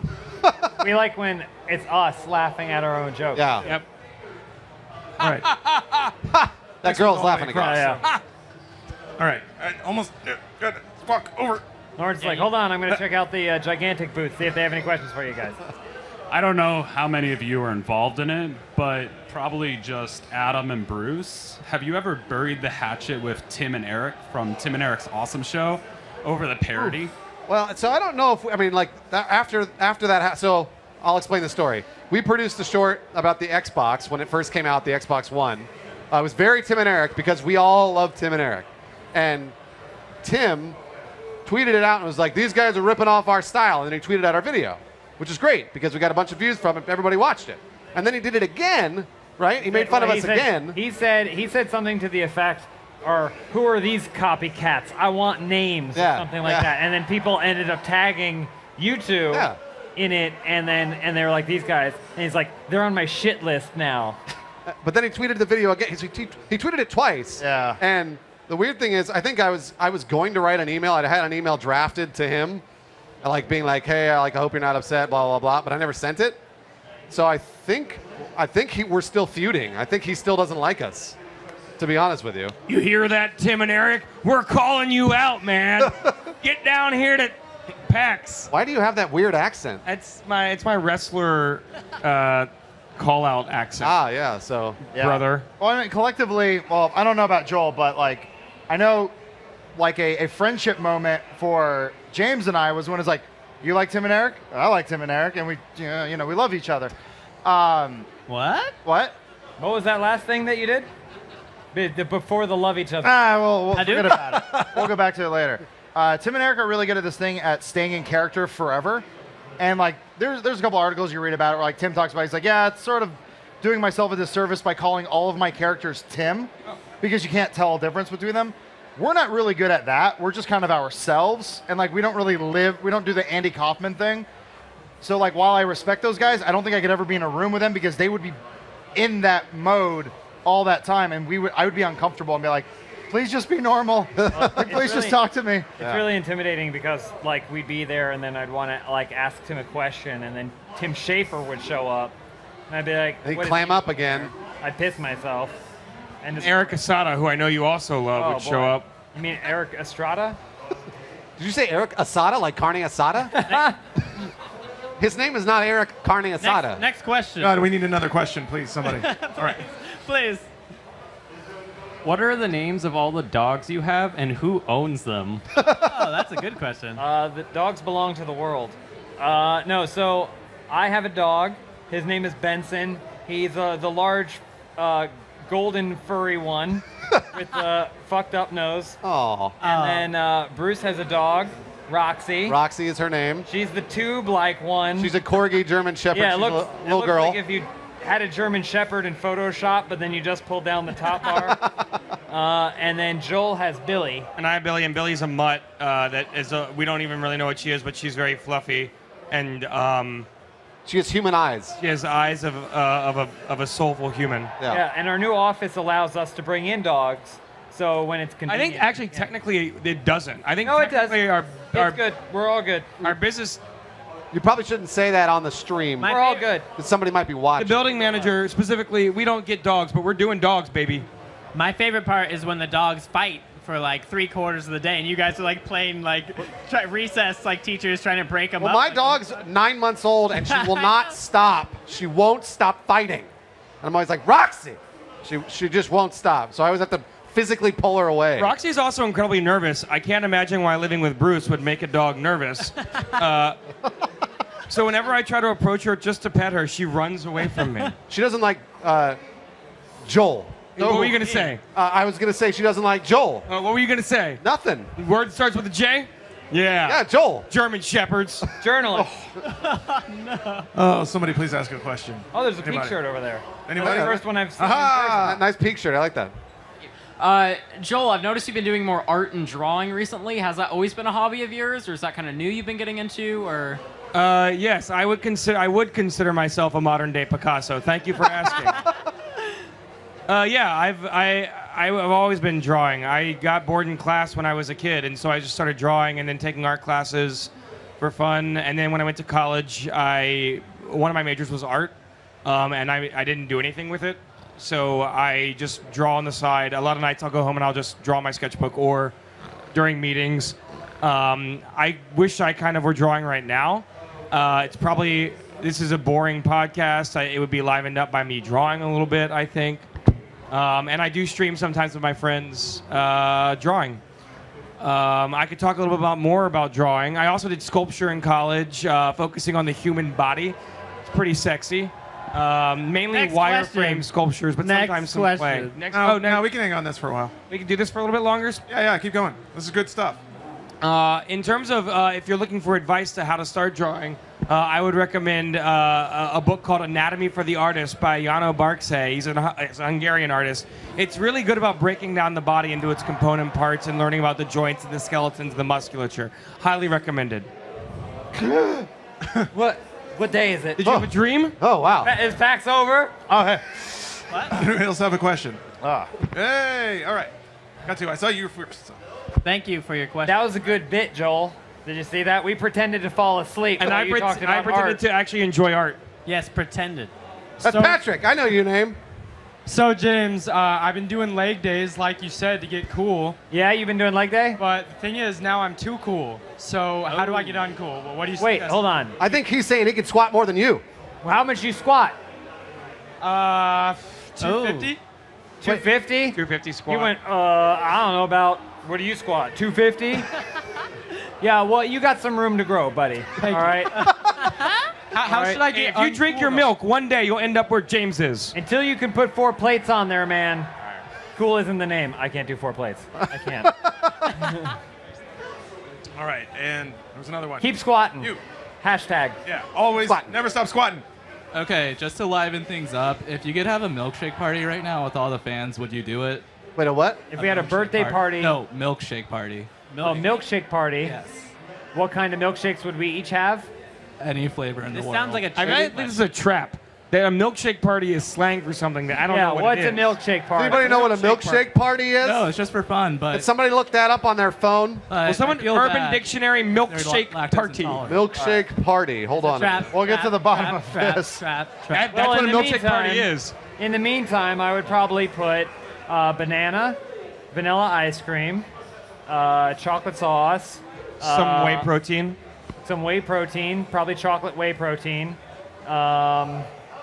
And then some ground up glass. A little bit of glass in it, so. All right, so I found how to throw a milkshake party. Oh. When in doubt, buy the bucket. Number 2, milk is key. Who knew? Okay. Number 3, mini blenders make light work. Are these, I don't know if these are like puns. They're not puns or whatever. They're just... No, this is a real milkshake party. Oh, okay. We're going to have a milkshake party later. Anyway, chocolate or something. There was like a how-to channel on YouTube that was big for a while, and one of them was like, how to clean spoons.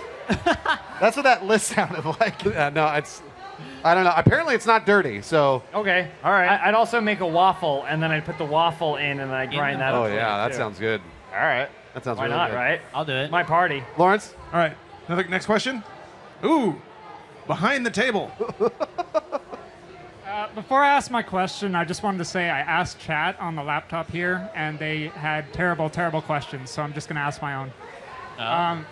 Yes, chat for questions. Okay. I was asking the chat of the I got it. and they all Okay, just gotcha. spammed and ignored me, so you guys missed out. Sorry. When's the first official meeting of the Cult of Peak? It's been taking place for some time now. Yeah, you've been missing it. The Cult of Peak has been around for centuries. Yeah. So, I mean, just because you guys are now aware of it, yeah, now you're starting to see it pierce the surface. It's so mainstream now. Yeah, it's kind of. I'm kind of over it, honestly. Yeah, no, it's not really cool anymore. It used Yeah. to be cool, but it's not. So I mean, I guess you could get the T-shirt if you want. Well, I don't know. I don't think you should wear that shirt, though. I don't There think it so. is. Wait, that's what the shirt is. I thought it was just ///. Oh. Not backwards slash. But be careful where you wear that shirt, because if you wear that Peak shirt around, like. There's rival cults that'll. Yeah. You may have heard of Illuminati. Scientology does not like the Cult of Peak at all. At all. Next question. Somebody, please. Oh, what are you doing? This guys. Yes. You're gross. God. I might be clueless to this, but are any of you in your new movie? Are any what? Are any of you guys in your movie? Are any of us in our movie? The Rooster Teeth movie? I just saw like a trailer for it. So funny enough, where's Blaine? Blaine, he's over there. Where's Blaine? Over there. Blaine. Hey, Blaine. Blaine, we need you to explain. Explain to the man why we're not in the movie. What's up? Why are we not in Laser Team? Yeah, what happened? Let's look at the deleted scenes, and when the DVD comes out. We might be on the deleted scene. Well, no, hold on. The real reason we're not in the movie is because of Lawrence. Ooh, yeah. Yeah. Blaine came down to film like a pickup We did shot. multiple takes. Multiple takes. Go ahead. Yeah, Blaine came to our office and got like a shot where we were. It was just us reacting. We were just supposed to be normal people reacting to a thing. We can't say what. And then, for whatever reason, Lawrence decided to improv. So it was Blaine's direction was basically like so salty. Aliens are coming down, or you're reacting. You're seeing something. Yeah. And you need it. It's on the news in front of you. It's interrupting what you're doing, and you gotta. To be what's clear, going this is going to be a 2-second like 2 seconds. shot. And then so we start doing it. It's like, all right, go ahead. And then Lawrence is like typing on the computer.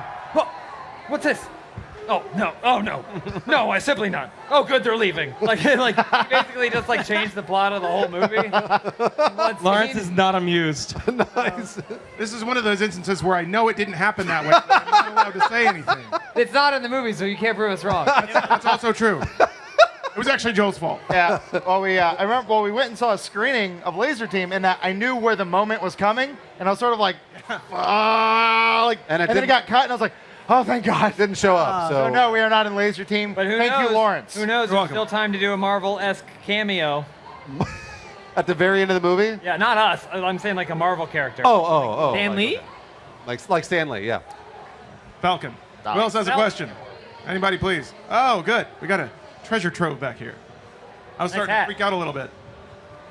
So, if you had to choose one booth at PAX to represent you, what would it be? Choose what? What did he say? If you had to choose one booth at PAX to represent you, what would it be?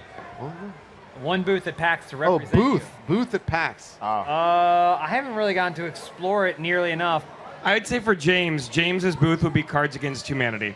Yeah. He loves Cards Against Humanity. If you ever see James out in real life, make sure you bring him the game Cards Against Humanity, because he collects them at home. He has 5 or 6 at home, but he needs more. So make sure you bring him Cards Against Humanity to James next time you see him.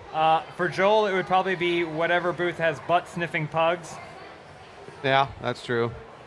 What would nothing funny about that? Oculus. Adam's Oculus, because he's the future.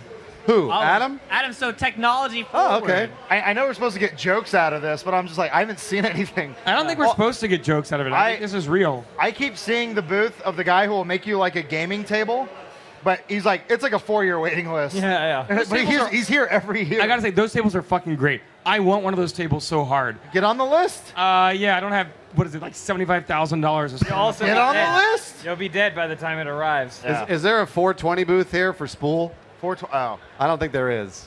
Alienware. Seattle. Oh, Mega 64. That's the closest to a 420 booth. Yeah. So. Smite. It's good. Smite booth. Smite booth for James. Smite. Next question. All right, there was another hand back here. Oh, good Lord. Okay. Oh, how's that going to work? Yeah, if you could come over here, that'd be awesome. Right, like as Lawrence, no one can see you there. close to the cameras. Oh, Clean up God. here. All right, get up in here. Come on. So, Adam, we've There been you waiting go. 10 years for another Critical Flaw episode. When are you going to get on that? Lawrence, can you repeat the question? Because we couldn't hear it. When are you going to do Critical Flaw again? What? I mean, Never. I have a question for you. What to you is critical flaw? Ooh. This is the question that Adam's going to ask. Where rest assured, in 8 hours he'll be in bed like, oh fuck, was I mean to that guy? I was really too mean to insulted that guy. Why did I react that way? It was the #1 YouTube show ever. Absolutely not. It was not. No, I mean, I always saw that as like, is a skit show we did when we worked at Machinima. We're doing skits now. Like, that's what I've always wanted to do, is just make skits, make dumb live action stuff like in the realm of gaming somehow. So, why aren't you watching our new skits? We take our clothes off a lot. He is. Oh God. Oh. But Why are you I watch assuming them all. that he doesn't watch? Oh, okay. Well, I'm just saying we kind of are. I don't know. Anyway, back to bed. Nice Thank question. you for your question. And anybody else have a question? Ooh. You're closer. I'll get to you next time. Oh, you're standing. Nice. When you go on a road trip, who does what? Like, task oriented. Like when we go on a road we all have different responsibilities when we're on road I work the trips. pedals. Yeah. I work the steering wheel. Bruce is the steering wheel. I'm the tires. And he's the tires. I'm window wipers. Ow. I don't know. Who wants to drive? I hate driving. Does anybody want to drive? I'll drive. At peak. Joel will drive because he likes driving. Yeah, I drive us to lunch every day. I guess I would be the navigator, but I'm not the best navigator in the world. Left. Yeah, so I don't know. I guess I'd do that. I think it means like when we're out shooting at stuff like PAX, like who does what when we're at events. Basically, all of us sit up on these couches and then answer questions. Yeah, that's what we do. We came to PAX just for this. Yeah.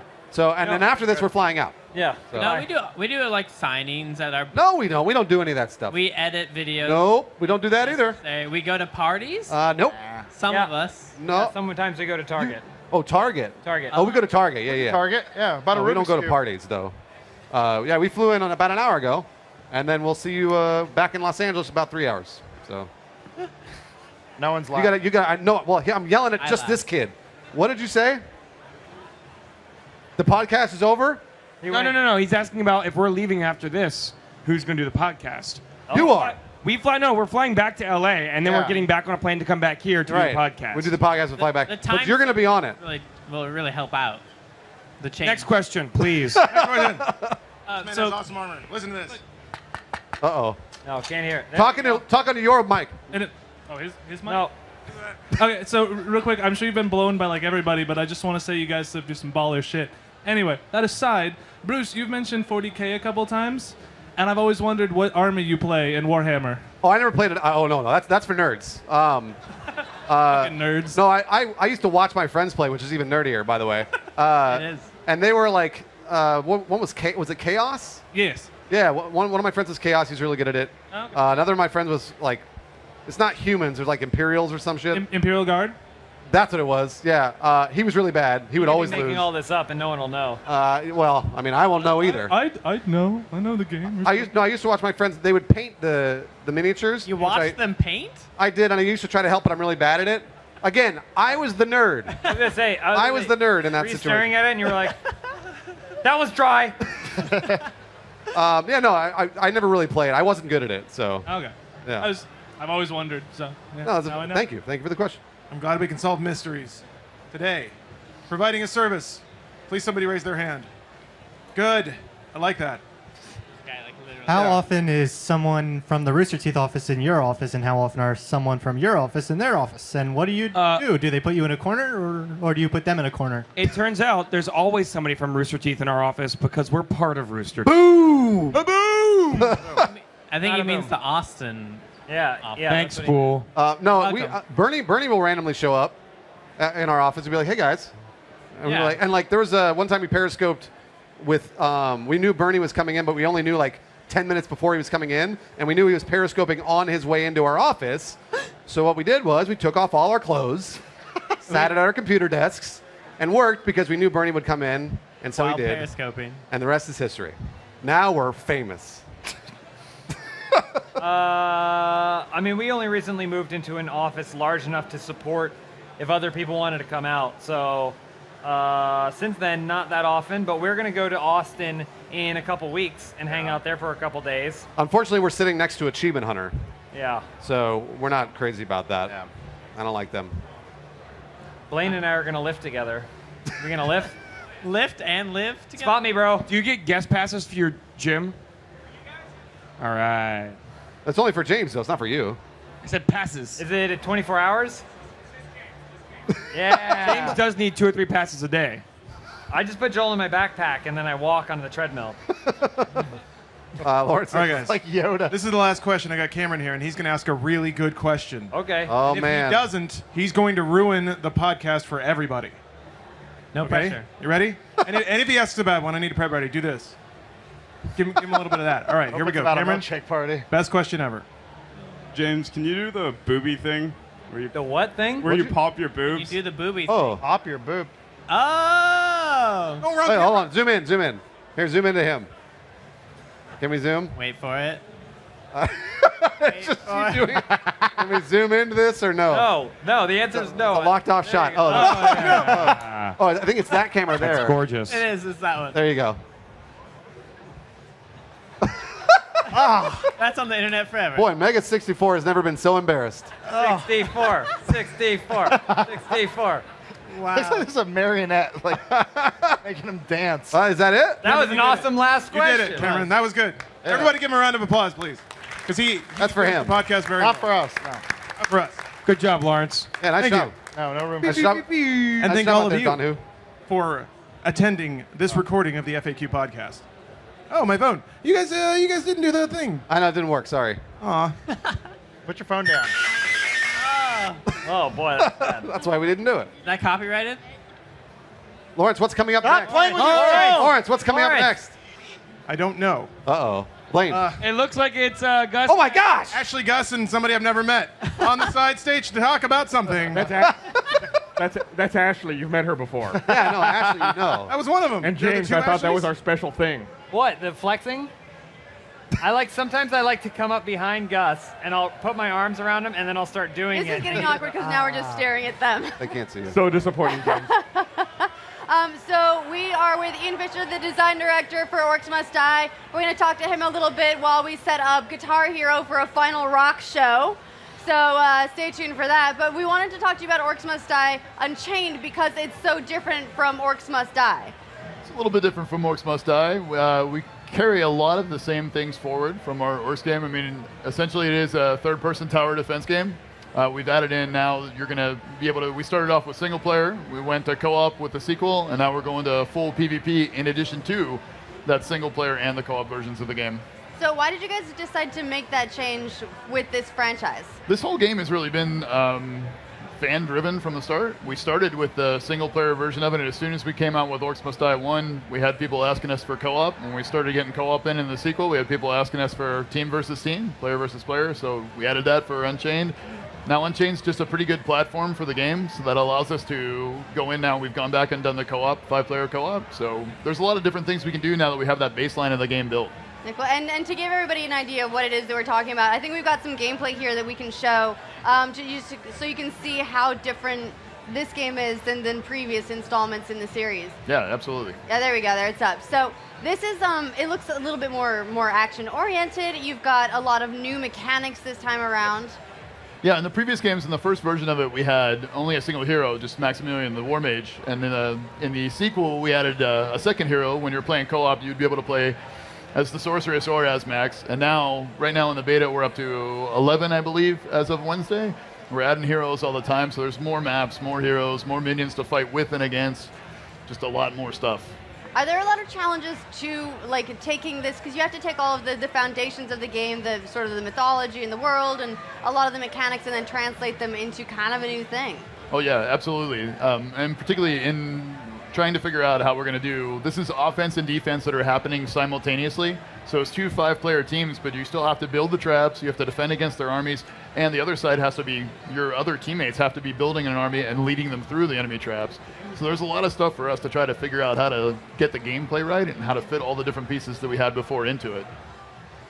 So when you're dealing with 5v5, gameplay like this, and you have, like you said, you have so many different characters you can choose from. Right. Like, how difficult is it to balance all that against each other? Because it looks like here, we can see, healing and attacking going on. So how does that all mix together, like attack, defense, support? Well, our team has kind of doubled in size since we got started with it, and a good chunk of that is adding a lot more designers. So the balance side of it is pretty difficult. It's a much larger challenge than what we've had in the past.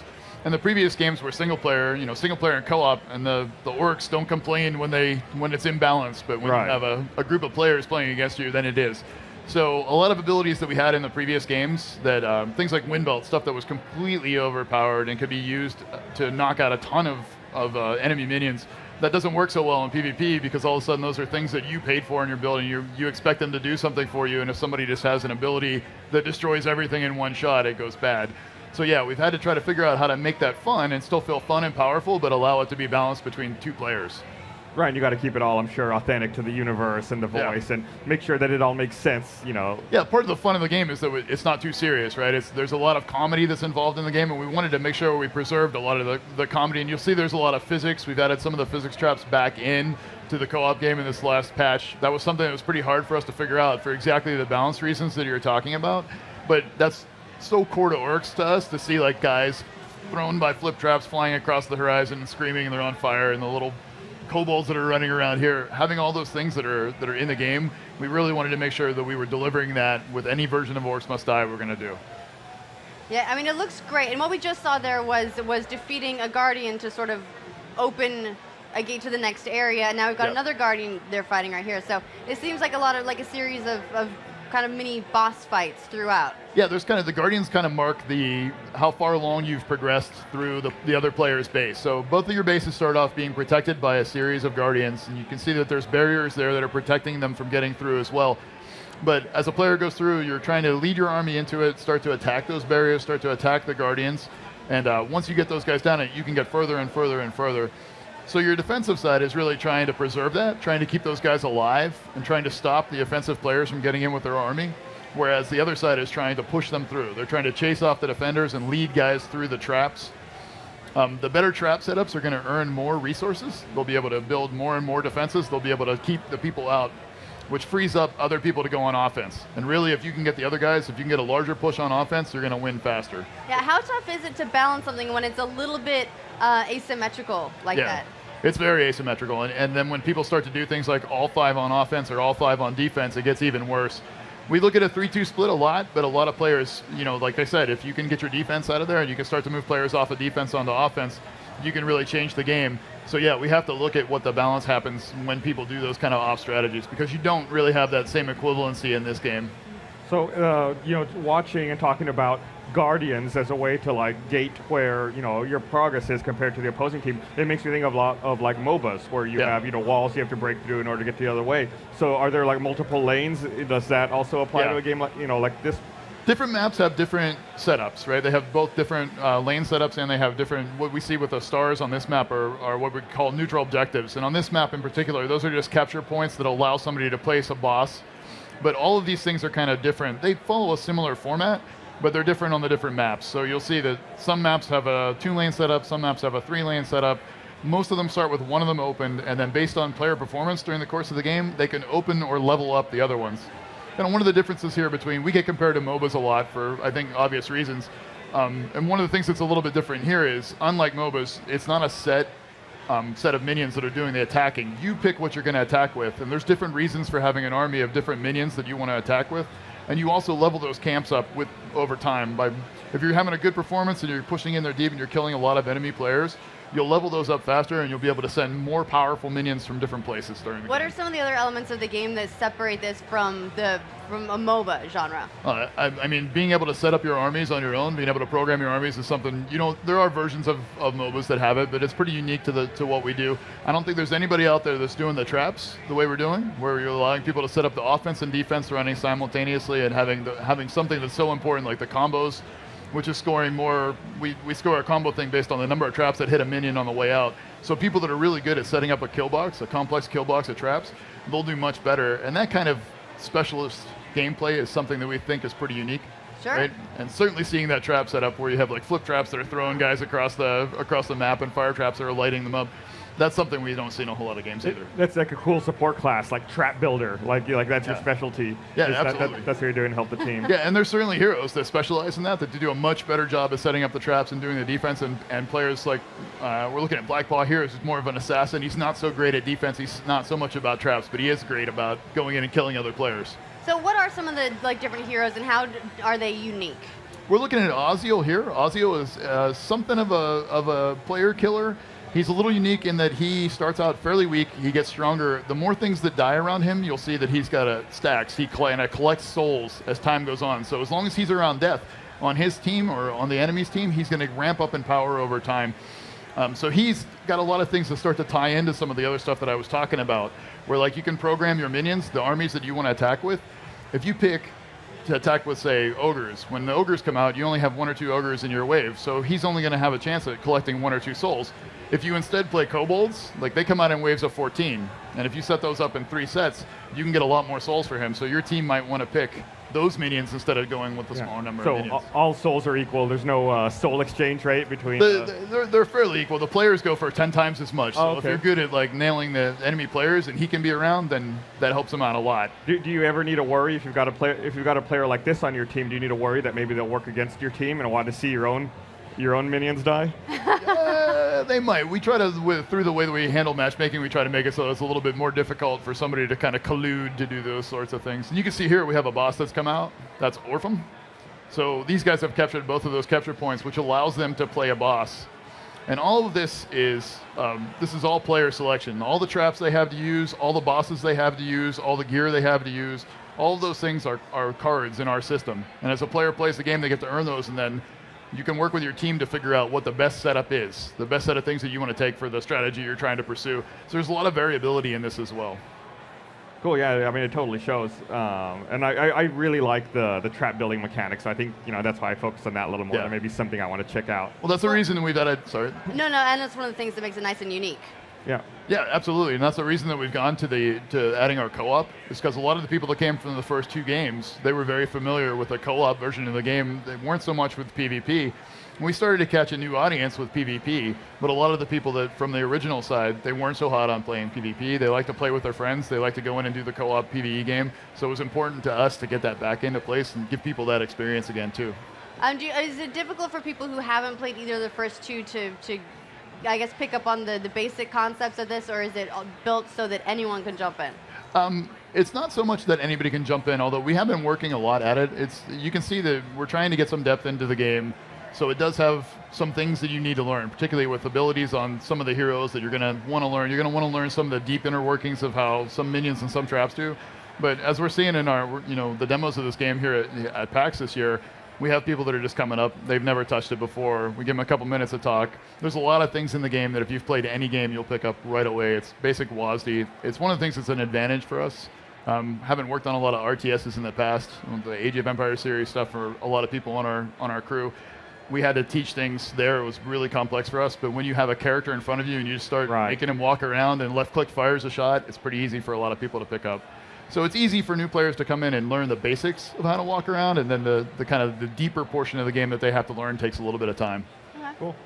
When is the game going to be available for everyone to get into? We're in closed beta right now, and over at our stand, we're taking names, so anybody that wants to sign up for the closed beta can get in right now, and then we'll probably early next year, we'll be moving into open beta with it. Cool. So it's closed beta now, but people can get in now if they sign up, and then open beta next year? Yep. That's the plan. Cool. Cool. Sorry, I think I'm just checking on this. I think we're just setting up for the final stuff of Guitar Hero, which I'm really excited about. But yeah, this looks awesome. It's funny because you guys are just the next booth over. Right and behind so you. I keep getting distracted from what I'm doing watching the game. Yeah, we were walking back here a little early, and we just thought, we got a couple minutes. we got some time, and then of course Blaine comes because he's panicking that we're not where we're supposed to be. But we had to watch it. Yeah, we're here to check out games, just like you guys, and it's helpful you're so close for us. Excellent. Come on over. Yeah, how's it all going? Is it how is your booth? It's so much bigger than it was last time I saw it. The biggest booth we've ever had. It's a great booth. Yeah, we've had good crowds over there, so it's been fun, particularly because I think the word got out that we were showing co-op this time instead of just straight PvP. So a lot of the people that were pushing for co-op have shown up to give it a shot. That's really cool. So this is the first time you've really been showing co-op. Yeah, this is the first showing of co-op at a PAX. That's awesome. All right. We just released it on Wednesday, so that's really exciting. So, all right, if you want to get in the closed beta, check it out. It's right over there. Sign up at the booth if you guys are here, everybody. And then, can anyone online sign up? Yeah, anybody can sign on our website, orcsmustdie.com. Cool. Awesome. All right, so it looks like we're about to do our final show of the day. We're going to have Guitar Hero, and we're going to have a little bit of a rock show. Will you guys do this a little bit? Yeah, cool. You don't have to. Don't okay, feel so you obligated. don't, do it a little bit more excited than I did. All right? Yes. All right. Let's get some Guitar Hero on. Yeah!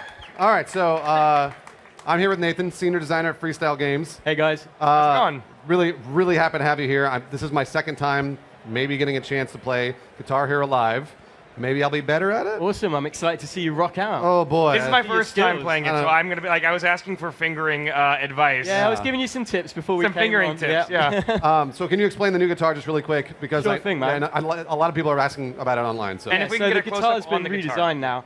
It's a whole different game from before. We've changed the 5-button layout. Now we've got 6 buttons in 2 rows of 3. So you've got 1, 2, 3, 4, 5, 6 buttons. Okay. What that means is it's really easy to pick up and play just using the bottom row at the lower difficulties, but then when you ramp up the difficulty, you start adding in the buttons on the other row, start making chord shapes, doing crazy runs up and down, start to shred. It feels good. All right, that's really cool. So I guess what song should we play here? Okay, well, let's jump in. I'll give you a quick taster of what we've got on offer, and then I think I want to see you guys rock out and show me some of your skills. Okay, all right. Oh, boy, here we go. So let's jump in with something. We're going to judge you based on your song selection. Yeah. And then I think we're going to try and sing maybe on one of the songs that we know. Yeah. So the cool new thing with live is that we've filmed it all with real live action crowds, so that as you're rocking out, your band and the crowds are going to react to how you're playing. So as I'm doing well, everyone's jumping around, they're having a good time, the crowd's clapping along, it looks like a good gig. Yeah. If you don't know what you're doing and you start to suck and you're messing it up, it's going to go a bit different and people are going to start hating on you. Everybody's yelling at you. So no pressure, but you've got to perform to the crowds. You've got to make sure that you're rocking out and that you're going to win them back and get them on your side, because otherwise they're going to be like, hey man, what's up, you suck.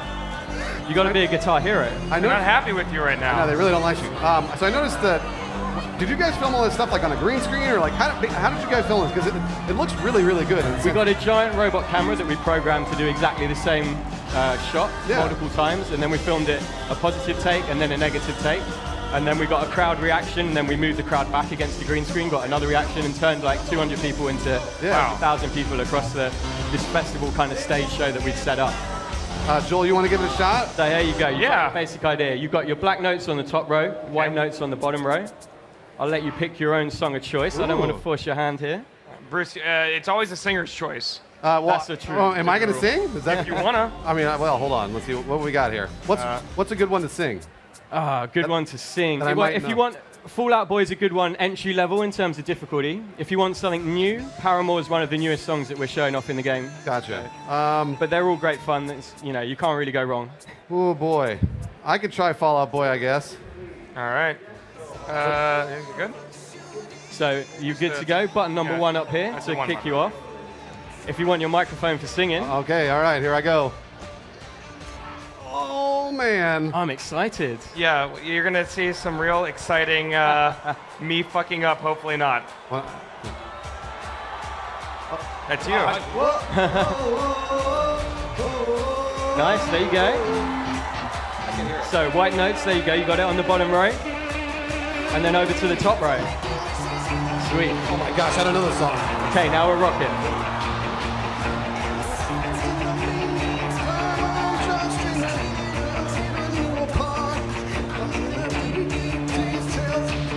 What difficulty is this on?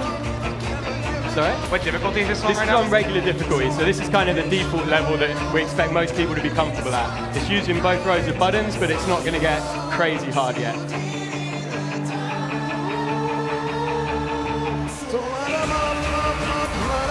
If you want to show off, you can activate your hero power, tilt the guitar up, there we go. Now we're doing it.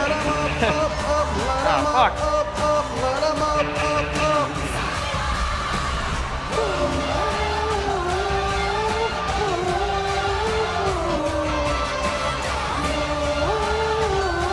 Got such a beautiful voice. He's in a band. Little verses. You're doing good, Joel. I'm on regular difficulty. That's still pretty good. Nathan, have you ever seen anybody do it this well? Or This no? is the best person I've ever seen. Ever Guitar seen Hero. say it. What? Yeah, it's incredible. Who'd have thought? Nice job. I'm going international, guys. We'll go on tour, take over the world. Bruce, it's time to get Sex Swing back together. You got a crowd of everything. Let's go.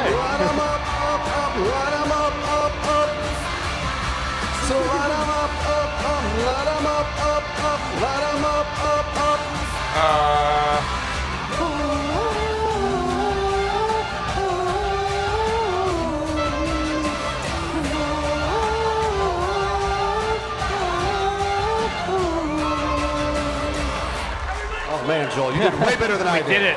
It's not over. It's not over. Come on, We got it. My songs know what.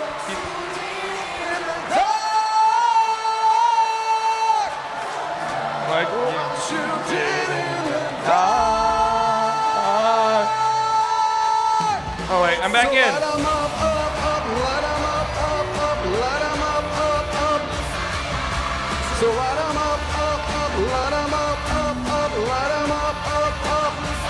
All right, Nathan, you gotta sing this one.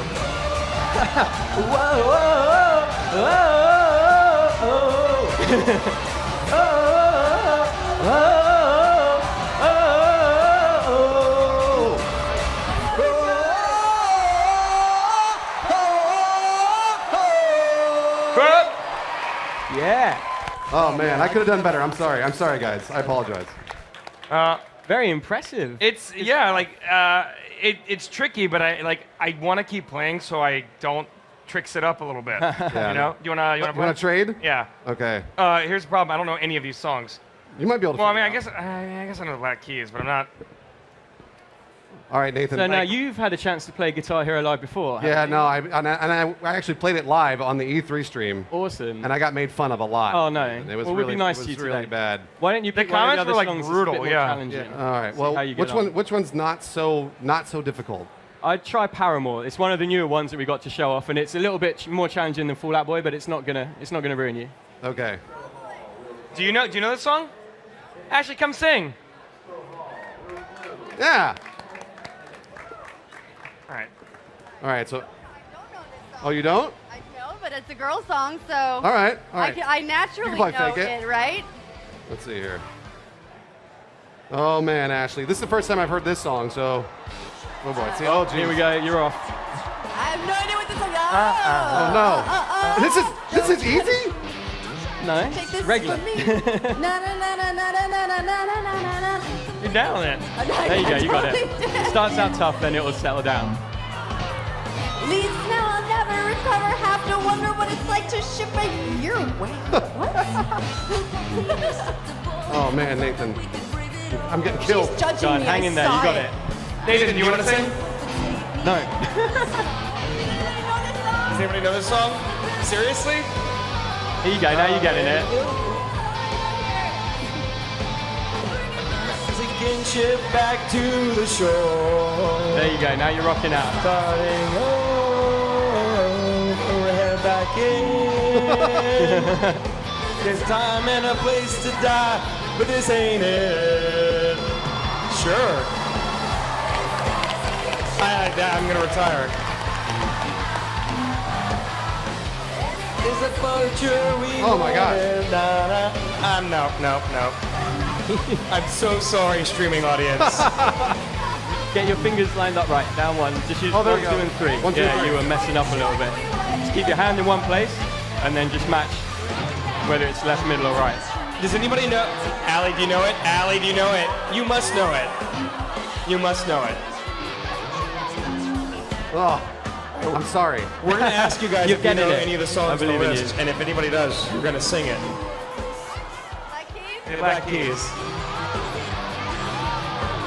Bruce, you're learning. No, You're I'm getting not. it. Getting that riff down. Nathan did. Nathan did. Blame it on Nathan. It's a cool song. It's a cool song. She's pretty happy with you. There we go. Nearly got 10 notes straight. Back to the shore. We're starting. Oh, it was going so well. We're headed back in. There's a time and a place to Come on. die, but this ain't it. Thanks, Justin. The future we.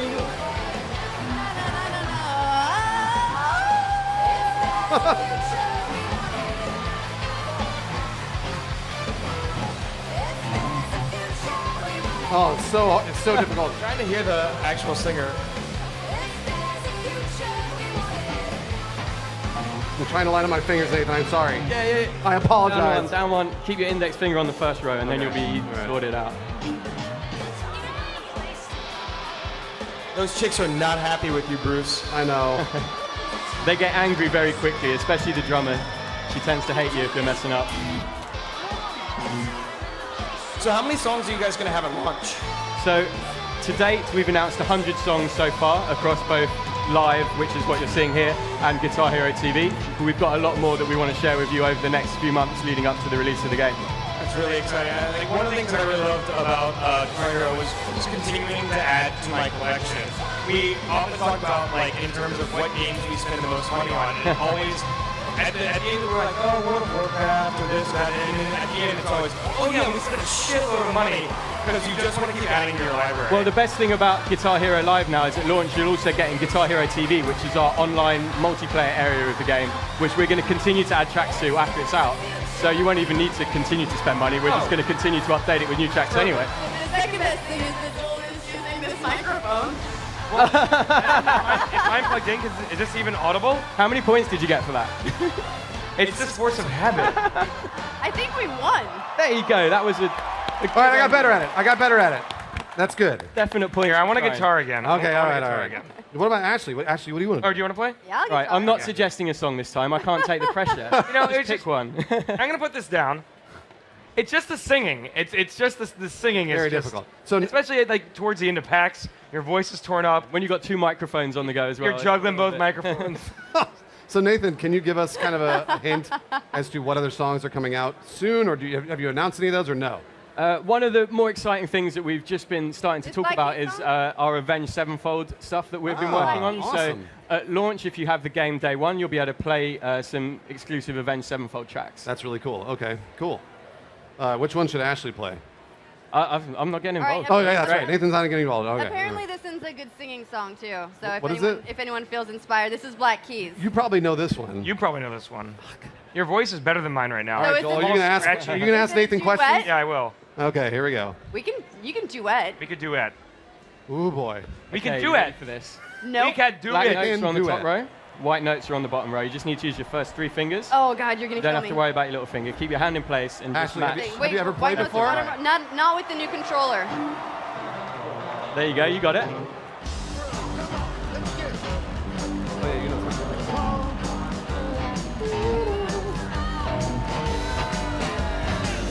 Then over to the top row. You got it. I Natural. think I'm feeling good about this one here. I'm good at this. I'm not good Now at you this. just got to work on your rocking while you're doing it. Right. Open up that stance. Here we go. And vocalists, get ready.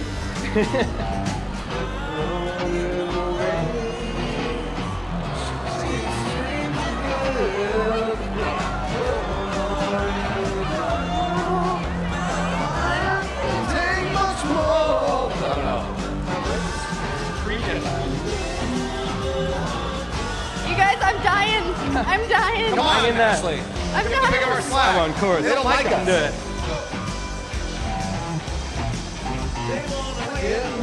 Are those Black notes on the top row.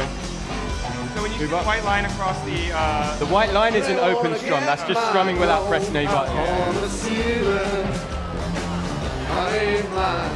Just a matter of time before you steal it. That's it. Now you're getting It's it. alright. Ain't no God of mine high. Well, that's the solo, Ashley. It's not a solo. I imagine it's like it's frustrating to try and explain exactly how the game is played. No, this is great fun to watch. Oh, yeah, but Having an awesome time. your hands on the controller on the guitar, like you're sort of trying to wrap your brain around how it works. Yeah, you guys are jumping in at the deep end without any kind of tutorials or anything, just picking out tracks at random. Yeah. When In you front get of the a game, live viewing audience. But hey, you Yeah, did I'm well. doing it. I got I'm faith doing in it. the group yet. It's gonna happen. I said that and then I died.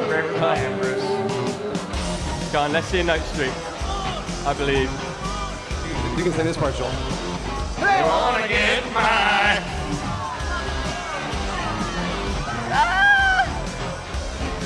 They wanna get my gold on the ceiling. I ain't blind, just a matter of time. Before you steal it, it's alright. Ain't no God in my high. That was better. I really appreciate the pity claps. Thank you. I resent the pity claps. See, you're doing it too. You're talking to the mic too. Every note I get, I'm so proud of myself. I like the guarded frustration of the other bandmates. Like when you're kind of doing it, they're like, gotta keep playing, but fuck you. Oh man. Oh. Yeah, they can be quite unforgiving. Yeah. But then they also get into it. When you're playing well, they've got your back and they'll be cheering you along.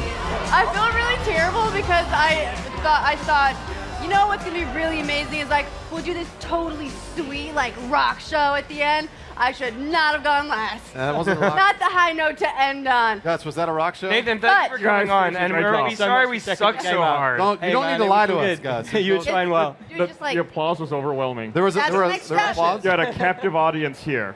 Yeah. I saw people leave Everybody. during it. Yeah. So this is the end of our show, but I want to say super huge thank you to the entire cast, all the guitars too, all the guitars. But all the cats who came on. Nathan, are we going to smash the guitar right now? Awesome. I hope not. We need to use that. All right. But the crew, you guys were awesome. You guys were pretty awesome, except for the whole not singing part. We don't appreciate that very much. So, just next time, step it up. That's on you. And everybody who's been watching online, too. Everyone who's been watching online, yeah, thanks, guys. And if you're here at PAX, come visit us at our booth tomorrow. Yeah, we're upstairs on the 6th floor. We'll be here all day. All right. And thanks again, Nathan. Awesome. Thanks very much. you, Nathan. Thanks, guys. Happy PAX, everybody! Yeah. Bye. Bye. I'm so sorry. It was I'm fine. so You did sorry. well.